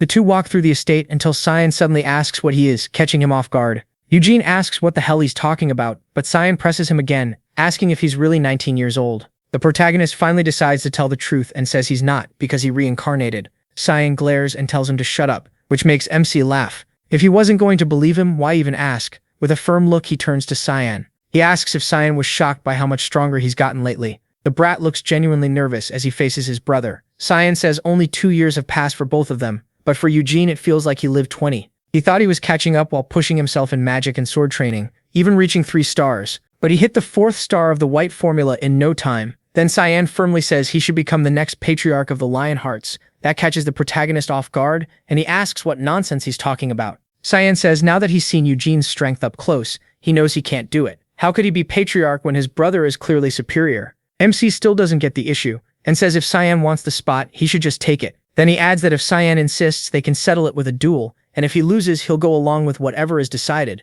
That only confuses Cyan more, because if he won, then he should be the one becoming the patriarch, leaving the protagonist stunned by that amazing logic. Still, he says Cyan should take the role anyway, since that kind of job suits someone with ambition. Besides, Eugene has no interest in a bothersome position like that. Cyan lets out a sigh of relief and suggests a practice match instead of a serious duel. MC tells him it won't matter, he still has no chance of winning. Of course, Cyan already knows that. A little later, several onlookers watch an alarm. They're gathered around Cyan and Eugene's training match. As he blocks, he studies Cyan and notices his swordsmanship has gotten much sharper. His mana is impressive too, especially for his age. Someone like that would be rare anywhere on the continent. But Cyan feels something is off, because he's tiring out way too fast. It's like he's swinging at empty air, and even though Eugene only defends, his blade keeps getting pulled off course. Even so, Cyan keeps pressing the attack, trying to land a hit. The people watching all say it's pointless. Some even wonder if any of them could beat young Master, the protagonist. One of them answers no, saying MC was already absurdly strong 2 years ago, and now he's on a whole different level. Cyan has grown a lot, but Eugene keeps stopping every strike without even leaving his spot. Then a single swing sends his brother flying. Cyan drops to his knees and stares up, asking what that technique was. He's never seen anyone handle attacks like that. Eugene casually says it was just a normal parry, which only irritates Cyan more. He knows that's a lie when their swords met. His blade slid away and made him waste far more mana than it should have. He praises the analysis, and Cyan immediately asks him to teach him. The protagonist pauses, thinking it over for a moment. Then he gives him a sharp look and asks if he's really sure. Cyan tries not to snap at that, and MC finally agrees to help. If Cyan gets strong enough, there won't even be a need to fight over who becomes patriarch. Still, too many people are watching, so Eugene drops his sword and tells Cyan to come with him. Once they're near the mansion, he says Cyan will never be as strong as him, but he doesn't need that much power to be patriarch. Cyan grudgingly accepts that. Before he can say more, the protagonist repeats that he doesn't want the patriarch seat. That leaves Cyan wondering what he's supposed to do if Eugene keeps refusing. Since MC clearly means it, Cyan figures he'll have to take the position himself. He adds that he's talented, but he still lacks the qualities for it, and hasn't even had the proper training. As he keeps putting himself down, he kicks him in the shin. Cyan asks why, and the protagonist tells him it's because he's acting like an idiot. Then Cyan asks if Eugene is going to teach him that skill now. MC says he's busy, so he can't teach him in person, but he'll write down how to train. Cyan gets suspicious and asks if that's just an excuse to avoid becoming Patriarch. The ancient mountain in the south, also called Euclid's Mountain, was once the home of the hero Vermouth, before he gave up that title and moved to the capital. Even after 300 years, the mountain still belongs to the family. The Black Lion Castle stands there, where Vermouth spent most of his life and where his remains are said to rest. Inside, the elders are gathered around a table. The Patriarch reads a letter with full focus. When he finishes, he says his son has returned to the main estate. A man across from him says the timing is perfect, since only 2 months remain in the year. The Patriarch says there's no need to summon him here, but the man points out that he already broke tradition by bringing a child from the collateral line into the main house. That has never happened in all of Lionheart history. Even though he's known this man since he was young, the Patriarch still feels uneasy around him. It's Doin's Lionheart, the oldest in the family and head of the elders, the white lion of immortality. Doin says the boy proved his worth, but things have gotten messy. Carmen cuts in and says the Patriarch wasn't the only one who saw Eugene's value. She met him in Arath too, and to her, his collateral bloodline doesn't matter. His potential does. The old man replies that her good opinion doesn't speak for all the Black Lions. Carmen snorts in irritation, while Doin says he'll judge for himself at the coming-of-age ceremony. Because of Eugene's unusual talent, the council allowed the Patriarch to adopt him, but in 2 months he becomes an adult, and that also starts the process of choosing the next Patriarch. Doins adds that he heard the protagonist was in Nahama, and before that he studied magic. From what he's heard, the boy is gifted enough to become the disciple of the Red Tower Master. Doin says the Lionhearts live like a pride, and once a lion is raised, it can't be allowed to leave the pack alone. The Patriarch answers that the choice belongs to MC. Doin says he'll respect that choice, but only within limits.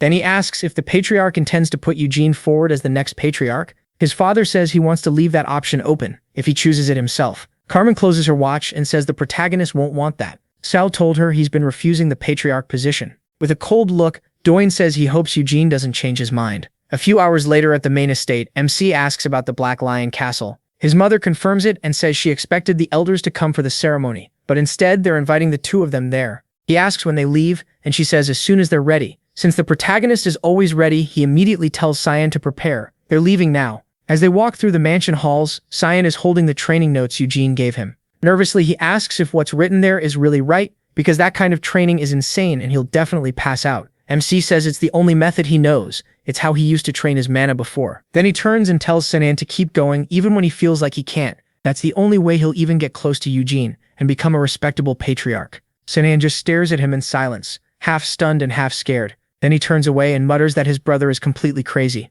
Right after that, he points out this is the first time the coming-of-age ceremony won't be held at the main estate. He says that makes sense. After all the mess with his brother falling for a succubus, the Elder Council is watching them closely. To him, this feels like a warning meant to put him in his place. Eugene asks what will happen to Sinan then. Sinan says, as the likely future Patriarch, the elders may want to congratulate him early, or maybe even let him visit Great Vermouth's tomb. That makes the protagonist's face turn serious. Vermouth's tomb is somewhere in the mountain, but its exact location is a state secret. Even the Patriarch doesn't know it. Eugene doesn't believe Vermouth died peacefully like the books claim, and he wants to see the body himself. Meanwhile, Sinan keeps fantasizing that he might even receive the demonic spear or the hammer of annihilation. The spear once belonged to the Demon King of Cruelty, and the hammer to the Demon King of Carnage. Both weapons are kept in the Black Lion Castle. Right now, the old man holds the spear, and his grandson has the hammer. Sinan then says the head elder should have retired ages ago, because if he had, the demonic spear might have been passed down to him. Later, in his room, Eugene holds the Moonlight Sword. He starts drawing it, revealing a blade formed from mana,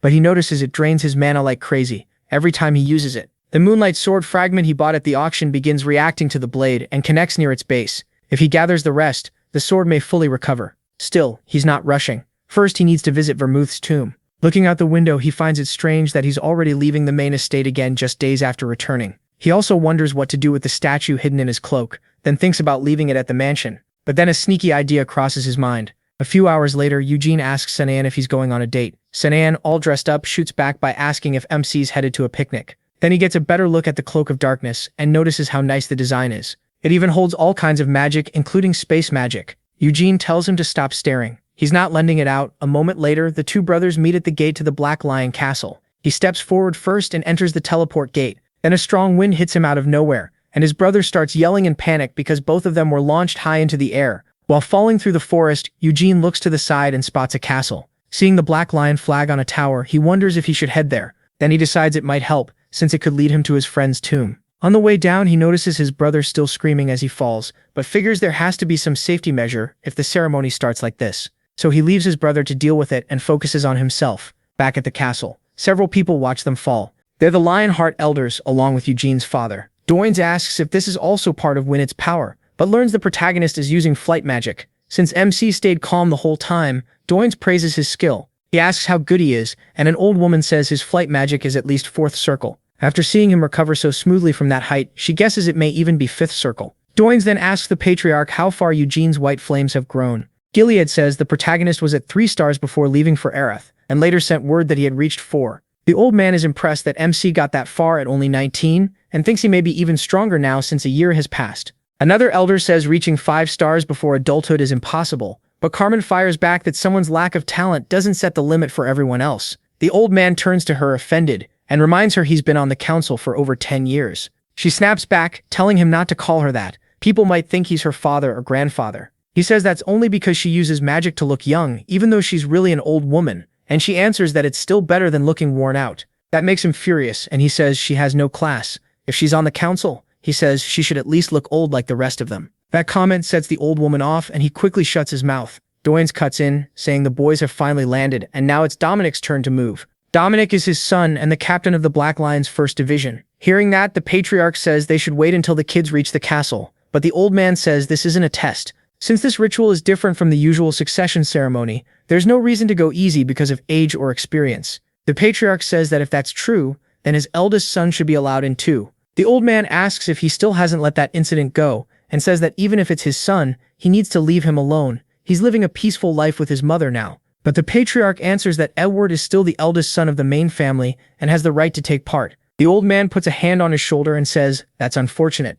That child is already an adult, so he can't join anymore. Elsewhere, 2 goblins rush in to attack, but Eugene cuts them down in one quick move, and it turns out they were a 2-headed ogre. The monster drops to its knees while he stands unfazed. He realizes this is the second 2-headed ogre he's seen, and monsters like that usually claim an entire forest for themselves, so there shouldn't be 2 in one area. They had to be raised in captivity. Not just them, but this whole forest is a monster farm. Eugene also notices something is limiting mana, and there's no way they were dropped from the sky just to fight monsters. As he moves deeper through the forest, he senses something nearby and smiles, thinking he knew this would happen. A huge monster suddenly lunges at him, but Eugene jumps back and avoids it, then asks, since when she had a wyvern? That's when we see the rider is his sister, Ciel. She asks how he dodged that. The protagonist says the wind warned him, though she clearly doesn't buy it. He changes the subject, saying it's been a while, and asks if attacking him is really how she greets family. Cielkal asks if his head hurts, and he's confused until she explains the whole forest is covered by a barrier that should mess with his mind.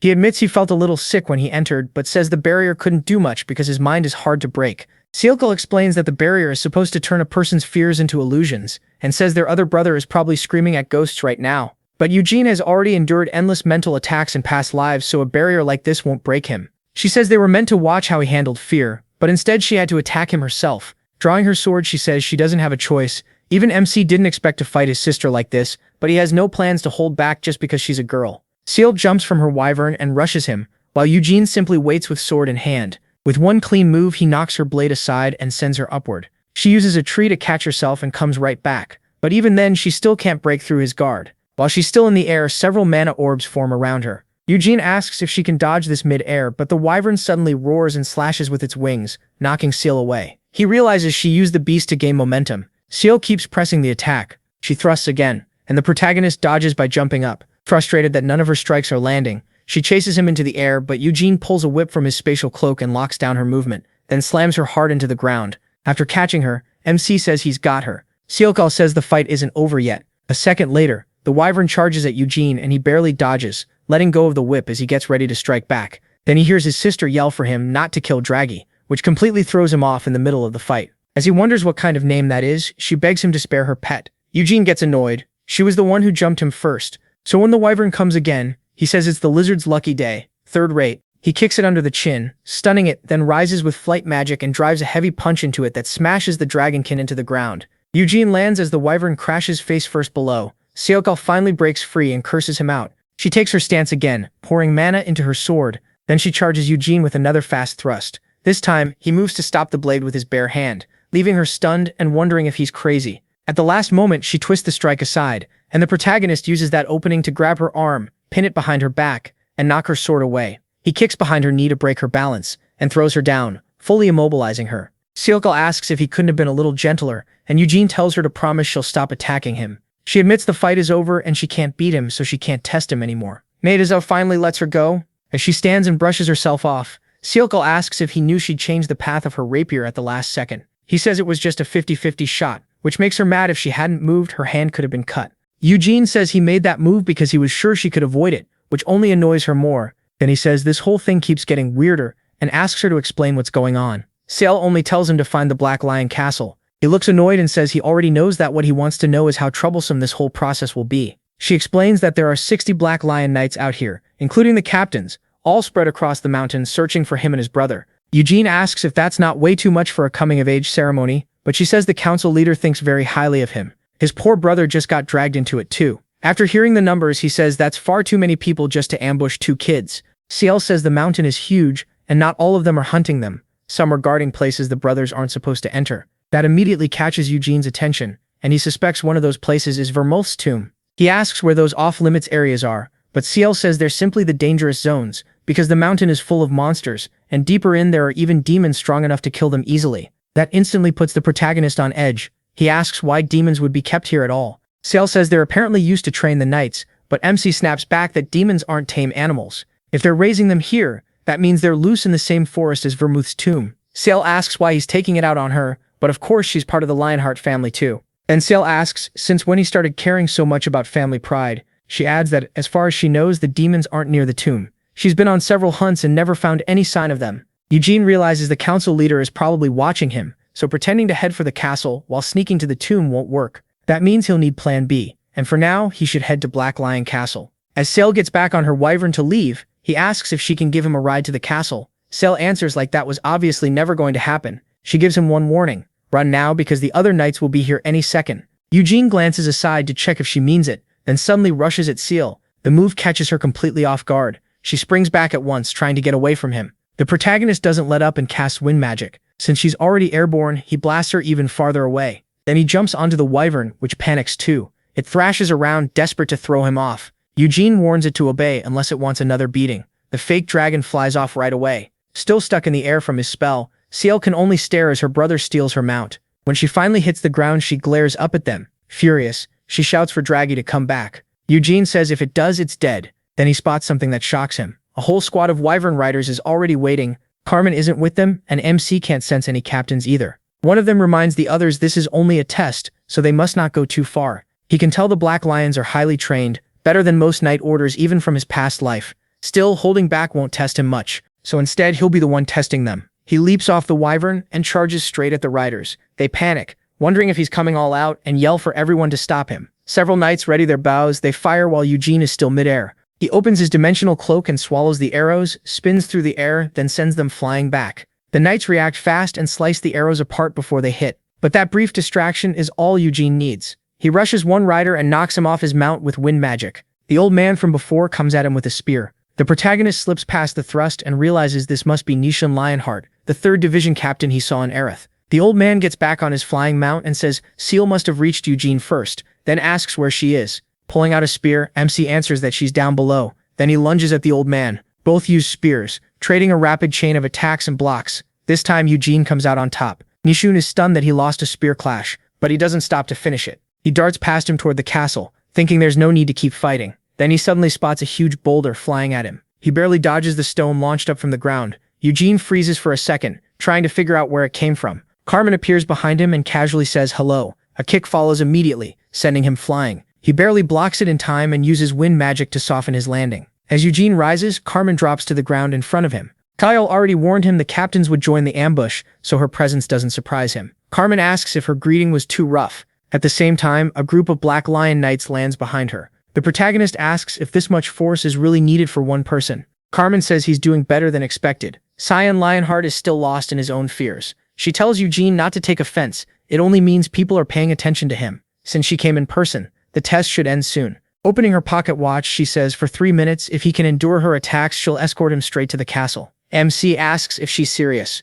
With a sharp look, Carmen says that if he manages it, no one will have reason to test him anymore. Then she adds that if 3 minutes feels too long, they can make it 1. Eugene laughs, finally seeing why she's always been so confident. He smirks back and says he's still young, so isn't she too old to keep this up for 3 full minutes? Her watch suddenly stops. The other Black Lion members stare in shock. Carmen tosses the watch to the vice captain and says he'll get 1 minute. That should be enough for her to teach him a proper lesson. Eugene shows no fear and draws his sword. Carmen rushes in and he blocks her kick with his arm. He tries to slash back through the opening, but she catches the blade with her bare arms and follows with a punch that blasts him away. Even while skidding across the ground, Eugene stays upright and Carmen is impressed. Now she notices he's carrying 2 swords. She had meant to break at least 1 bone, but his reactions were better than expected, so she decides to get more serious and charges again. This time he knocks her punch aside with the sword in his left hand and goes for a thrust, while she seems open. Carmen blocks it and throws another punch at once. Eugene barely manages to stop it, and the clash sends out a heavy shockwave. She doesn't let him breathe before unleashing another barrage of attacks. The protagonist is amazed by her skill and thinks she'd be famous even 300 years ago. By aura alone, she might be on the same level as Emilia. Still, he can't be sure. Emilia fought to kill, and he regrets not being able to face her at full power. Even with ignition, he knows he still can't beat Carmen right now. Carmen slams a punch into his blade, and Eugene barely takes the impact. His sword shatters completely, and he says the 3 minutes are up. He tosses the broken sword aside and declares the test over. Carmen stares at him, realizing the full time really has passed and she never landed a decisive blow. She held back, sure, but failing to beat a kid like this still stings. She asks if there was still a minute left, and Eugene says he'd been counting. That makes her snap. Was he tracking time while fighting her? He says it wasn't hard since she was going easy on him. Just then someone walks in clapping. He says the whole fight was incredible. When Eugene looks over, he notices a demonic weapon beside the man. He recognizes it as the pulverizer hammer, once used by the Demon of Carnage. So this must be its new owner. It's Dominic Lionheart, captain of the 1st Division of the Black Lion Knights. Dominic praises MC for fighting like that at only 19. He says he'd heard a lot of stories about his talent, and assumed they were overblown. But the truth was the other way around. Eugene bows and thanks him for the praise. Dominic then asks Carmen if she still thinks more testing is needed. Looking a little down, she says this was enough. Then she tells the protagonist to come with her to the castle. Sometime later, Ciel catches up and starts scolding him. She asks how he could just leave her behind like that. Eugene points out that she found him just fine and even compliments her pet for bringing her here on its own. In fact, he's glad she came. He still needs a ride to Black Lion Castle. Ciel blushes, thinking he wants to ride with her on the Wyvern. MC asks if she has a problem with that. She quickly says she doesn't mind at all. Later, several wyverns fly toward the castle on the mountain. Ciel tells Eugene to move closer before he falls, but he says a fall like that won't kill him. She complains that he shouldn't grab Draggy's scales like that. He says if it can't handle that much, it's just a flying lizard. Ciel insists Draggy is a wyvern and a sensitive one. Then Eugene moves in, puts his hands on her waist and asks if this is better. Smiling, she says yes. A moment later, she starts veering off their route. The protagonist asks what she's doing.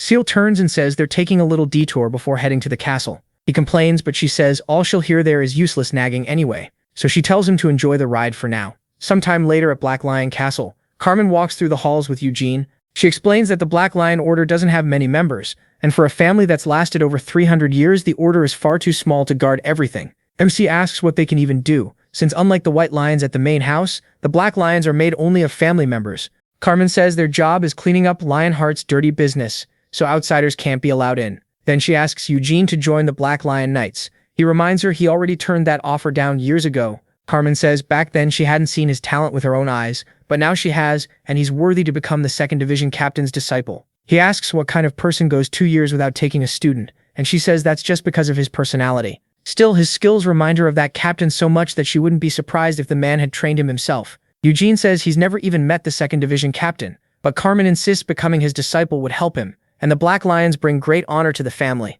The protagonist says he'd rather protect his own honor first. Carmen then explains that the elders are being careful around him, especially because what happened in Nahama seems suspicious. MC's expression hardens, and he asks if she thinks he was planning something with those people. Carmen says it's probably nothing, but they still can't ignore it. Something like this has happened in the family before. She adds that Eugene is in a strong spot right now. People are offering him all kinds of deals, and someone may have even promised to help him become the Patriarch. He quickly says he has no interest in that. Carmen tells him to look at it another way. With his talent, everyone wants him on their side, and the Sultan could have tempted him with fame and money. The protagonist asks if this is an interrogation, and she admits that it is. So he says he's done answering questions, because the people behind the door will just ask the same ones. When Carmen opens it, Eugene is stunned by who's inside. The elders are all there with the Patriarch, and at the center sits Doine's Lionheart, watching him with a doubtful smile. Amsi bows, greets the elders, and gives his name. Then he reaches into his cloak and says this may be sudden, but they need to see something. He pulls out Hamel's statue and gravestone.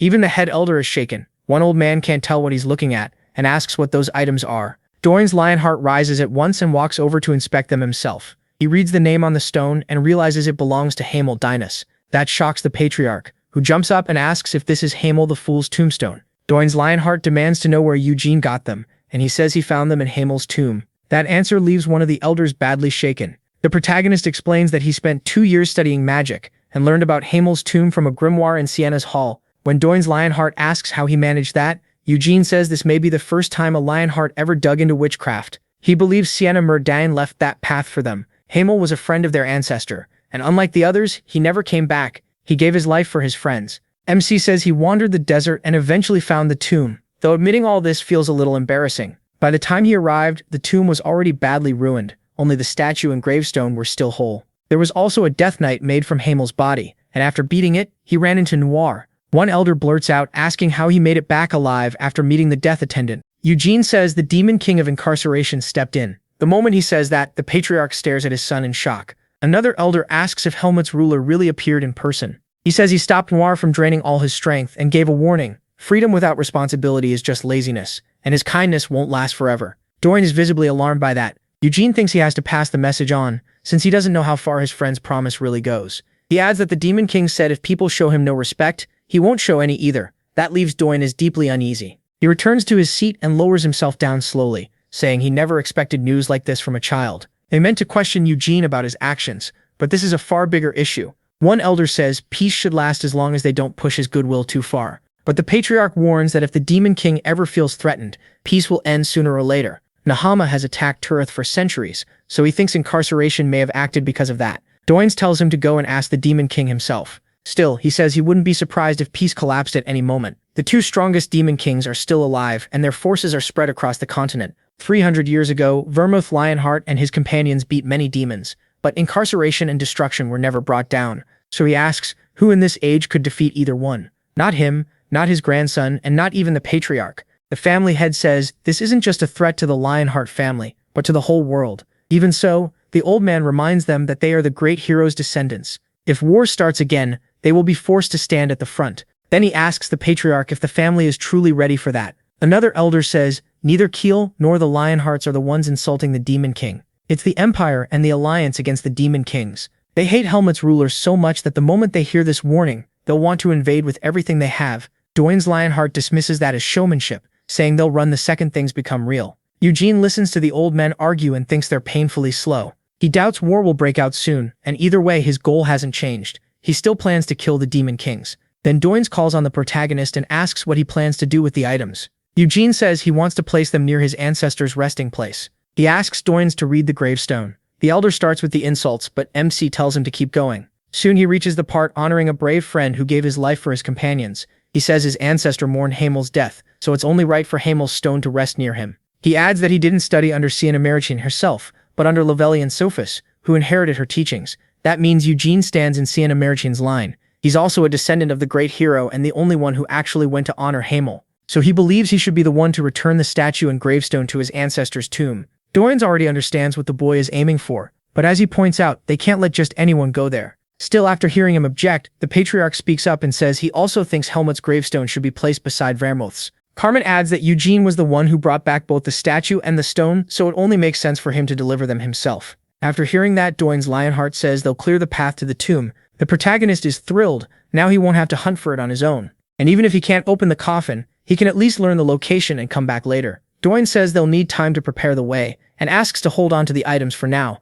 Eugene agrees, while wondering if the tomb is sealed by magic. Then the elder orders Geno's Lionheart to escort MC to his room. He also tells the Patriarch to postpone speaking with his son, since they still have much to discuss. Sometime later in the halls of the mansion, Eugene follows the huge Genos and learns that he's the captain of the 2nd Division. The same man Carmen said had such a rough personality that his disciples keep running away. Geno suddenly stops and tells him to show him the statue and gravestone. He says that's easy enough, but asks why. With tears in his eyes, the captain says he wants to pay his respects. The protagonist has no idea why this man is suddenly crying. Genos claims something just got in his eye, that's all. Eugene can't make sense of this lunatic at all. Later, flowers are set before Hamel's statue, and Genos kneels in front of it in respect. Watching him cry and offer flowers to his statue, MC starts wondering if the guy is some kind of descendant. He briefly considers that one of Hamel's descendants might have married into Vermouth Lionheart's line, but throws that idea out. He never had children. So Eugene asks Genos directly if he has any tie to Hamel. Still kneeling, the old man pauses, then turns and says he is Hamel Dynas's disciple. That leaves him stunned because the claim makes no sense to him.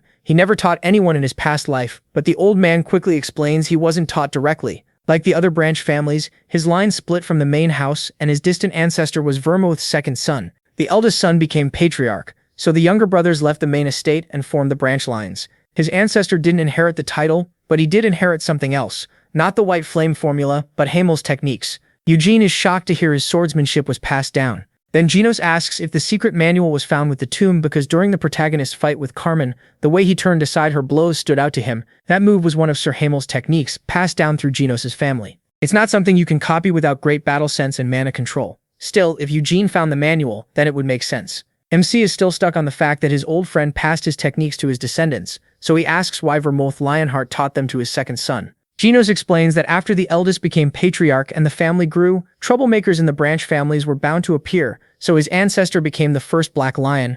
Eugene realizes Vermouth raised his second son like a watchdog to keep both the main line and the branches under control. It also means Vermouth believed Hamel's techniques were strong enough to stand beside the white flame formula. At that point, Genos asks for the secret manual. He stops him and says they need to sort out their ranks first. By all rights, he's Hamel's direct disciple, which puts him above someone who only inherited the style. Genos is left confused as Eugene goes on, saying that makes him the senior and Genos the junior, so if Genos wants to call himself Hamel's disciple, he should act like it. Genos asks if there really was a manual in the tomb. The protagonist says he memorized it and burned it, then explains that happened after the Death Knight attacked him. He adds that if Genos treats him like a senior, he'll teach him the techniques he never learned. Genos is stunned to hear a kid say that to his face. Then he asks if Eugene really memorized every technique. MC notices the old man keeps switching into overly formal speech and tells him to pick one way of talking. So Genos humbly asks if he has to call him senior in front of other people too. He says no, that would be awkward for both of them. When they're alone, respect is enough.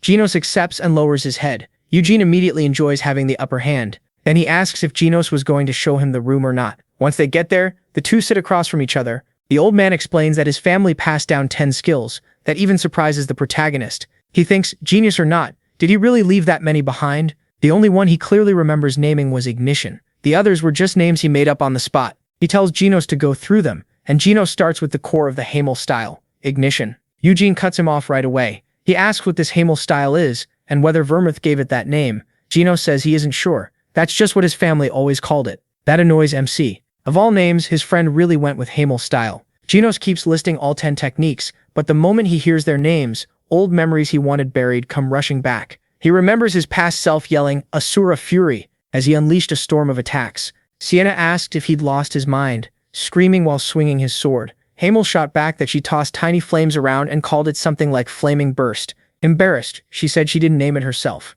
Mages have to say spell names before casting. Then Hamel pointed at Anise, saying the saint just flashed some light and shouted something like Divine Cross. She fired back that at least her light actually formed a cross, then asked if yelling Asura Fury really made him stronger. He proudly said yes, shouting made him feel stronger. Molon agreed at once and said it sounded awesome. To him, when Hamel used it, he really did look like Asura. Now Eugene can only cringe at that phase of his life. He says he used that name for just a few years, then forced himself to forget it, but Vermouth remembered and passed those names down to his kids. He recalls shouting Thousand Thunders while Vermouth watched. After hearing it once, Vermouth memorized the technique's name, and because of that, those names survived for 300 years. Just picturing generations of Lionheart's training while yelling Eternal Purgatory makes Eugene's head throb. He's so mad he almost wishes he hadn't been reincarnated. He wishes he'd gone back instead, just to punch his younger self. Before he can stew any longer, Genos asks if those names were written in the secret text. The protagonist says the books had none of that nonsense. He explains those names must have come from when Hamel was still young and dumb.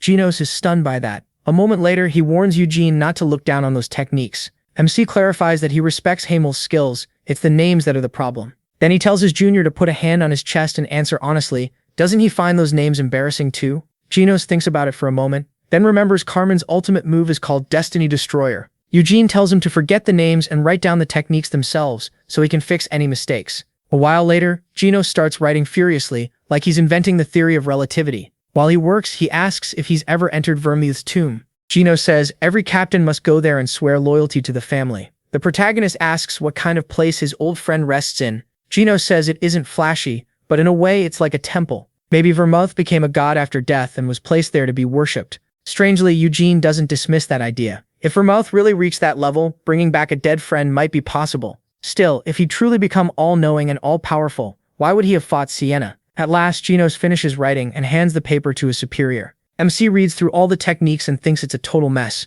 Time changed them, and people patched over the awkward parts. After looking it over, he says it's pretty different from what he remembers. The first thing he does is cross out the title. Genos asks why he's deleting the name Hamel Style. Eugene says the technique isn't great enough to carry his name, and if he chains himself to it, he'll never go beyond his own limits. As he rewrites nearly everything, he says true mastery means thinking beyond the old frame. Genos then asks whether he has completely mastered the technique, and says he wants proof of how deeply he understands the Hamel style. Eugene rises to his feet. Drawing his sword, he tells Genos to watch carefully. Then he activates the white flame formula. A small vortex forms at the tip of his sword and quickly swells larger and larger. At the end, it bursts into white light. Genos is shaken. It's infinite purgatory. Eugene asks if that answered his question, but Genos asks to see Poltergeist Aegis too. The protagonist refuses, tells him not to push his luck, and orders him to take the paper and leave. Before Genos goes, MC adds one more thing. If Carmen or anyone else asks to become his disciple, he must refuse on the spot. Genos asks if that is really necessary. For a second, Eugene thinks his junior is trying to challenge him,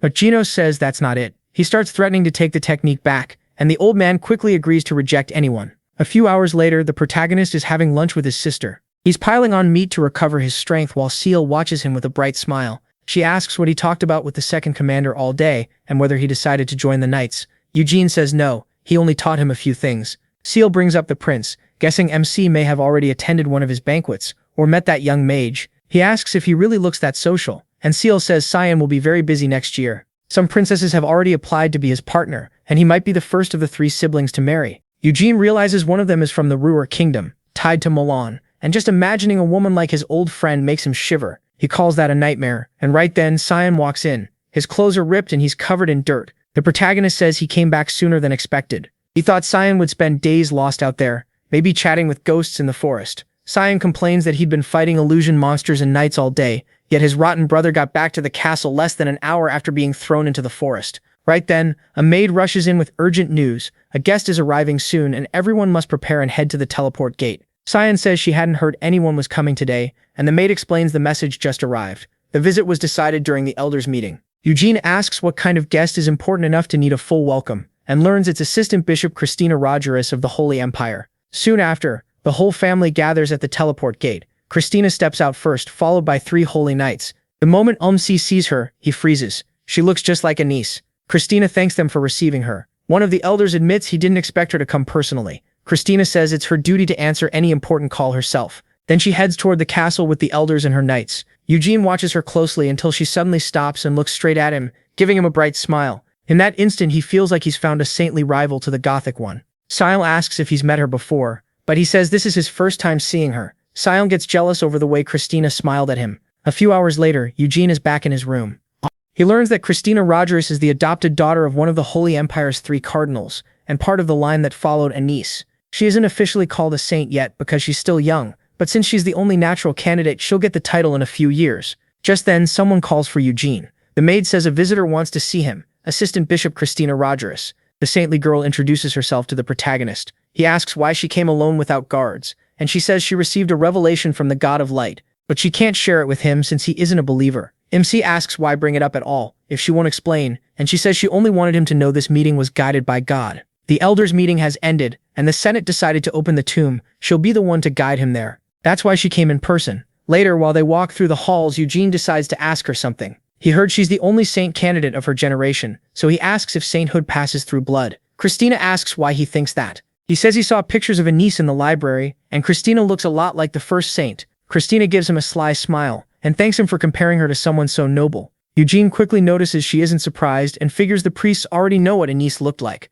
Christina says that for him to see even a trace of the saint in someone as lowly as her is a miracle, then asks how much else he knows. The protagonist says he knows she's the Empire's only saint candidate and the Cardinal's adopted daughter. Christina replies that her parents abandoned her as a baby, so she knows nothing about where she came from, but maybe she really is descended from Anise. That catches Eugene off guard, because Anise never had children, but the current saint says Anise was human too, so maybe she did want a child. MC thinks a sly woman like her might have even hidden a whole family during her travels, but asking Christina Rogers about her bloodline when she knows nothing about it would be cruel. They keep walking along the castle wall. After a while, Eugene mentions how cold it is. He pulls out a coat and drapes it over her shoulders. Then he asks if they're heading to the Round Table Tower, and she says no. They're going behind the castle, where the path to Vermouth's tomb begins. When they get there, Christina Rogers says he seems deeply interested in the heroes from 300 years ago. She adds that Haugany lies in Kiel's land, but many still call it holy ground of the Sacred Empire. A lot of believers pass through it on pilgrimage. Because of that, the Sacred Empire keeps watch over the area and knows why Eugene went there. He already guessed that, since he felt eyes on him the moment he entered Haugany, so he asks if that's tied to her revelation, but she only repeats that she can't say more to a non-believer. The protagonist lets out a small laugh. Her personality is just as nasty as his old friends. Back then, everyone else talked about their pasts, but Anise never did. She always stayed quiet whenever the cardinals who raised her came up, and that silence usually came with a twisted smile, like she hated where she came from. Soon they reach the tomb's entrance, but instead of a doorway, there's only a huge cliff, making Eugene wonder if they're supposed to jump. Christina Rogers warns him not to use flight magic on the way down. She says he'll understand once they fall, then tells him to take her hand. Together they jump. As they drop, she pulls a staff-like item from her pocket. Then she activates magic that forms angelic wings. The sight shocks Eugene, and for a second he thinks he's looking at an angel. But it's really just his companion right in front of him. Still shaken, he says he honestly saw an angel for a moment. Christina Rogers asks if he's taken some kind of drug. She says it's only a basic spell used to protect people from long falls. Even so, MC is certain the angel had the same face as his old friend. Before he can dwell on it, the saint says they've arrived. Then the space around them starts to change. When they open their eyes, a wide plain stretches out before them. Christina Rogers plucks some grass and says she can't sense any life in it. Eugene explains that this place was made with spatial magic, but making a subspace this huge is far beyond ordinary magic. A little later, they arrive at a statue of the great hero Vermouth Lionheart. Then the Patriarch appears and asks if they don't find this place beautiful. He says that if it didn't need to stay protected, he'd let every family member come here and pay their respects. He even says putting Hamel's bronze statue in the founder's mausoleum isn't a bad idea. Then his gaze shifts to the saint. He reminds her that entering this place requires approval from both the Patriarch and the Senate. Those two keys were made by the founder to keep others out. Christina Rogers immediately understands he's calling her behavior disrespectful. Still, she says she had to come because the matter is too important. The Patriarch cuts in, saying her timing was wrong. Even so, she stubbornly insisted on following his son to the mausoleum entrance. As Patriarch, he could have rejected that bold demand, but he allowed it because of the family's long alliance with the Sacred Empire. Christina Rogers answers that she came because of a divine revelation. And after the Demon King of Incarceration shattered the peace, the whole world was put on alert. In times like this, she says, a revelation can't be ignored. So how long does he plan to keep this hidden? Then Christina Rogers steps forward. Drawing out her sacred staff, she says she has to speak plainly. As the Cardinal's adopted daughter, an assistant bishop, and the Sacred Empire's only saint candidate, she now speaks in the name of holiness, the Pope, and as a newly acknowledged saint, she demands that they open the tomb of the great Vermouth. Vermouth's soul, she says, never reached heaven. According to the revelation, it has wandered the earth, so she must learn what happened at the hero's end. The elder says the decision belongs to the Patriarch, and he'll accept whatever choice is made without causing trouble. Sometime later, the Patriarch is already inside the tomb with the other two. As they move through it, Christina Rogers notes that despite its grandeur, the place is empty. The family head says that was the founder's will. She says there's something beautiful about a brotherhood that has lasted 300 years. She also calls Eugene's discovery of Hamel's tomb a form of divine guidance. At that, he asks if using Hamel's body to make a Death Knight was divine will too. She says no, that's exactly why God sent him there, to bring light to the darkness below. That answer makes the protagonist realize how sharp she really is. Even his old companion never used God's name this openly. At last, the three reach the chamber where the tomb is sealed. The Patriarch says he's about to open it, so they should watch closely. Eugene grows uneasy. From the bottom of his heart, he hopes his friend's body is inside. If Vermouth is truly dead and resting here, maybe MC can finally let go of his doubts. But when the coffin is opened, it's completely empty. Seeing that, Eugene is filled with rage. The Patriarch can only wonder that if the body isn't here, then Vermouth may be hiding somewhere. Christina Rogers doesn't know either. For now, all they can do is guess, but she says she'll at least share the revelation with him. She turns to him and declares that from this moment on, he is the next hero meant to succeed Vermouth Lionheart. She says this is the will of the Pope, the God of Light, and her own will as a saint. Personally, she believes Eugene may even be the reincarnation of Vermouth Lionheart, and if that's true, then it explains why his soul never entered heaven. It stayed behind to face the dangers still coming for this world. Hearing that, the protagonist starts laughing, like he's already tired of this. In a cold voice, he asks what nonsense she's talking about, and why her god thinks he can interfere with people who are minding their own business. To begin with, Eugene doesn't even believe the god of light exists. He's MC Lionheart, not some hero she can shape just because she wants one. If she needs a hero that badly, she can turn one of her believers into it. Then he looks toward the Patriarch. He apologizes for his tone, but says he has no intention of accepting anyone's claim that he's a hero. He doesn't plan to become Patriarch, and he has no wish to join the Black Lion Knights either. That said, he won't disgrace the Lionheart name, so if possible, he wants his father to keep supporting him as before. Intimidated by his son, the Patriarch quickly agrees to respect his choice. Then Eugene reaches into his coat and says the saint can pass a message to her mighty god of light. He raises his middle finger, leaving the Patriarch stunned. Christina Rogerus is just as shocked by what he did. Then Eugene turns away and says he's done talking. He's going to bed. His father asks about the bronze statue, but the protagonist says Hamel wouldn't want to rest in a place where his companion isn't. And that's where Season 2 of Damn Reincarnation ends. When Season 3 comes out, it'll be back on this YouTube channel, so leave a like and subscribe. See you next time.